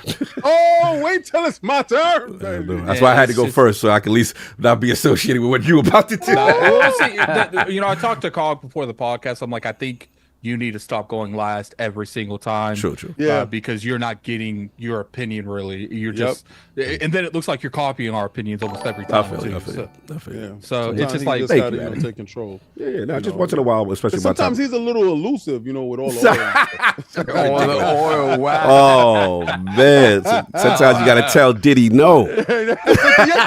Sometimes you got it. I'm just getting to the point where we get nothing but remakes on PlayStation. Yep. Hate it. The PlayStation 5 Pro looks like a remake of the PlayStation 5. Hate it. I love it. It's just like, and there's been, let's be honest here, there has been little crumbs for a while showing this was happening. From saying that they're going to be focusing on nothing but big titles from here going forward. Yep. Not investing into smaller titles anymore. Doing stuff like only making remakes and remasters, upcharging for PlayStation 4 to 5 games. There's no reason to do that. Straight up lying to people about doing that because they said that wouldn't be a thing. And then you just look at like the whole thing they're doing with Spider-Man 3. It's going to be broke up into 3 games. Yeah. They are definitely not doing well financially, and we're just looking at it from the perspective of just this allegedly 400 million. Right. Now look, I get people say, oh, but Colin's a lot of things, but when it comes to the PlayStation brand, if he's usually covering it, facts. That's real. When it comes to Sony and his passion for Sony, you could disagree with him on different things. But when it comes to that platform, he's not going to hold back when he's seeing things that he doesn't like. And for him, like, if he wanted to be a fanboy, he could not have reported something like this. Technically, as a fanboy, that doesn't make you look good, right? Yeah, he could have literally just kept his mouth shut. And he's not going to come out with something that he's not sure about. Exactly. At this point, like that's not who he is anymore. Like he's not a journalist anymore. Like he's not gonna put something out there and be the first one out there, knowing full well he's gonna get scrutinized, knowing full well the journalist is gonna come out and try to shoot it down, because that's what's happening. I just don't see that happening. Could a mistake have been made, like in terms of where the numbers land and how the numbers are broken up? Yeah, whatever. but because that's what the conversation is, right?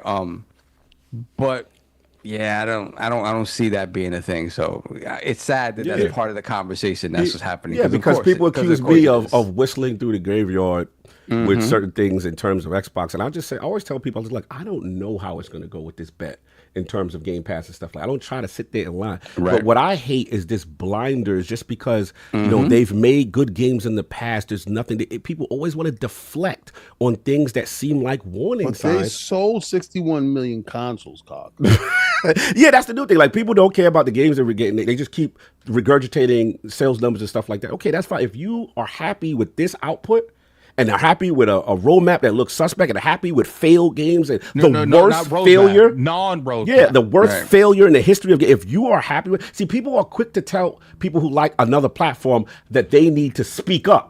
But when it's their platform, I find it quite interesting that they're quick to defend and not talk about the issues or always make excuses for the issue. That's the difference. See, us, you can say, oh yeah, they like one platform, whatever. But when we see something that we be like, Xbox, that's not it. You know what I'm saying? Or whatever platform, that's not it. And I just want to see that energy sometimes, because it is a bit frustrating to see people consistently deflect and defend things that are clear warning signs. Sorry, Greg. I mean, I've been taken to Xbox court over, my Ray. Yeah, and I showed up. I showed up to my court hearing. Yeah, Ray showed up to my Xbox Frontline loans, beat the brakes off me. So I want you to stop messing with Ray. Yeah, I showed up to my court hearing. Like, look, I don't like, and let's not even talk about favoritism or anything like that. Like, I just don't like this energy that like PlayStation's above everything. You know, they only can make good games. Like toxic positivity. Like and it's not even that. Like, because they're being positive over all the negative stuff. I'm just saying. It'd be like they're looking at something like, for instance, like the Wukong thing, and it's like, look, did they do something behind closed scenes? I don't know. But to tell me that there's 0% chance that they did it, no way, is mind-boggling. Mind-blowing. Yeah. Because you look at it like they've done it with Final Fantasy. That's literally their MO. Keep in mind with Final Fantasy VII Remake, when that was first released, it literally said timed exclusive on the cover. Yep. Now you could talk about whether it's on the PC, but I was told that was coming to Xbox, but something happened behind closed doors and prevented it. You don't see me complaining because that's how business is, but you also don't see me saying, well, there's no way they would do that. So I don't know what the hell they would do, what they wouldn't do, but I'm not going to sit here and give definitive statements saying they wouldn't do it, right? Because no one knows what they would or would not do. We kind of do, because when we saw the ABK contracts come out, we kind of know exactly how they move. Destiny, with Destiny 1 and the timed exclusives that happened.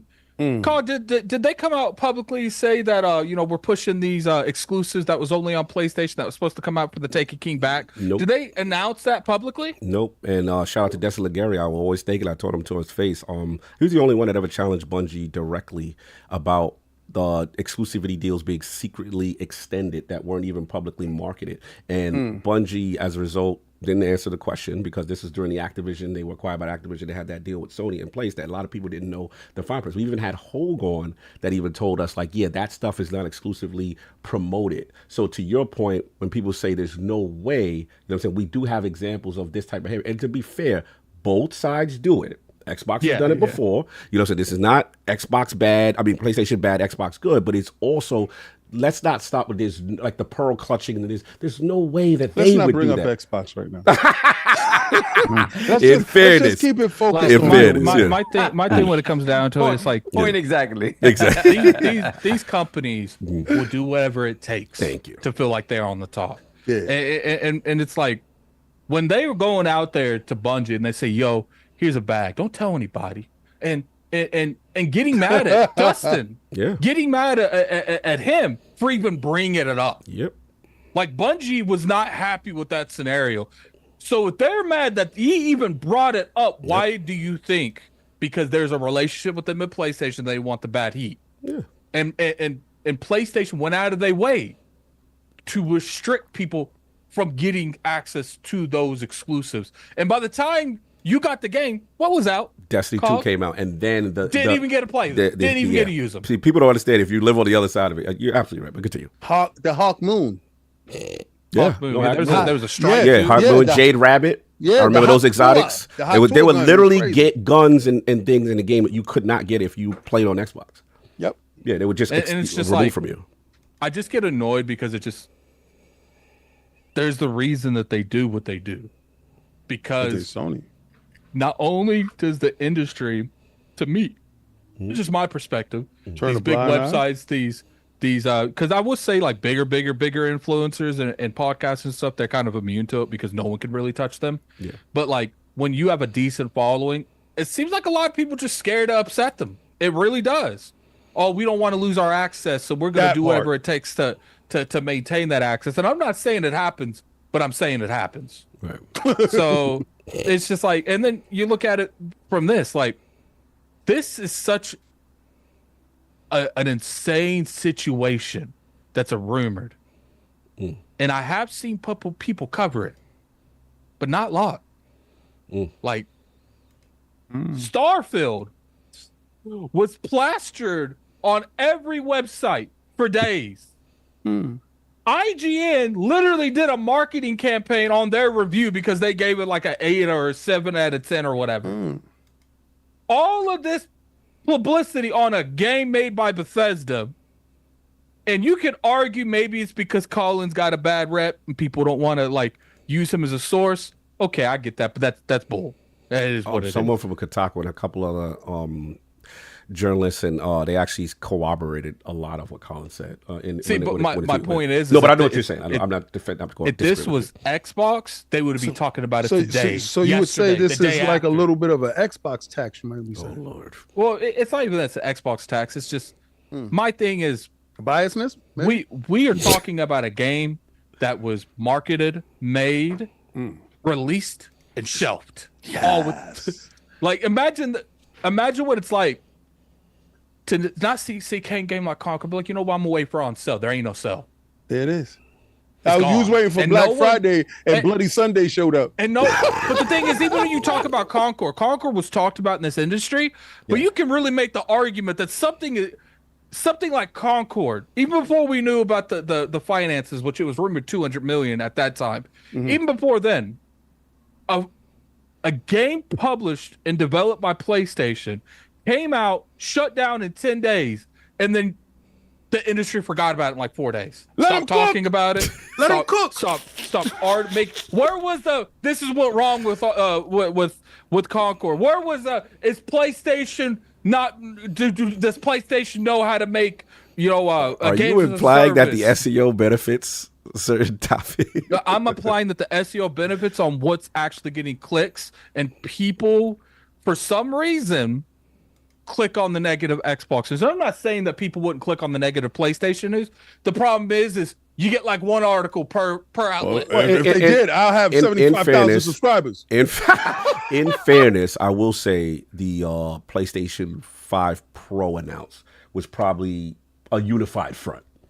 I would say I would say in fairness to media, journalism, and whatever, that time I said, oh wow, like they're covering with the energy of the stuff. And I feel you on that, and that's perfectly valid. Yeah. But at the same time, we're talking about a game that flopped way harder than Starfield ever could have dreamed. No, this is the greatest. This is the greatest flop in the history of games. And it gets better. And people talked about Starfield for months. You talking about the game we can still article play? after article after article about Starfield for months, talking about how many people was playing Starfield, how many people bought Starfield, woke agendas in Starfield. Is the Bethesda because Xbox bought them is the downfall of Starfield. Like, did this for months. The greatest flop in history. He on to something. That could potentially most likely not with the ad libs right now, bankrupt PlayStation, because we're not even talking about the 400 million that supposedly went in to Concord. Let's talk about the Spider-Man money that they put into that MMO, to that online. Let's talk about the money they put into Twisted Metal before they canceled that. Let's talk about the games that they're working on now. Let's talk about the amount of money that they paid to buy these developers, that their games aren't doing that well. This is powered up Addict. All I'm saying is the coverage between the two incidences of a game that might have fell short in some areas, did well in others, known as Starfield, was talked about for months, but one of the greatest, if not the greatest, game failures in history was written about, talked about, and ended in 3 days. Interesting. Lord Sovereign. Concord, or baby. King with the ad libs today is crazy. He's too out of control. Obviously you got Lord Colin, you know what I'm saying, putting out the report that is going viral now, projected that Concord 400 million in cost. What's your thoughts? Yeah, I think when you look at that, the 200 million already sounded like it was insane for the game that got released. Of which I have a sealed copy of Concord. Anybody's interested? We'll talk about that. Shout out to the hustle. Doubling that is just, it points to a different level of, and that's just the game. So not even right. It's not. I don't know if that involves the marketing, the studio, all of that. It's just to get the game to market, right? To in a playable state, getting it to market. So if that all is the case, I think, beyond Herman Hulse, right? Because we'll talk about that in a second. But I think you take this back all the way to Jim Ryan, right? You take this back to the changes that Jim Ryan made in trying to sort of change the culture of PlayStation and change the focus of what PlayStation was. And you start there, right? And then you move on from that and you realize, okay, during that time is when Herman Hulst, was made, put in charge of first party, was kind of, moved from the Horizon team and kind of was focused on Guerrilla and doing this, taking a greater kind of responsibility as to what the future of the PlayStation first party would be. And you look at it now and it's just like, I look at the fact that they don't have a roadmap, and I'm just like, well, it feels like it's course correction in a lot of ways. It feels like we don't have anything to say because now everything that we thought we were going to do, most of it has to be reevaluated to see if it's even going to be a viable product that we should bring out to market, right? And we have to course correct now. And apart from all the sequels, right? And course correcting is not fast. Right, it's not It's not something they could just come up with and be like, okay, just let's make an Uncharted trailer and put it out there, and the game will be ready in 10 years or whenever. Right. There are certain first party, games that I feel are in development. They're just not ready to talk about yet. I do feel obviously the sequel to Ghost of Tsushima is there. Right. Right. So there are those games that are the PlayStation centric games that I do believe are in development, and they'll talk about those when they're ready. Apparently, if they're not ready yet, they're not going to talk about them, even though we may think that it's dire straits for them. They should bring it up and talk about it so the PlayStation faithful know that they're coming. But whatever. I do think that whatever that list of games as a service things were, however long that list was, it has been reevaluated, cut in half, if not into 1/3 of what it was. Right. And each of these projects is being evaluated as to how they should come to market, if they should come to market, what is the plan for these products when they come to market? Is it viable to bring them to market without spending excessive amounts of money? So I think it's just a very slow turning around of the ship that they have to figure out. So that's why we're not hearing anything. When it comes to Concord, the scary part is, why is it that happened internally at a company who up until this point always seemed to show that they had, they had that in check, right? They had that in check. That quality standard, like the quality standard, the quality control. What the heck happened there, right? And that's where we start to point to, was Herman Hulst thrusted to this position, and then he just paused, and then, but in a way that he just kind of said, I'm going to push the stuff that I like, and nobody can, because it's weird. Like, you hear toxic positivity, that comes from the top. That's only allowed to happen from the top. So would you imply that seems like some type of a culture issue? Right. It seems like it's a culture shift, whereas now it's like the general thinking about what the company is comes from up on high, and that's supposed to filter down to the different teams, and all of a sudden that's who we are now. And that doesn't make any sense to me in a culture where it seems like everybody at PlayStations, all these studio cultures are very different, but the prize is still the same, and they all sort of figure that out and understand that. Real quick, Saul, you can make the argument that, it's like I said, toxic positivity has been around for a while. Right. And it's worse with PlayStation, because I feel like PlayStation's quicker on the trigger on blocking people and blacklisting people. When you're literally having the entire industry at all times, at every time, tell you that you do no wrong, and then on top of that, you're getting the sales that tell you do no wrong. You start to drink your own Kool-Aid. You need to change anything. Hubris. It's hubris. It's hubris. And the thing is, we don't know. If you look back at something like a Days Gone or whatever like that, and you think about what John Garvin has said about how things happen within that studio, whatever, then maybe you start to think this whole toxic positivity thing goes back to things like that, right? It's not even something that's more recent. It goes back to certain situations like that. So you have to start wondering, is okay, what is the thinking at these studios? Or what are we going to see, right? I just finished talking about, I do feel we're going to get your Tsushima sequel and all these other things that we expect, Last of Us Part 3. What is going to be attached to those things? Are they just going to be the third person, beautiful third person action games or whatever that we expect them to be, or is it going to be something else attached to it, or was that the plan and that is now shifting? I don't really understand where this comes from, but the truth of the matter is that this needs to be a wake-up call to them that you cannot jump in head first into a wave that you're already late to, and you don't understand, right? No matter how much Xbox gets called out a lot for like just purchasing studios and not understanding how to make those studios more successful, right? And you just purchase them and you think they're going to bring you what you need, but if you don't know how to handle them, you end up closing them down or whatever, and the products that they put out aren't the same. If that's a criticism, fair or not, the same goes for PlayStation. Right. You jumped into a space that you haven't really been active in for a very long time, and you bought kind of your way into it hoping that it would be successful. And a reliance, to your point, on Call of Duty being an Activision thing, you're not having to even worry about that space anymore. We took away your binky, son. And now that's gone, now you're forced to now we see you to do it yourself. I didn't say all that, but continue. You're forced to have to figure it out on your own.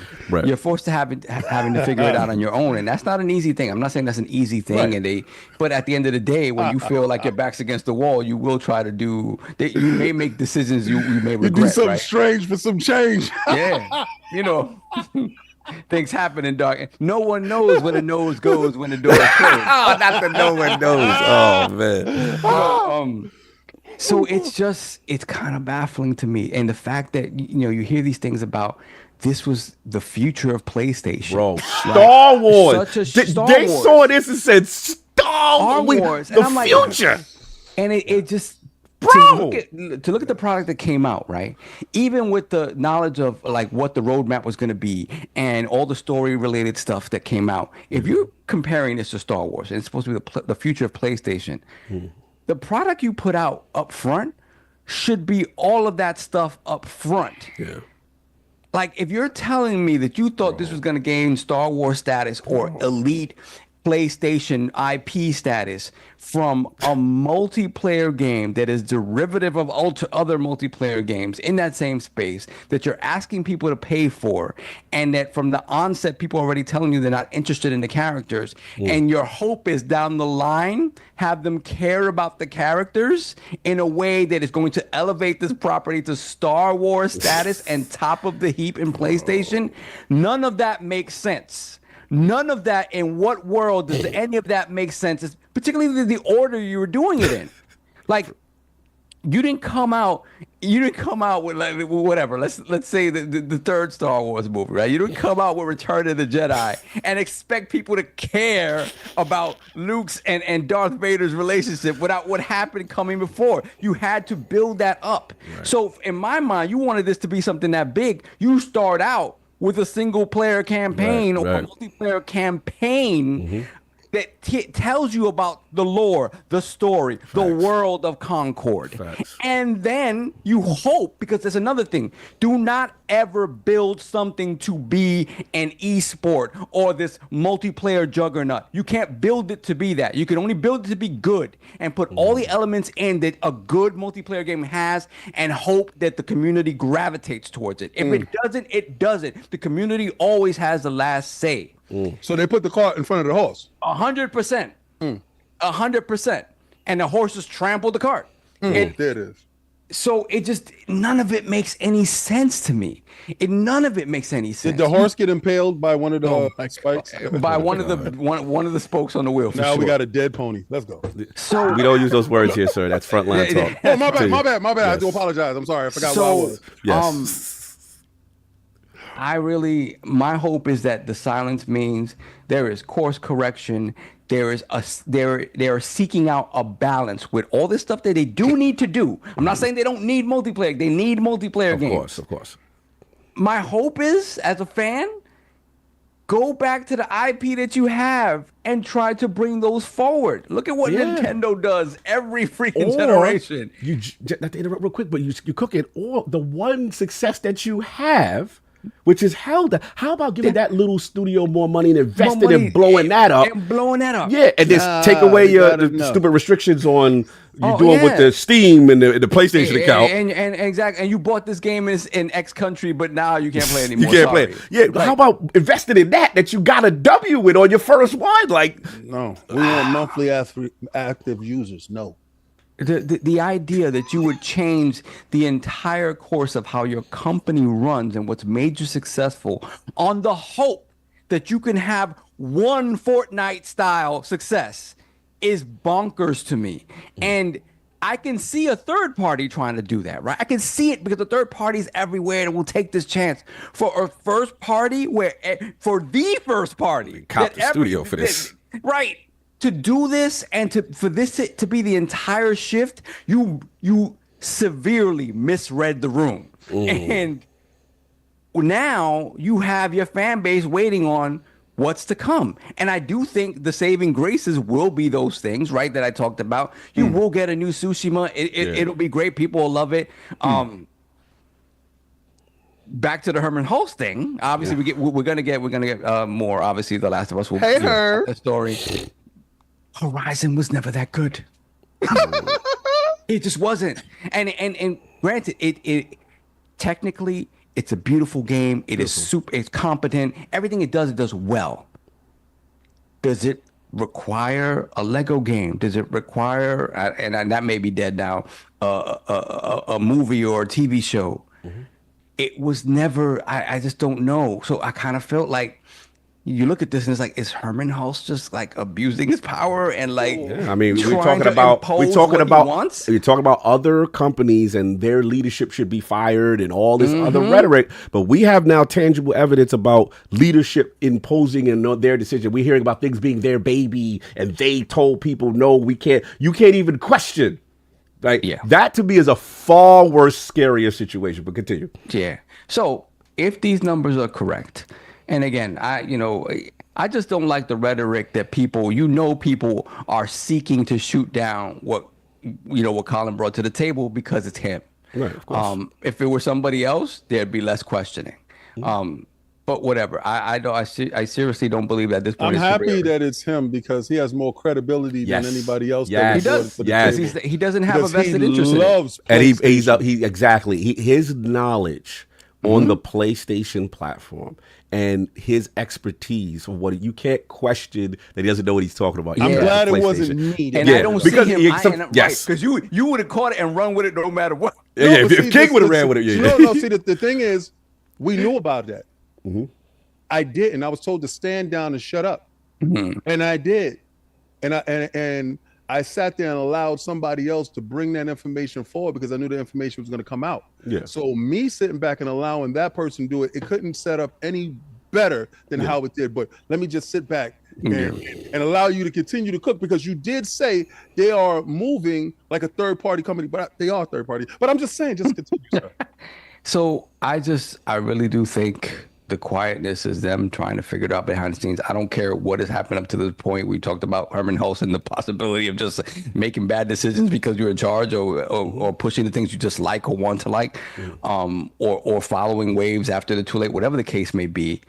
If this is a 400 million plus debacle, right? If that is what it is, at no point in time would this be allowed to continue. Right. So I do believe if that is the case, there's course correction happening. And that's going to take time. It's going to take some time to sort of realign things and give people what they want while also continuing to dip your toes in these waters because there is money to be made. You just have to come out with something that presents something different. And you have to figure it out. I don't know how you do that, right? Because this is a saturated market, and the idea of putting out a multiplayer game that it just lives as an addendum to a single player campaign or whatever the case may be, that isn't something that apparently a lot of studios want to do anymore. They don't feel that it's worth it to do something like that, where it's a multiplayer that just lives as part of this thing and that's it. Right. Everything has to be this huge thing. Everything has to be, how do we monetize it? Everything has to be this thing that lives for multiple years. So they're going to continue to chase that carrot, and hopefully they hit gold with one or two if that happens, and they can continue to keep making the games that they're known for and people really love them for. But I do believe there is course correction. If this is truly a $400 million probably plus failure, there's no way that's allowed to continue. So I do believe the silence means that. I really do believe that. Yeah, real quick. Shout out to Kai Cenat. He just beat Sekiro. Salute. Shout out. He was stuck on the last boss for like 6 hours. like most people. Like, that last boss is one of the hardest Souls-like bosses I've ever fought in my entire life. I love it, man. Salute to him bringing light to the Souls community as a person to get into the game, and that's dope. Lord King, you've been very patient.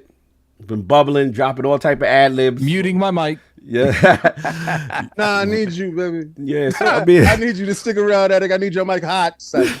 So look, obviously the reporting from Colin Moriarty, friend of the realm, 400 million for Concord. What are your thoughts on this?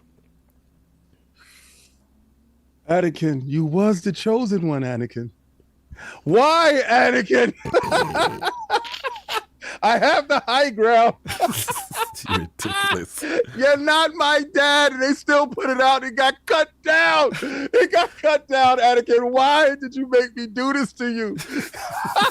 You're ridiculous. Yo, I love how you guys try to save Kong. I told you, there's no PlayStation 6. Hashtag no PlayStation 6. It's stuff like this that is bringing the prophecy forward. And guys, I want you to sit here in all its glory and check this out. They're reporting anytime a chick told you she only got 2 bodies, triple that. They saying 400, baby. Let's look at a little bit of like 700 Fetty. These dudes they pushing the Billy. They up on that. They up on the Billy. They got the Billy up on their chest. They right there. So they got it. They had to get the stink out the room. Right? These dudes are talking about course correcting and all this other stuff. They had to get the stink from the dead body out the room. So they said, throw Astral Bot on top of that. Throw Astral Bot. So they try to put Febreze on it, right? But you still smelt it. You still smelled it because anytime you put perfume on Ish, it still smell like Ish with perfume. That's all it is. So homeboy ain't selling. They're like, oh, okay. No, let's get this pro out here. They're going to love the pro. Give them 9 minutes of the pro. 9 minutes of the pro. This is them course correcting. 9 minutes of the pro. Put the pro out there. They put the pro. That fell flatter than anything else. So the stink got crazy because the Febreze left. The stink got crazy. Now it's questions in the building. It was like, yo, let's get the 30th anniversary. That'll make everything go away. That 30th anniversary. That's not working. Let's do the PlayStation 6. Let's say PlayStation 6 because this dude is out there talking about we ain't going to show up. Let's put this out there. They're desperate right now. We got them exactly where we want them. You know how that happened? Because we held the line with ABK. You know that? When they took Call of Duty and now you ain't got that Call of Duty bread, we see you exactly for who the hell you are. You're a bumbling, stumbling fool that don't know how to move in this space. You have no idea about multiplayer. None. Zero. You didn't know how to bring it to market. Zero. You didn't. That's Stumbling, right, bumbling. You like that. That's what I'm talking about. They did have no idea. You know why? Because you know how you can play a dude that don't know nothing about the streets. All he got is money. You'll go and you'll go in the cop something. You'll go do something. Be like, yo, yeah, I need some more money. He don't know how much anything costs. He don't know if it's supposed to be that color. He don't know. He don't know nothing. And they just kept telling her, yeah, it's working. It's working. That was the Concord development. It's working. No, it's working. It's working. Just send some more money, right? Did you send the check? Like that bad contractor that's working on your house? Like that type of energy? Yes. So he just kept writing check after check after check. It's like, yo, he said, yo, so how much you think is going to cover all of this? He said, I don't know, probably like around 400 mil. He said, 400 mil to get it done? He said, yeah. So the dudes in the building that knew that it wasn't working, they was like, yo, Herm, this ain't it. I think they cheating you, bro. He said, sit down, shut up, face forward, and smile. So they sitting at the computer, smiling, typing away. Toxic positivity. Ridiculous. Your stories are wild. Herm is in control. Herm is at the Herm. Jim said, I'm the hell out of here, my guy. They was like, yo, Jim, get out of here. You did the ABK thing. Get up out of here. Your key card don't work. Herm was like, yeah, I'm running the show. This is going to be the Star Wars of the joint. Hey, yo, Secret Sector, I got a joint for you. I got a script for you. We was working on this. Here's the script. Slide that over to him. We got a couple of vignettes that we're going to put out. This game is going to be huge. It's going to be big. It's going to be the best thing happening. They said, yo, Herm, so how do you know? Did you see it play? I don't know. I got perfect confidence in my contract over here, and I'm just writing him another check for $200 million. That's wild. Yo, it was the worst thing that ever happened. perfect. It was the best thing that ever happened. Because at the same time, I told you the prophecy had to happen. This was part of the prophecy on the underlining. They had to have such a loss that Hiroki had to come downstairs and say, you know when your kids is making too much noise and you go downstairs, what the hell is going on? And you didn't expect what you thought you saw. You came downstairs and saw 1,000 bottles of lube. You said, what the hell is happening down here? What are your kids up to? And Hiroki said, okay. No more games of service. Yeah. No more games of service. This is it. We got to cut this. I'm gonna tell you who the co-conspirator was in all of this. Because this dude was doing dirt behind the doors. So they put him in charge. So Herm was deferring to Bungie. Bungie, how that look over there? Bungie made sure everything got killed, but they own game. So Marathon's coming out. I can just see Darius right now saying, "What you mean by that?" so you got Destiny still rocking right now. Now we found out that it was all this toxic stuff over there. It wasn't positivity. Same type of energy. And people from there was some ex. I hate to say it because I love Bungie, but they were ex. Tell it. But they were ex Bungie. Firewalk is consistent of a lot of ex Bungie guys who have that culture. Don't worry, it looks bad. We're gonna figure this out. The magic will happen. What you mean by that? It's gonna kick in. So you have Fear Games and you have Marathon next. Bungie was in charge of the joint. They was the ride or die. This Herm's ride or die. So they Herm eyes and ears. Herm said, "Yo, you got eyes and ears on that? How that's looking? It's looking great, boss." If he only knew. So now. Everything is dead. Hiroki comes downstairs. He sees it. Y'all all call for Phil to come outside. Phil I will say that they're very quick to lose his job. This one need to leave. That one needs to be fired. Leadership needs to be fired. What they do is, anytime there's a problem, and King, they won't even admit that there's a good chance that Jim Ryan got pushed out. They want to go with this narrative that he left on his own accord. They threw him a party. After this, no. If that all of this is true, nope. He got pushed out very nicely, but he got pushed out. So when Phil sits down and he has this town hall meeting and all this other stuff, and he's the guy sitting facing the camera, taking the hard questions, being accountable for the stuff that's going on, why ain't y'all calling for Herm? Why ain't y'all calling for, you know why y'all not calling for Herm? Y'all can't have 2 dead bodies in one day. That's why. Jim just left. Y'all just felt good about the fact that y'all got 2 CEOs in the spot. Y'all so stupid. Those 2 CEOs, they just put 2 there because they know they was going to ask one of them. That's him. Remember when I told you Pete Hines had to go and y'all was laughing? Joe, you're king. You're a funny dude. Oh, so that Pete Hines gone? Exactly. Herm is next. Next fiscal period, which is in March, Herm is out. You don't have a stink of this magnitude. This is crazy. Just literally you and I agree. He's probably gone. But let me ask y'all this though. Real talk. Jokes aside. We know Fair Games is next on the docket, right? As far as that. But remember, Herm is from Gorilla. That's where he's from. Gorilla. That's why you see Horizon everywhere. Right. And so my question is, what do you think about the rumored Gorilla live service game in the Horizon universe? Does that come out now? Because we have to assume that's also his baby. He's from Gorilla. We got to assume he's pushing for that. Herm has been fostering nepotism inside Sony forever. Where's this nepotism coming from? That's the family. Gorilla is the family. Anytime you see, and you don't ever notice that Horizon's on everything. I mean, it was on the Lego game. It was on Lego. It's on the VR. It's on the first one on the PC. It was VR. Yep. And it's now the rumor that it's going to part 1's going to get remastered unless we're going to do it again. We still have the multiplayer, the MMO or whatever. Yeah, MMO. That's the live service I think they talk about. Yeah. So you got to really understand. He came up to bring them up at the detriment of everybody else, right? So he thought he had one in the bag because somebody gassed him up that Concord was it. Concord is Star Wars. Bro, when your execs don't play video games, they don't know what's good or bad. So they have to ask somebody else, how's this? When they ask somebody else, how's this? They could be lied to. They could be fooled. They could be bamboozled.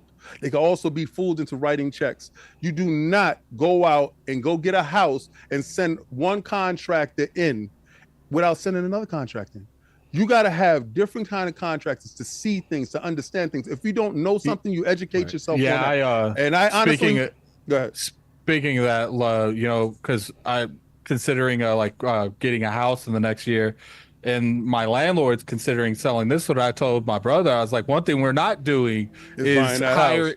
Well, it's not that. It's we're not gonna have an inspector from in this place that we live, like this town I live in, because the dude knows people, and I'm like, I'm not risking going to someone he knows. Like, so you're gonna make sure that you have an independent person come in to evaluate your situation because you're making a solid investment, and you want to make that solid investment pan out, right? So you're using common sense that wasn't used when it came to Concord. So you're gonna tell me that's mismanagement over there at Sony, yes?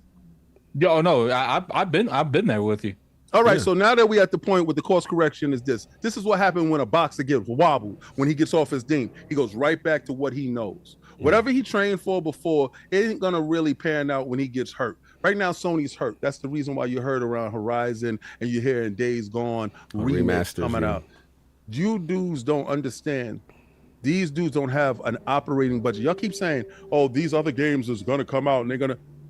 It's going to be a point in time where it's too much losses is going to pile up and you won't be able to dig yourself out of that hole.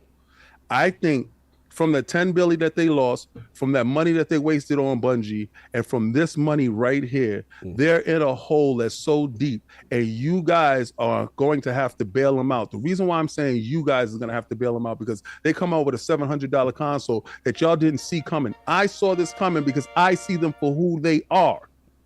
They're going to pass those savings on to you because they're not willing to take a loss on anything anymore. Any up-res, any updates, anything, you are going to fit the bill.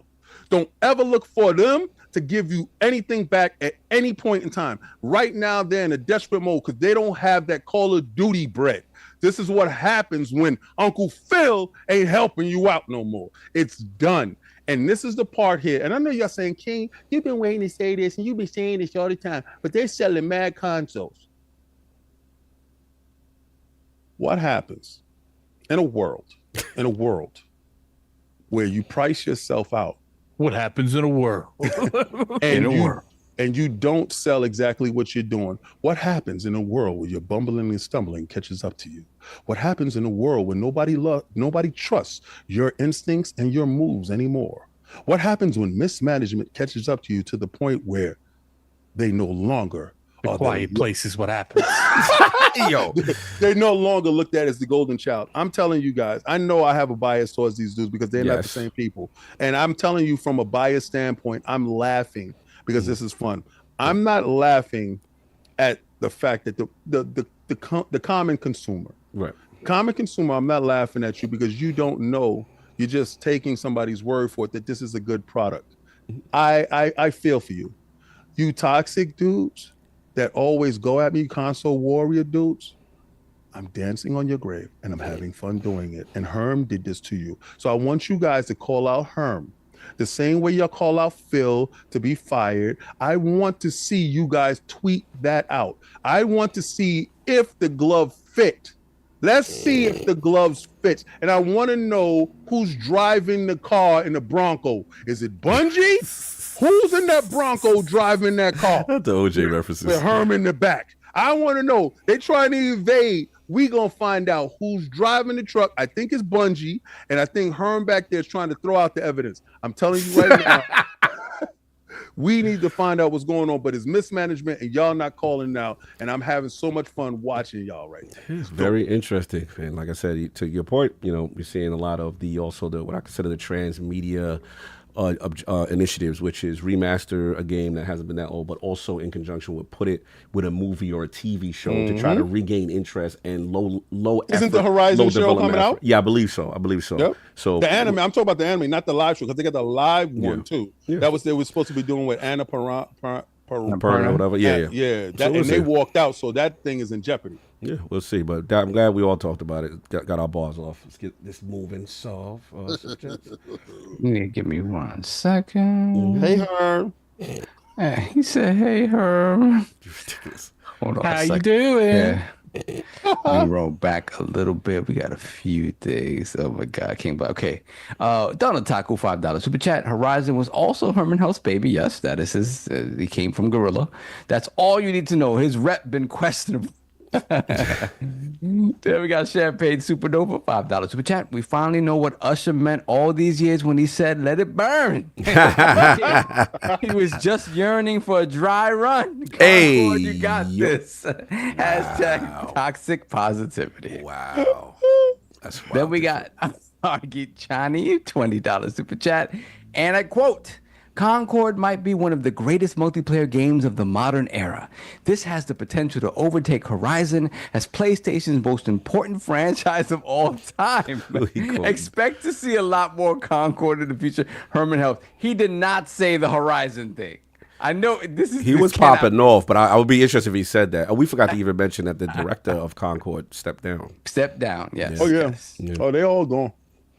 Then we have MMAC22 TH54. I don't know if you want me to say something different, but that's what it says. $5 for chat. To quote the great man at Hargeet Chani, anybody who say Matt Booty is bad at his job, F you, unquote. Wow. Wow. Man, Okay. riding for booty. Fonz Then we got Fonz Gaming, member for 40 months, Lord Broad. Shout out to Fonz. Concord did become the next Star Wars. It was on par with the Acolyte. Keep up the good work, ILP. Wow. That's crazy. Then we got AA Ron, $10 super chat. I need game journalists to seriously look at all the fumbles Sony has made this generation. The management seriously needs to be looked at. They wanted Phil's head. Keep that same energy. Hashtag no PS6. King's guys are outside. Then we got Hargeet Chani, once again, $10 super chat. E.T. can rest in peace now. Concord has replaced it as the biggest flop in gaming history. Fair Games isn't looking too good. Marathon having issues. No games to show for the next year. Releasing a console with no games. Horizon. Messy. Or Days Gone. Shout out to John Garvin. He's going to love that. J-Mac. Member for 46 months, Lord Silver. The one chance the fan base can regain some integrity, yet they continue to sweep the mess that is PlayStation under the rug. They continue to sweep the mess that is PlayStation under the rug. Yes. We'll see. Champagne Supernova, $5 super chat. The only Star Wars thing about Concord is when Herman saw the day one sales and said, "I've got a bad feeling about this." That's wild. He said it'll pick up. Then we got Jeesh, $2 super chat. Well, I don't care for Horizon Zero Dawn. How did they hit 24 mil? I mean, again, Horizon, there's nothing bad about Horizon. It just, Aloy is like a boring hero, right? And it's just, it didn't, it got railroaded by Breath of the Wild and then Elden Ring, right, with the sequel. It's good. It just doesn't require all this. It's kind of boring. I don't know. I don't get it. Then we have Matt, member for 8 months, Lord Bronze. Pure hubris by the leadership of Sony. They FAFO, and now the Pro has a CPU bottlenecking the GPU and no disk drive, and it's $700. Yes. All those things are true, I guess. Then we have Mr. Eldrick. Put the question in the chat for Mr. Eldrick, Lord Bronze. Shout out to Mr. Eldrick. Salute. Then we got Dr. Strangelove, $2 super chat. Horizon is the avatar of gaming, no cultural impact. Yep, a lot of money sold, a lot of things sold, a lot of money made, really no impact. Then we have Fia Marie, £2 super chat. Horizon is the Temple planet of the apes with robots. Wow. Wow. That's different. Yeah. Yep, that is different. We are caught up. All right, Addict, you are up. Dead Rising Remastered Deluxe out in these streets. You've been playing. What is going on? Talk to us about it. Yeah, actually, I never played the original one back in the day. By the time I got into the Dead Rising franchise, it was a little outdated, so I never got around to it. But I actually shout out to Capcom because I feel like they could have finessed the hell out of us with this game. Like, I'm playing this and I'm surprised they didn't try to label this as a remake because it's a drastic, sure, maybe it looks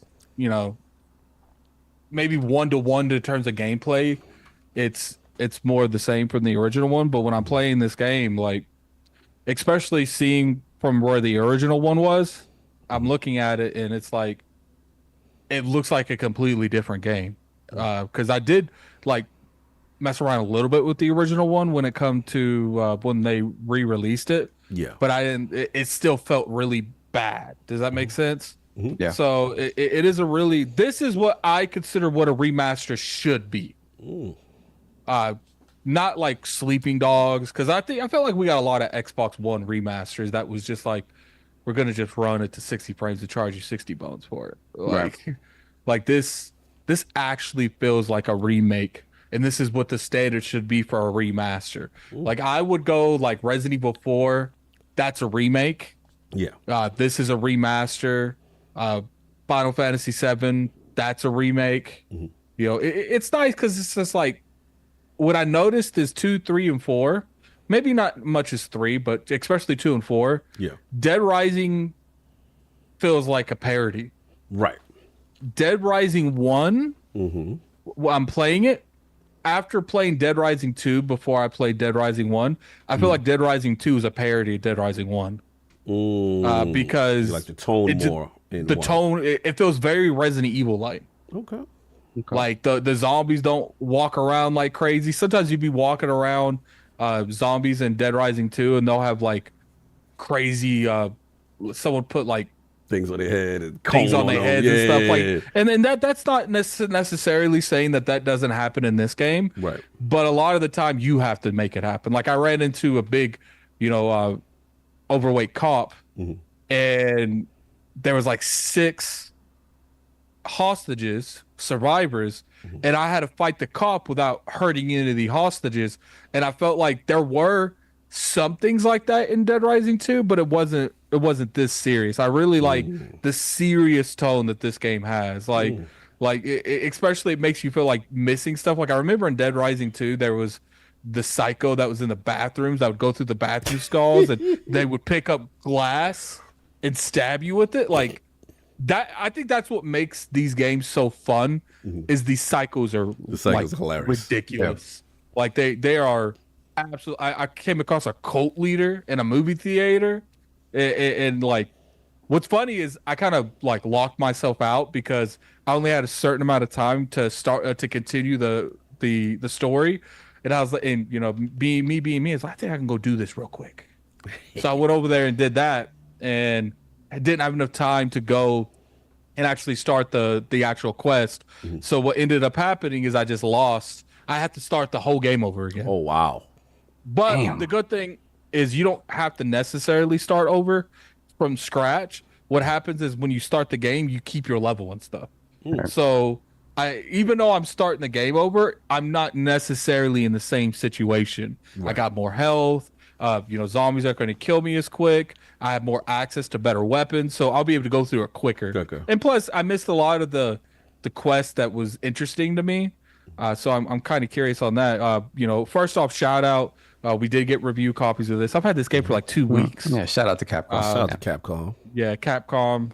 Shout out to them. But Saul, man, what's funny is when I hit up Saul, I'm like, "Do you want a Dead Rising cup?" It's like, "Yeah, if you can." And then I had to hit him up, and he's going to offer me a console one. I was like, "Do you have Steam?" Like, PC. Thank you. You said build you talk. can give the perspective on the ROG Ally because you played it on that, didn't you? Yeah. So I mostly played it on that.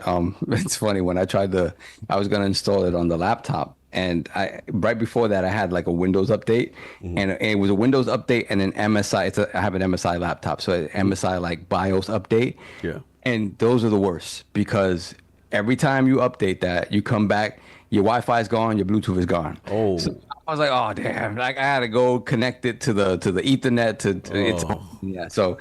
The wonderful world of tweaking and twerking. Yes. So I haven't had a chance to play it on a more powerful rig, so I've been playing it on the ROG Ally. But for me, man, like I talk about Dead Rising, and Dead Rising it's nostalgia for me, right? And I know like for Cog and for King, this game came out with 2006 originally. Yeah. And for me, it was one of the first games on the 360 that showed you what that machine could do. It really was one of those moments you're like, oh, this is what this thing is all about. We've never seen anything like this. You go on, and one of the first things you see in just pictures before we even see like a trailer of it is just this screen with this dude looking out, and it's just hordes of zombies. And I'm just like, what the hell is this?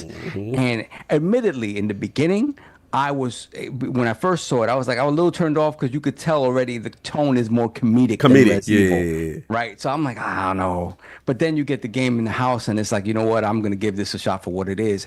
And apart from being that technical showpiece, it was also one of the most fun, fresh experiences that I had up until that point on the 360. Because it was Capcom taking what it does well, right? Zombies and Resident Evil, stuff like that. Making, really doing the zombie apocalypse thing where it's like you're in this impossible situation and it's overrun, but again, it still has the trademark campiness and corniness and comedy that you kind of expect, ironically from a Resident Evil game, but in this case it was like that's what they're really going for. And so I love that game. I love that game, and it still holds this very special place in my heart, even more than 2 and 3 was like the start of the Xbox One generation. But the first one really was like, wow, this 360 is really doing some special things. So going back to it, and I know there were other remasters that came like during the Xbox One generation. They re-released the 360 version and stuff. And I have a 360 here, so I could still play the original version. This is the first one that feels substantial. The ones that came out during the Xbox One generation weren't really like, it was just, it was a little bit better or whatever. But here, it feels like graphically, at the very least, they built it from the ground up again, for the most part. The lighting, the textures, all that stuff. It's in the Resident Evil engine. Yeah, it is made in the RE engine, right? Which is, that engine is amazing. And so malleable. You could do so much stuff with it. And that Resident Evil engine shows you that, look, Unreal is the popular by far, but there are other engines that are capable in this industry. Yeah, and the RE engine really is one, again, when you talk about running it on the ROG Ally and stuff like that, it does really, avail itself pretty well, no matter like settings and stuff like that. It does really well. So just going back to it and looking at it, I'm like, oh wow, this really does, to Addict's point, feel more like a remake than a remaster. It is that game. It is, they haven't changed much in terms of what you remember from that game. It just feels prettier and more polished, and obviously running a better frame rate, stuff like that. But going back to it, man, it's the same thing. It feels so fresh because I've been away from it for so long. So this idea of going into this mall and having this timer on you and going in there and seeing like all of these zombies coming at you, and basically you can pick up anything and turn it into a weapon, and it's just a matter of how you control the crowds, and like the goofiness of changing your outfits and doing all this stuff. The picture taking mechanic, which gives you experience and stuff like that, and how you can improve Frank and his arsenal, and the wacky stuff you can do with the weapons and stuff like that. It's all done super well. The only kind of maybe mini gripes that I have, I would say, like maybe from the way that it looks, you could tell like most of the work was done on the characters and like the textures and that. When you look at the world still looks kind of like a 360 world, a little bit sterile. Again, the textures look better, but it's not like they added like buildings and stuff like that.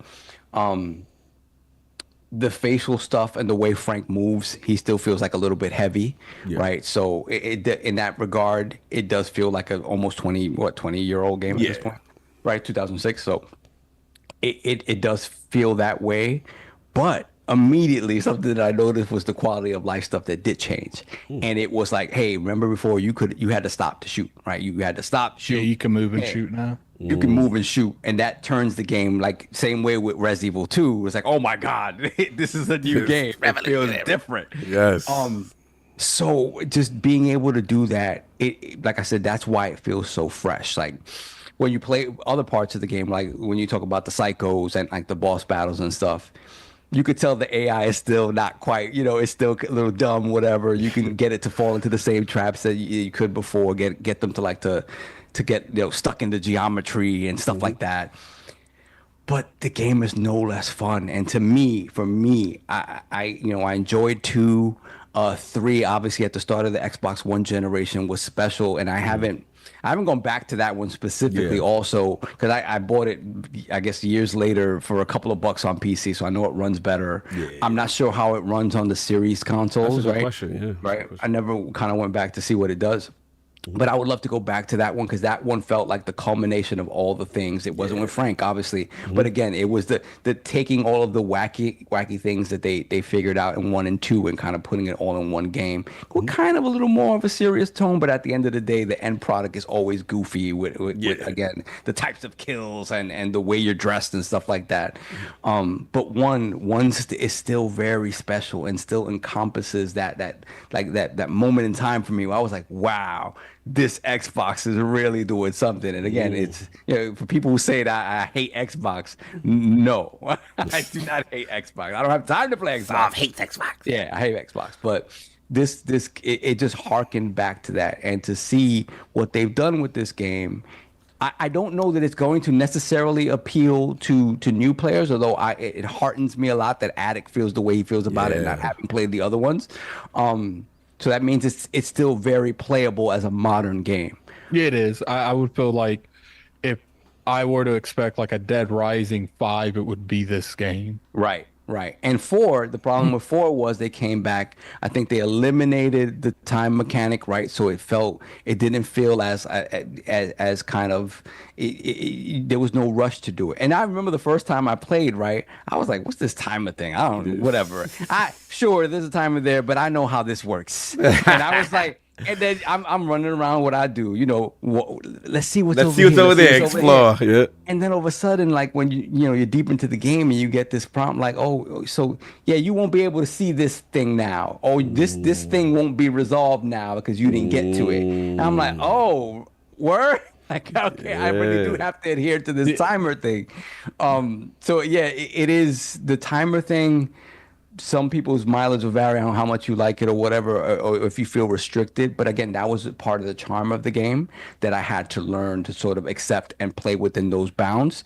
And it makes it that much more exciting is what I found, right? So I am really thoroughly enjoying my time coming back to this game after not touching it since the original, really. Although at some point in time I have bought every version of it except for the Wii one that we talked about earlier. But yeah, Dead Rising is good, man. And as a concept, it still got it. Like that was a time when Capcom, 360 Capcom, they brought back Street Fighter 4. They had Lost Planet, which I love that series as well. Azura's Wrath. They had a bunch of different stuff that, Capcom was really in their bag, 360 generation. Then, things changed. Shout out to Microsoft, because you can make the argument about Microsoft. Dead Rising wouldn't be a franchise. 3 out of 4 of the Dead Rising games have been exclusive to Xbox. I did not know that. The fourth one was a timed exclusive. Yes. But one did one ever release on PlayStation until now? I believe it did. Don't quote me on that, but I believe it did. Showed its light on PlayStation. Yeah, 3 not. And I think 3 was probably my favorite, even right now. Yeah. So again, I'm having a lot of fun with this. It feels good to play. The quality of life stuff really is an improvement, so it feels a lot more modern. It does still feel like an old game because they didn't change a lot of the guts of it, but the things they did change, I think, really do make it something that would be appealing to a modern gamer. It's good. Did you walk around as Nemesis? I threw it on. Oh yeah, shout out to Capcom. We got the hot version. Oh, I got the extra trimmings. The extra trimmings. Yeah. You can literally go in there with any. You can literally go in there with almost any Capcom game you could think of. Like that's why the Ken thing happened, because I was walking around dressed as Ken, and people were like, "Addy, you got to cosplay as Ken now." That's what's up. That's well, in Dead Rising 4, if you did. I can't remember exactly what you had to do. I'm sure someone in the comment section can elaborate, but you can actually get the Mega Man cannon buster if you do like side quests and stuff, and it was ridiculously overpowered. I think that's been in every Dead Rising, to be honest with you, but I've never played the Dead Risings to the extent to get all of them. So. To get all that stuff, So I'm looking now. So the Dead Rising, like that first remaster, they have a PS4 version, right? So it came to PS4. On PS3, I think you got Dead Rising 2, right? And then the off the record stuff that brought Frank West back. You never got 3 though. So yeah, you didn't get the original Dead Rising on a PlayStation platform, from what I can tell and hear, till the PS4. Oh wow, no, that's big. Yeah, and Dead Rising 3, it's got the most serious tone. Yeah, it's like a little bit more open world. I still think they kept the time aspect. It's been years since I played it. That's the one that came out for the Xbox One, right? Yeah. Long crazy. I remember that one. That was great because Microsoft funded it. Yeah, you know, that's what I'm saying. You can make the argument without Xbox, Dead Rising would not be a franchise right now because they're always backing that title. And I'm like, Xbox, man, just go over there and because I do think that Dead Rising and State of Decay can coexist. It's a good game, man. Yeah, 100%. It is. The tone is totally different. Yeah, different take. Different take, but it is so much fun. So if you have nostalgia for it, or if you want something different from a Res Evil that's a little lighter in tone, but no less like it's you're gonna have fun with this game. It even got like similar soundtracks to you would see in a Resident Evil, like the original one. Because I was sitting there playing this, and I'm like, I was enjoying it, man. You get to like these cult leaders that are everywhere in the mall and stuff, and like they're ridiculous. And the changes. I think all zombie games can like coexist. I mean, listen, send over Days Gone. We'll like that. We'll send you some Redfall.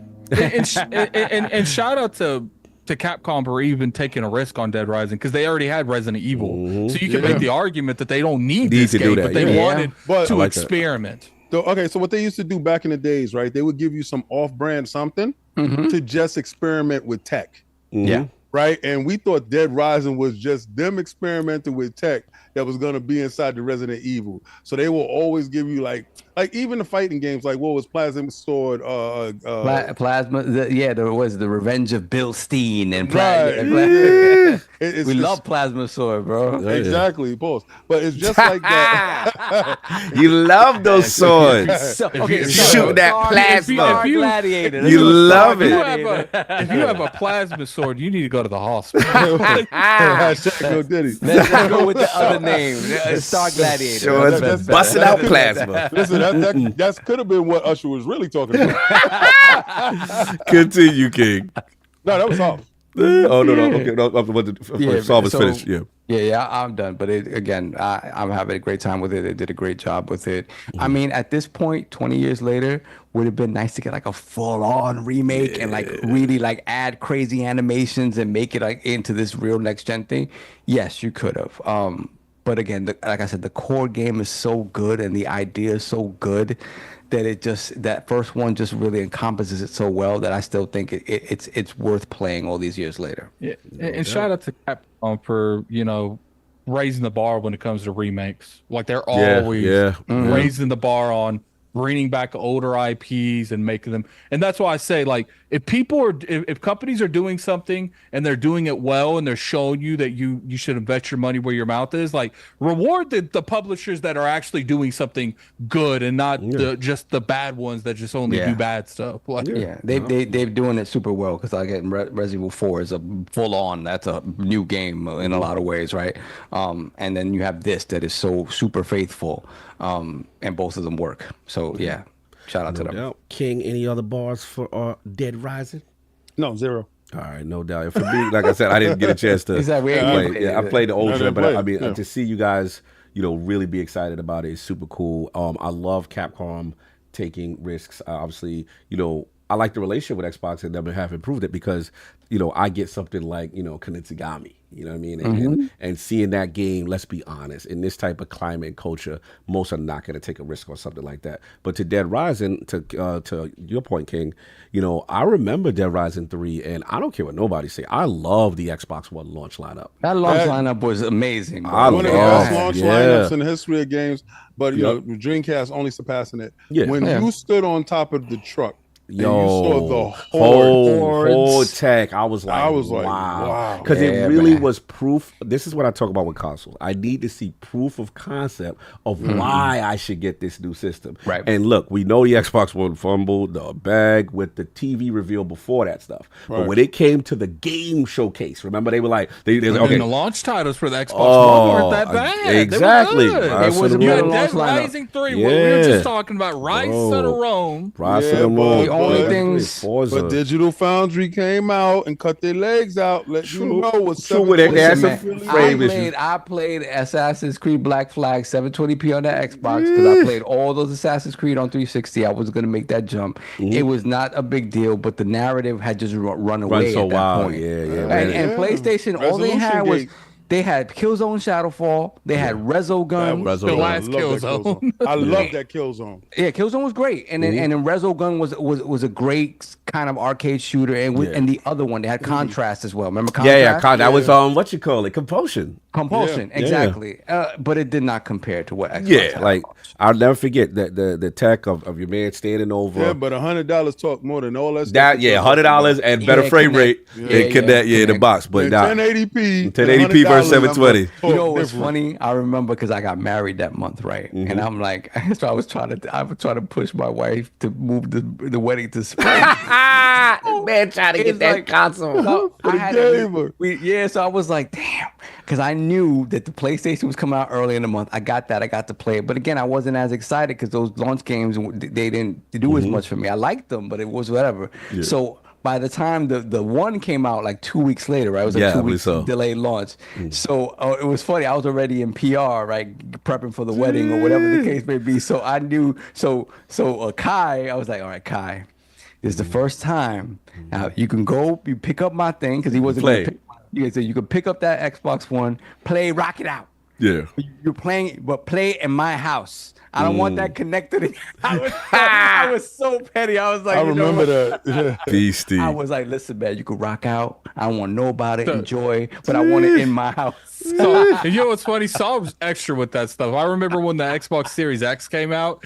Like I went to GameStop because I bought one from my friend Jansen, but it was going to be like a week and a half before I was like, no, we ain't doing that. So I went and waited out. And I remember calling Saul and like, yeah, my brother's going to drop me off. I'm just going to wait outside until, and this is the illusion I might get one. I didn't know if I was going to get one. It was just, it might be there. There might be enough. Extra. So I got there and there was like 3 people there. I was like, they got to have more than 3 consoles. So I sat there and I called Saul and I'm like, look, man, I'm going to, I'm going to take a risk. He's like, oh, can you get 2? I was like, no, it's one per person. He's like, would your brother be interested in being bought? And I was like, what do you mean? He's like, I will send him some money right now to wait in line with you. And he did. My brother waited in line the whole night. And Zach, my brother was the last one to get the Xbox. And I went to a UPS.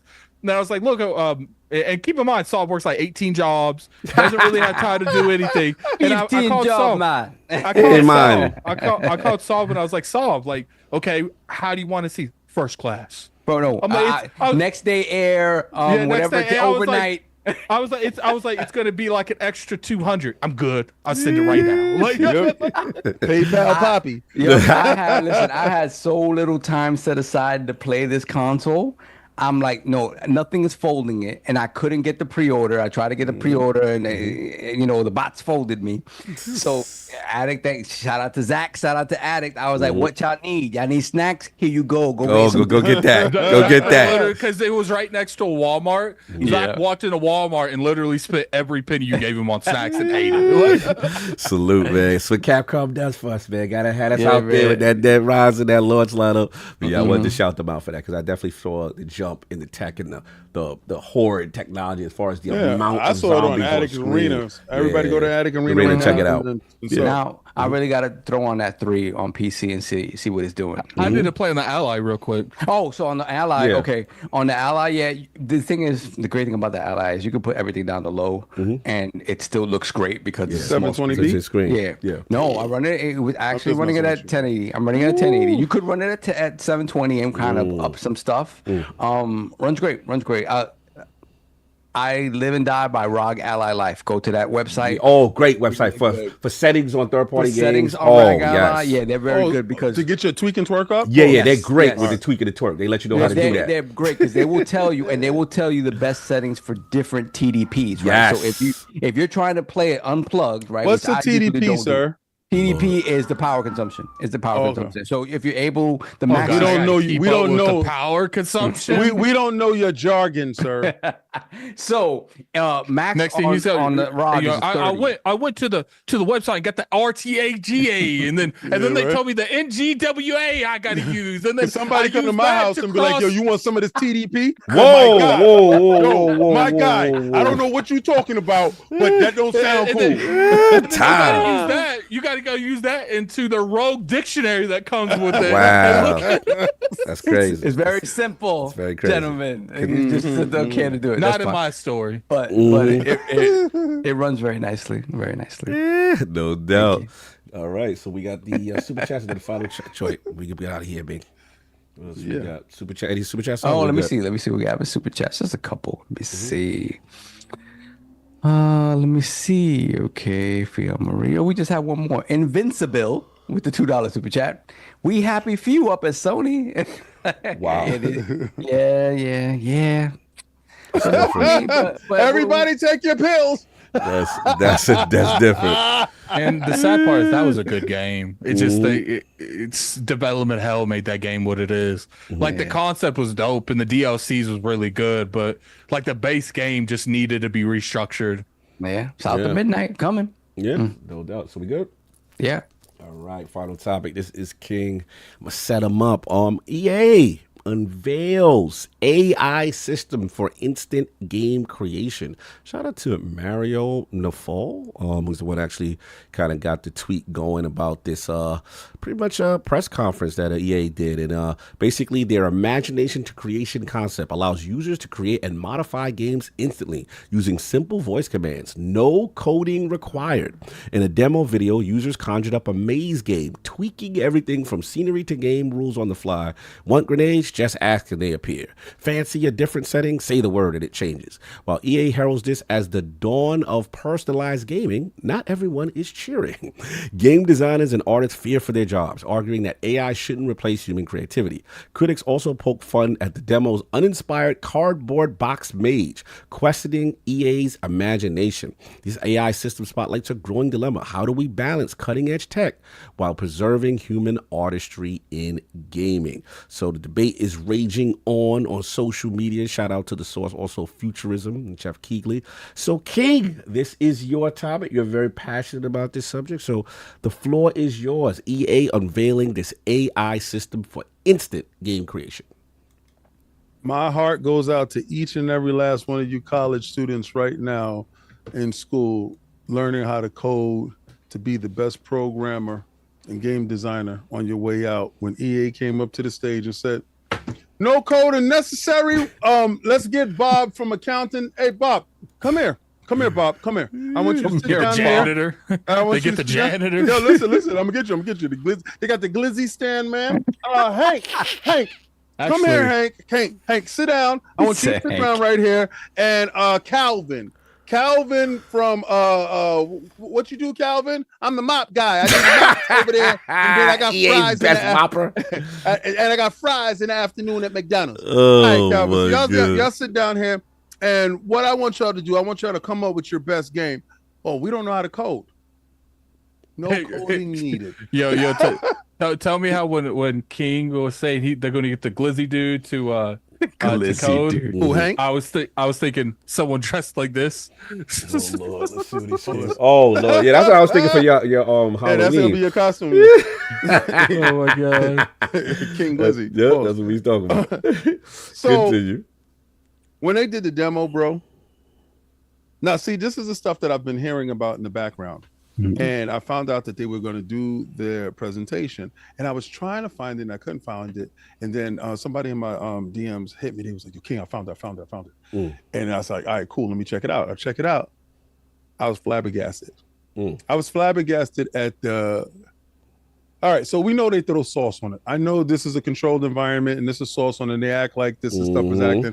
And hopefully we pray that that was scripted to the sense that the level of ease of use in which they got this stuff up, running, and done, and the fear factor that I know is in the industry. EA boldly proclaimed that they have 101 games. The 101 means a lot. That's binary code if you understand stuff, but that's very scary because EA is bold enough to tell you their plan. Now, if you think EA, a third-party company that has ushered in new titles to consoles all across the world, to platforms all over the world, EA is very centric in getting these games out to us. You don't think that other companies have something in line with this, like EA, that's going to displace hundreds, if not thousands, of jobs in a blink of an eye? For EA to tell you they have 101 games in development using this tech here that really didn't need anybody to do too much to cut down work time, to cut down workforce, to increase productivity. You don't think that these companies are going to use this tech to destroy the industry from the inside? And when I'm talking about, see, as a consumer, one of you guys are going to say, I don't care as long as I get my games faster, and I don't care. That's what you're going to say. And maybe it doesn't affect you in that manner. But the scenario I told you in the beginning, you have a college student right now who has $100,000 and something in debt right now, looking at his chosen profession show him an electronic car. He is a engine base, a oil engine base, gas. He makes gas. He's a gas car. You're being replaced immediately, and you didn't even, finish your courses.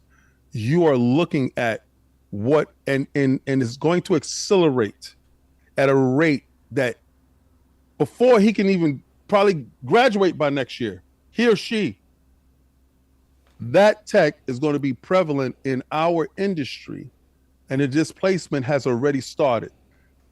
And you won't be able to find the job that you're looking for. The individuals that you do know, like, I love when I hear Cog and Sovereign and Addict say the names of developers and stuff that they do know that worked on games. That's going to be a distant memory, because then it's going to be autonomous, and it's going to just fall back to the publisher. And we're just going to say stuff like, EA made this game, because there's not going to be an individual or a team that sat down and made these games. It's going to be agents without agency that's going to make these games, with little to no oversight in getting these games to market, because $700 million, companies can't take those type of losses. So if you look at it from that point, if you look at Concord and you say, if Sony's not interested in that tech, you got to be crazy, because that will mitigate loss at the highest level. That's what you're supposed to be fearful of. The human element to interaction, and I've been championing this for a while, and they're on full display, peacocking it in front of you, showing you how proud they are that you don't have any coding necessary. And I told you weeks, if not months ago, that they had tech that you did not need to know how to code, and they showed proof of concept on stage in front of millions of people to validate my claim at being 98% right all the time. And they brought it to the table. I bring this to the table because now no longer am I screaming Skynet is coming, Skynet is here, and I want to know what you guys feel about this. Lord Addict, I don't know if you got a chance to see the EA AI demonstration or whatever, but if you didn't, just based on what is described with the cardboard box game, no coding necessary, What's your thoughts on this stuff? Look, they can wish for all kinds of stuff. Doesn't mean it's going to produce the way they think it is. You know, when you have all these variables, you have a lot of variables that can go wrong. All it's going to take is one or two of these games to bomb financially. It doesn't matter if the game, you know, doesn't necessarily take a lot to make. They're not going to return the money they invested into the program to make it. So it's just like we've seen over and over again where it's like, look, like AI can be very useful to cut corners because the program does it itself, but it's not. People play games, not computers, and people decide whether a game is good or not in the market, not computers. And until they get that in their head, you're going to consistently see this. Like they can do whatever they want. They can try to replace everyone with AI and this and that. It's going to be very interesting to see if a computer can make a game a person wants to play. Not a computer, a person wants to play. And we've seen, and he's talking, what they talk about, 120 games, King? 101. And now we're talking about flooding the market on top of that?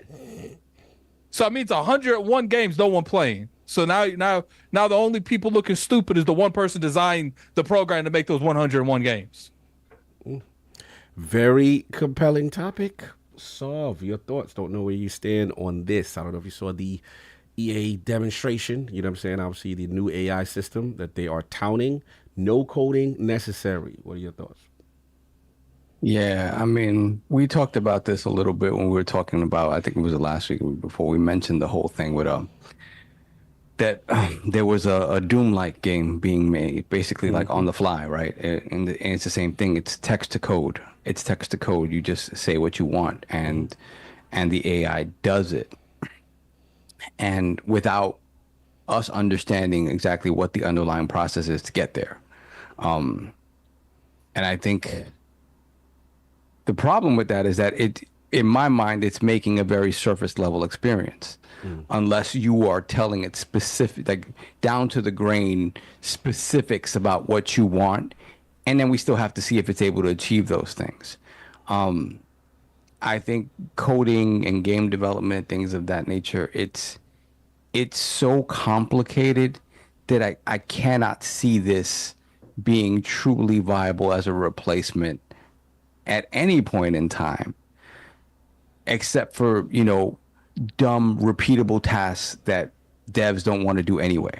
Yeah, and not to mention, this might help AAA developers do certain tasks that, you know, not necessarily there, but this is going to help indie developers compete with AAA games, because now you don't need 50 people to do one task. You can have 5 people do that task that used to take 50.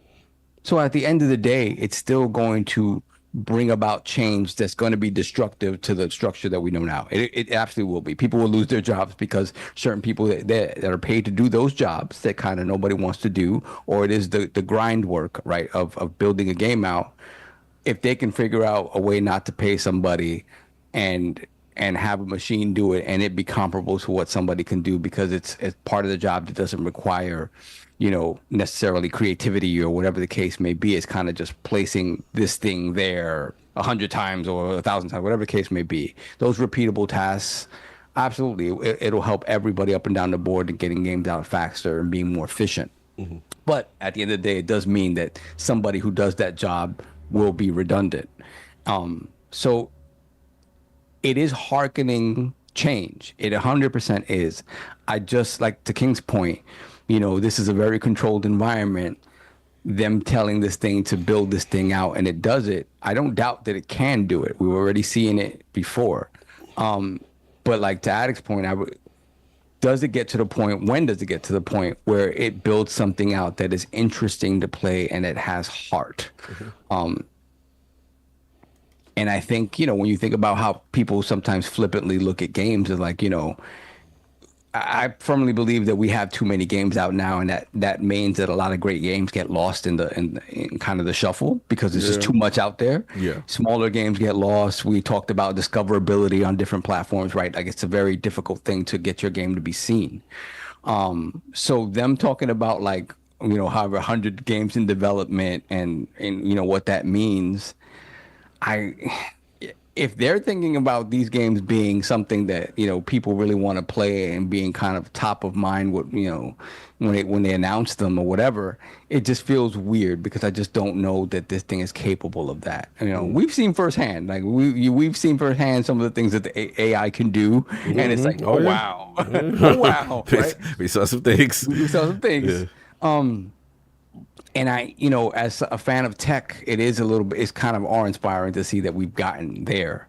But there is so much involved in game development, up and down, the creative aspect, everything about it is creative, but the technical aspects are just so, there's so much detail and minutia that goes into that. It just feels like something's missing there. There's going to be something that's off until they continue to teach it and whatever. And so do I believe that they're going to try to get there? Sure, because they're trying to make money. You know, when you talk about the talking heads at the top of a company, money is always at the forefront.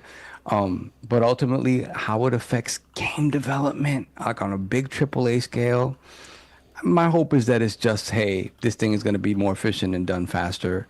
You know, these games that are taking, you know, part of the problem is these games taking so long to make. Is that's why these budgets are ridiculous, right? Yeah. How do we get it back to the point where we can make a great AAA game a lot, you know, while still reusing assets or whatever in 3 years or whatever the case may be, right? Can we get back to that point? So I hope that's what it is. But, you know, see, you know, people at the top of companies, people, you know, tech bros, you want to call them whatever.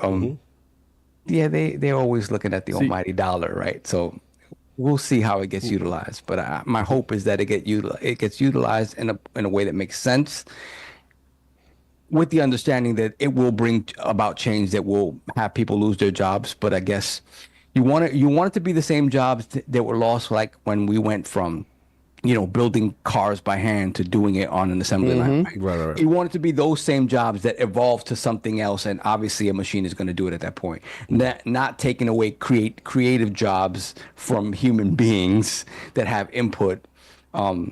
That's change that you kind of expect, and it's sad all the way around, but it is change that you kind of expect with the tech progression. I talked to a couple developers, and they said a lot of the reason, and that's not everything, you know, there's different perspectives that goes into making these games, but when a game is like mad long and you know, the distance it takes to make it, like 6-7 years, it's from development hell. It's from deciding midway through the project, this isn't the game, we need to restructure and do something different. Like, it's not just games are taking longer to make. A lot of it has to do with the people at the top of these companies don't know what the hell they want to make until they figure it out, like the last 2 or 3 years up into making it. And that's another thing. It's like, you can tell a computer to make something all you want. We've seen so many times where, like, one person had the creative opinion to drastically change a game to the point where it's not recognizable what it was before. For instance, Cory Barlog. You know, when what's his name, Yoshida came up there and tried God of War 2018 and said it's missing something. I don't know, but it's missing something. They figured out it's missing Atreus. Hold on one second. Yeah, what go? Hold on one second. I want to salute my guy BG. I want to salute BG. Sidebar, y'all. Sidebar. Some good stuff just happened in the community. And I'm not taking credit for anything. I don't care about that part. What I am standing up on and I'm standing for is he's a stand-up man. He's a stand-up individual, and he's always shown me that aspect of himself. Facts. So on this day, I am proud of the community. I am proud of him, and I'm proud of what we as a community has cultivated, and it's cultivated reasonable thought and second chances. So I do appreciate BG for standing 10 toes down and handling business. I appreciate you, brother, and I respect you as a man, as the OG in the game, and as a guiding light for a lot of these individuals that follow you. So with that, what you did today, you show a whole lot of people that follow you how to stand up and how to take accountability of things. And I appreciate you, brother. I appreciate everything you just did. For those who don't have context, there was obviously a situation between two members of the community that we really rock with, and it was cool. Looks like just right now there could be a resolution to that situation. So shout out to BG, shout out to Fratang, and hopefully, like I said, we can move forward. So that was super dope to see, no doubt. Salute to you, K, for bringing it up. But Attic, I'm sorry, did you finish your bars? And I was gonna go. Yeah, and it comes down to it, it's just like, look, like, I'm not saying that AI can't do jobs. I'm saying there's so much human error in itself.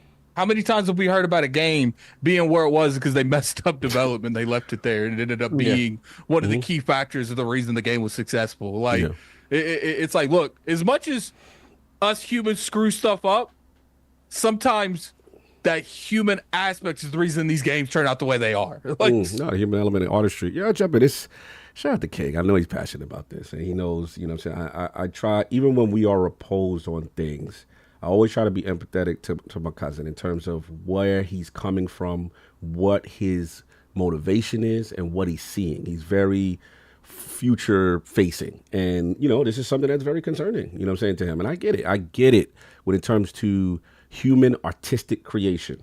I get it when it comes to the future of game developers and development, of people wanting to get into an industry that's already volatile. It's hard to get a job already, and now you talk about this tech that's like, we don't need you. Poof. I get it, what I'm saying. And look, to your point, what I'm saying, even though I know we're opposed on this issue, you are right. Companies are going to cut corners any chance they get. If there is an opportunity to improve productivity without paying you, guess what? You ain't working here, and we gonna utilize the tech, the voila. And at that point, it's a course correction. When the market sees how bad that game did, they're like, oh, you want to come back? And that's why, as much as I am a proponent for AR and certain things, and I joke with the Skynet stuff, forgive me for having complete confidence in human intelligence and the human spirit. And what I had that confidence, and Concord came out and shattered it. Yeah, and guess what? Shattered the space between my ears. Guess what? Because of that colossal. I love how we're off PlayStation. Yeah, I know, back to PlayStation. We back to PlayStation. I know. I'm just talking about that was all humans, right? Yeah, right. But here's the thing. Because of situations like Concord, and because of potential future situations with AI versions of Concord, we will have moments like this when companies get the worst financial flops in history, when they experience these kind of losses, that inspires them to say, you know what, this may not be it. And the thing is, the reason why I have confidence is that one thing, shout out to my man Fozzy in the chat. One thing about gamers, when something is whack, when something is not fun, when something is uninspired, we're going to let you know. And we're going to not play it and not support it. And the ones that don't let you know, we are practicing toxic positivity. Shout out to the Busted Hearts, because they will drag this thing on social media. They will tell you how terrible you are. They beefing about creator player options. Stand strong. The Busted, listen, I got total respect for them. They made so many people bend the knee just recently, or companies. So that's where I'm at. And here's the thing, like, my whole thing is concept video. It sound nice. It sound nice that you put the cardboard box and you did this and hello, got it. But I also come from the era where we had Peter Molyneux on stage talk about Milo, and this is the future of, and this is a fully AI kid that you can interact with and do this. And we look behind the mirror. I'm still waiting for exactly. So all this sound great as concept, as all that, until they had a dude in there implement it and say, yo, yeah, we did that. We did that. Yeah. That ain't it. Yeah, listen, man. I come from the era, King. We've been there before. We have a Nintendo moment. It worked good on paper. It worked good with a controlled environment. That sounds nice. But we come from the era of these dudes finessing with vertical slices. But this dude is a habitual line stepper, bro. Oh, no, the question. But I got confidence in He was bold enough to say 101. What Cog is saying is they're definitely going to try it. They're going to try it. They're going to lay mad people off. They're going to go straight into the lion's den, and then the lions are going to eat the hell out of them when they're leaving. And dude's going to see AI Concord 2.0 and going to be like, hell no, don't you ever do that. And this is trash. This is whack. I think a lot of them is mobile games. Yeah, and that's what I'm saying. You could get away with that with some real simplistic. Yeah. I'm with Saw. When it comes to complex actions, a fully functional game with multiple systems and personality and narrative and lore and story. All Like, right, so let me give you the double end of that. go ahead, go for it. The opposite side of that. Mhm. You know what that did for me? What? I want to make an Iron Lords podcast game. Okay. You know I don't program. Yeah, I feel it. Here's So the And ILP. there you go. Here's the ILP beat 'em up, simple Exactly. Streets of Rage. You So- can get that. Yeah, You know what I'm saying? and then I could just turn my Xbox into a development kit, Yeah. like they do, because it's $20. Oh yeah. Do that. You could become a developer Right. today. I could call EA up, Right. purchase the AI program, whatever that is. Facts. If it's $10,000, I Facts. got me my AI agent, Facts. and then I'm gonna sit there And with you the gonna NVIDIA blow up. Blackwell. Yes. There we go. And then I'm Right. gonna make Skynet Right. here, and then we gonna get rich. And that's gonna be great for people like that. There's gonna be people that Q, utilize that, right? You know what the story? You know what the story is for our own Lawrence podcast? Mhm. Cog goes rogue and becomes the leader of the Skynet army, and we have to fight. I'm working with them. So no, they captured my cousin and they put a chip in his head. Elon put the Neuralink inside his head. So we got to get Robot Cog, and because right now he's fighting in booty shorts and his booty rolled up.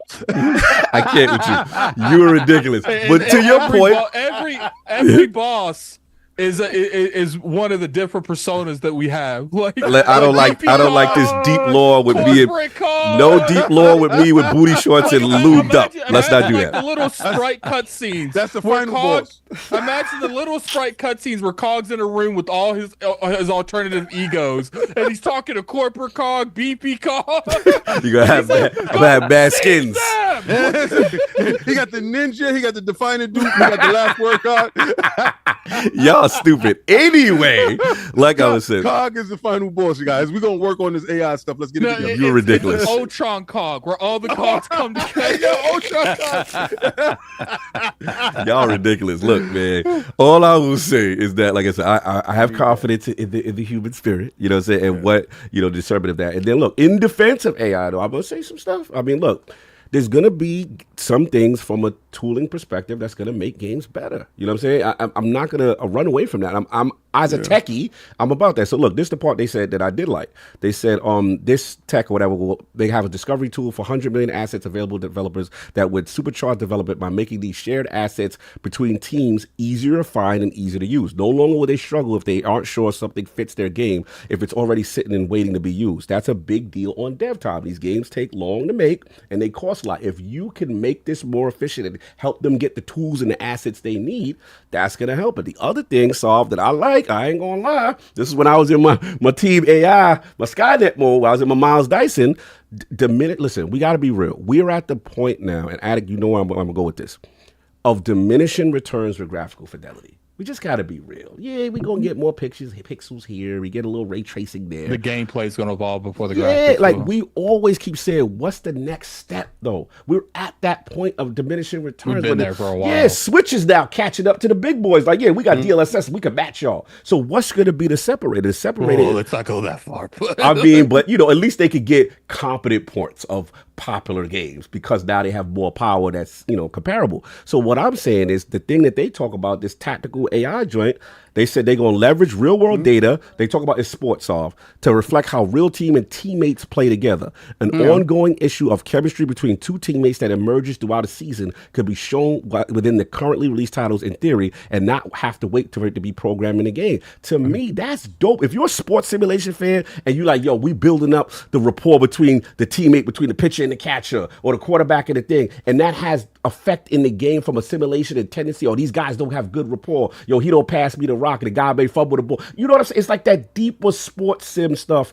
That's kind of dope. That a chemistry system. Hey, that's awesome. I'm sorry. Call me Skynet, or I want that. I want games to feel realistic. And here's the thing. Y'all talk about Fight Night Fridays. Y'all, with Tekken 8, y'all could download the ghosts of whoever you want, and it literally has some of the more realistic tendencies of these people y'all fighting. Me and Kaibatsu test out this joint. I'll be fighting his ghost. I'll be like, yo, that's really him. I gotta try to figure out how to stop this move he keep cheesing me with. Or, bro, that's the future. Like, I'm not gonna fearmonger something that could be actually revolutionary and improve gaming if done right, and to King's point, if regulated. Now, where I'm 100% with King, where I will definitely denounce AI on, is the voice acting part. Like, if there is not anything in place to have protections for voice talent, it could get scary. And they don't have the rights to their joint. And sadly, that's probably one of the easiest to replace too. Right. So to me, like, I look at the game like, what is it? The finals, right? Bro, they got the AI announcer in there running around, doing whatever. And to me, it's not bad. It's not bad. So I understand the art. I understand both sides, because my thing is, you got to protect these people that are doing these really great performances, and they need to get their bread. You know what I'm saying? And you see Capcom doing it with Street Fighter. At least they paying dudes for the announcers to do the different announcers stuff. So look, there's ways that it can be used in a good way, but to King's point, yes, there's ways that it can be abused. I just feel like it's going to be up to the community to decide what is trash and what is not. But there are going to be people who, like King said, are smaller developers who don't got the bread to pay Peter North or all these dudes, Nolan, what's his name? Nolan North, and all these voice actors. Whatever I said, Peter North. I said Peter North. I just said Peter. That was wild. That was wild crazy. That was wild crazy. That was wild crazy. But we gonna move on. So when we go, Did he have a baby on? that was a Freudian slip. That was wild crazy. We went too long on this topic. Pause. We definitely went too long on this topic, but there would definitely be people that would use. Utilize the chat. Shout out to the GOAT, Peter North. Shout out to the GOAT. Shout out to the GOAT. Baby oil season. That would have. I was definitely baby oil season right there. You know what I'm saying? But at the end of the day, He was at the free golf. he was definitely at the free golf. Oh, I got my actors mixed up. So anyway, shout out to the OG outside, putting in work. You know what I'm saying? Original freak off. So look, at the end of the day, there's gonna be that small development team that's gonna be like, yo, we clip that. that is not. We gotta protect all the actors. We gotta protect all the talent. That's top talent. And tag Mr. North. Protect the AI in this situation. So anyway, cops is outside. I was flagrant on the film. So look, that's gonna say, yo, we ain't got that bread. We ain't got that bread. We a little indie team. Yo, can you replicate that? Yes, please. And they gonna do it. And we gonna see how that joint come up. But that's all I got. We out here. We gotta end the show now. We gotta end the show. We went too long. Dead or alive, you coming with me? And on that note, we are closing off the podcast. I'll buy that for $1. Well, that's when we go 6 hours. See, this is what happened. This is the 5 hours, and now I'm mentally tired. I'm delirious, bro. Anyway, so I'm super chat. Oh, we gonna do the poll question. Poll question first. We got a few. Yeah, just a I couple. don't know. Let me see. We got J Channel, $2 super chat. I finally found your podcast. Been a Dukes fan. Shout out to J Channel. Welcome. Who that? What's the homie name? What's the whole name? J Channel. J Channel. Salute, man. Roma the Dukes in the building. Salute. Yes. Love to see it. Then we got Spartan Ghost 17, £2 super chat. As a coder and AI engineer, AI bros are all hype. Yes. Yeah, a lot of people feel it's just a grift and trying to just get people's money. Hustle. Let me see. Spartan Ghost again, 17 again. And that's what that guy in the horse and buggy was saying. Before he lost his job? Yo, he said, those cars will never catch on. Ain't that right, Betsy? You wonderful girl. Somebody give me an apple for my boo-boo. Then it was over. Now she's glue. Yeah. Yo, you stupid. Spartan Ghost again, £2 super chat. Most AI agents are just good companion tools. Yes. Will they stay that way? That's the ones you got. Then we got Daddy Passion Official, $2 super chat. Not more microtransactions in games will cost $1. Well, bad games will cost that. Then we have Jeesh, $2 super chat.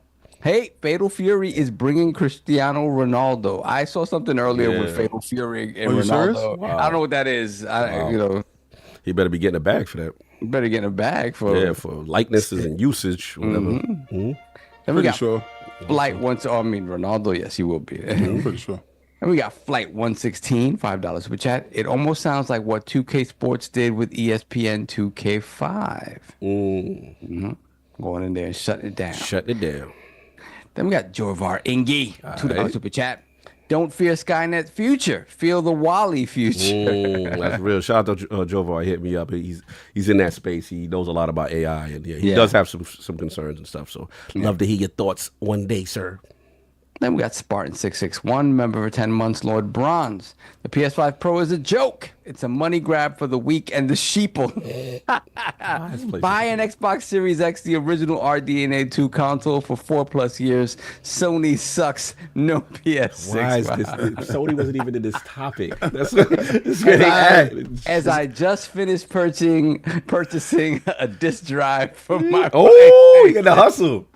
Okay. The funny thing is, I've been digital for years, but in the off chance that, and this is how crazy it is, in the off chance that I might be able to get GTA 6 early from a mom and pop shop, I'm gonna get a disc drive. No doubt. Shout out to Risk. Ain't coming out to 2026. What's wrong with you? Shout out to Risk for the yeah. If we see you from Australia, yep, we're running late. That's never good when I see. Yeah, when Risk show up, we supposed to be gone. Yeah. So that's the last one. That was the last one. Oh, shout out to Black Boxing King. You already know in the building. You already know, King. Yeah, that's right. That's P Flex right there. P Flex right there. Now, I saw you on your cruise, my guy. Yeah, you look happy. You look happy. I gotta get on the cruise. VX in the building. All right. So ILP Poll. Let's get up out of here with the latest information regarding Concord costing $400 million to make. King tax, I know, on top of it. But how concerned are you regarding Sony's decision making moving forward? Choices are A, very concerned on all future live service games and milking remastered projects. B, not concerned. Sony is still selling consoles at a phenomenal rate. Losses. Or C, I don't care. More Sony games will come to PC and Switch too. And Xbox. You're ridiculous. Shout out to those in the chat. It's going down. Risk it. No, we do not have no more topics left. We are signing off. Once I see you, don't even start. Shout out to all those in the realm. Lord Addict. I told you we going to go late regardless of what. I knew it was going to happen. We too passionate about certain topics. It's funny. The topic in question wasn't even a long one. It was the other one. Switch. The Switch. Yeah, Switch went crazy. Appreciate it for coming through. I do have some personal things that I think I'm going to start implementing on the podcast. It's just going to take a little bit of time to do it. I want to do a little bit more in terms of the way certain stuff is visualized, and I also see a lot of people complaining about the way we do super chat. So I think we're going to discuss a better way of handling that too.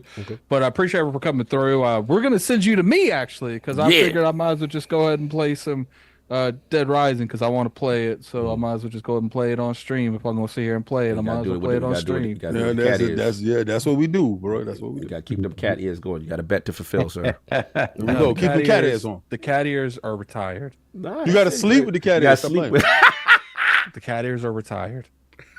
This was my last obligation. This is furry life. Wait, when you go, don't you got to go through the whole day? Yeah, furry life. Stream. Okay. Yeah, but that's only on I agreed to do. Stop it. You are just as bad. I want you to fulfill your obligation, sir. I've fulfilled it tenfold. Stop trying to get me being these cat ears. You sure you're not in violation of contract if you take them off during the next one? I'm just saying. Yesterday was the last day technically. Okay. I mean Friday because I was supposed to do it. Now you're just doing it pro bono. No. Because of the color of the ears, we have agreed to do it another. You know what?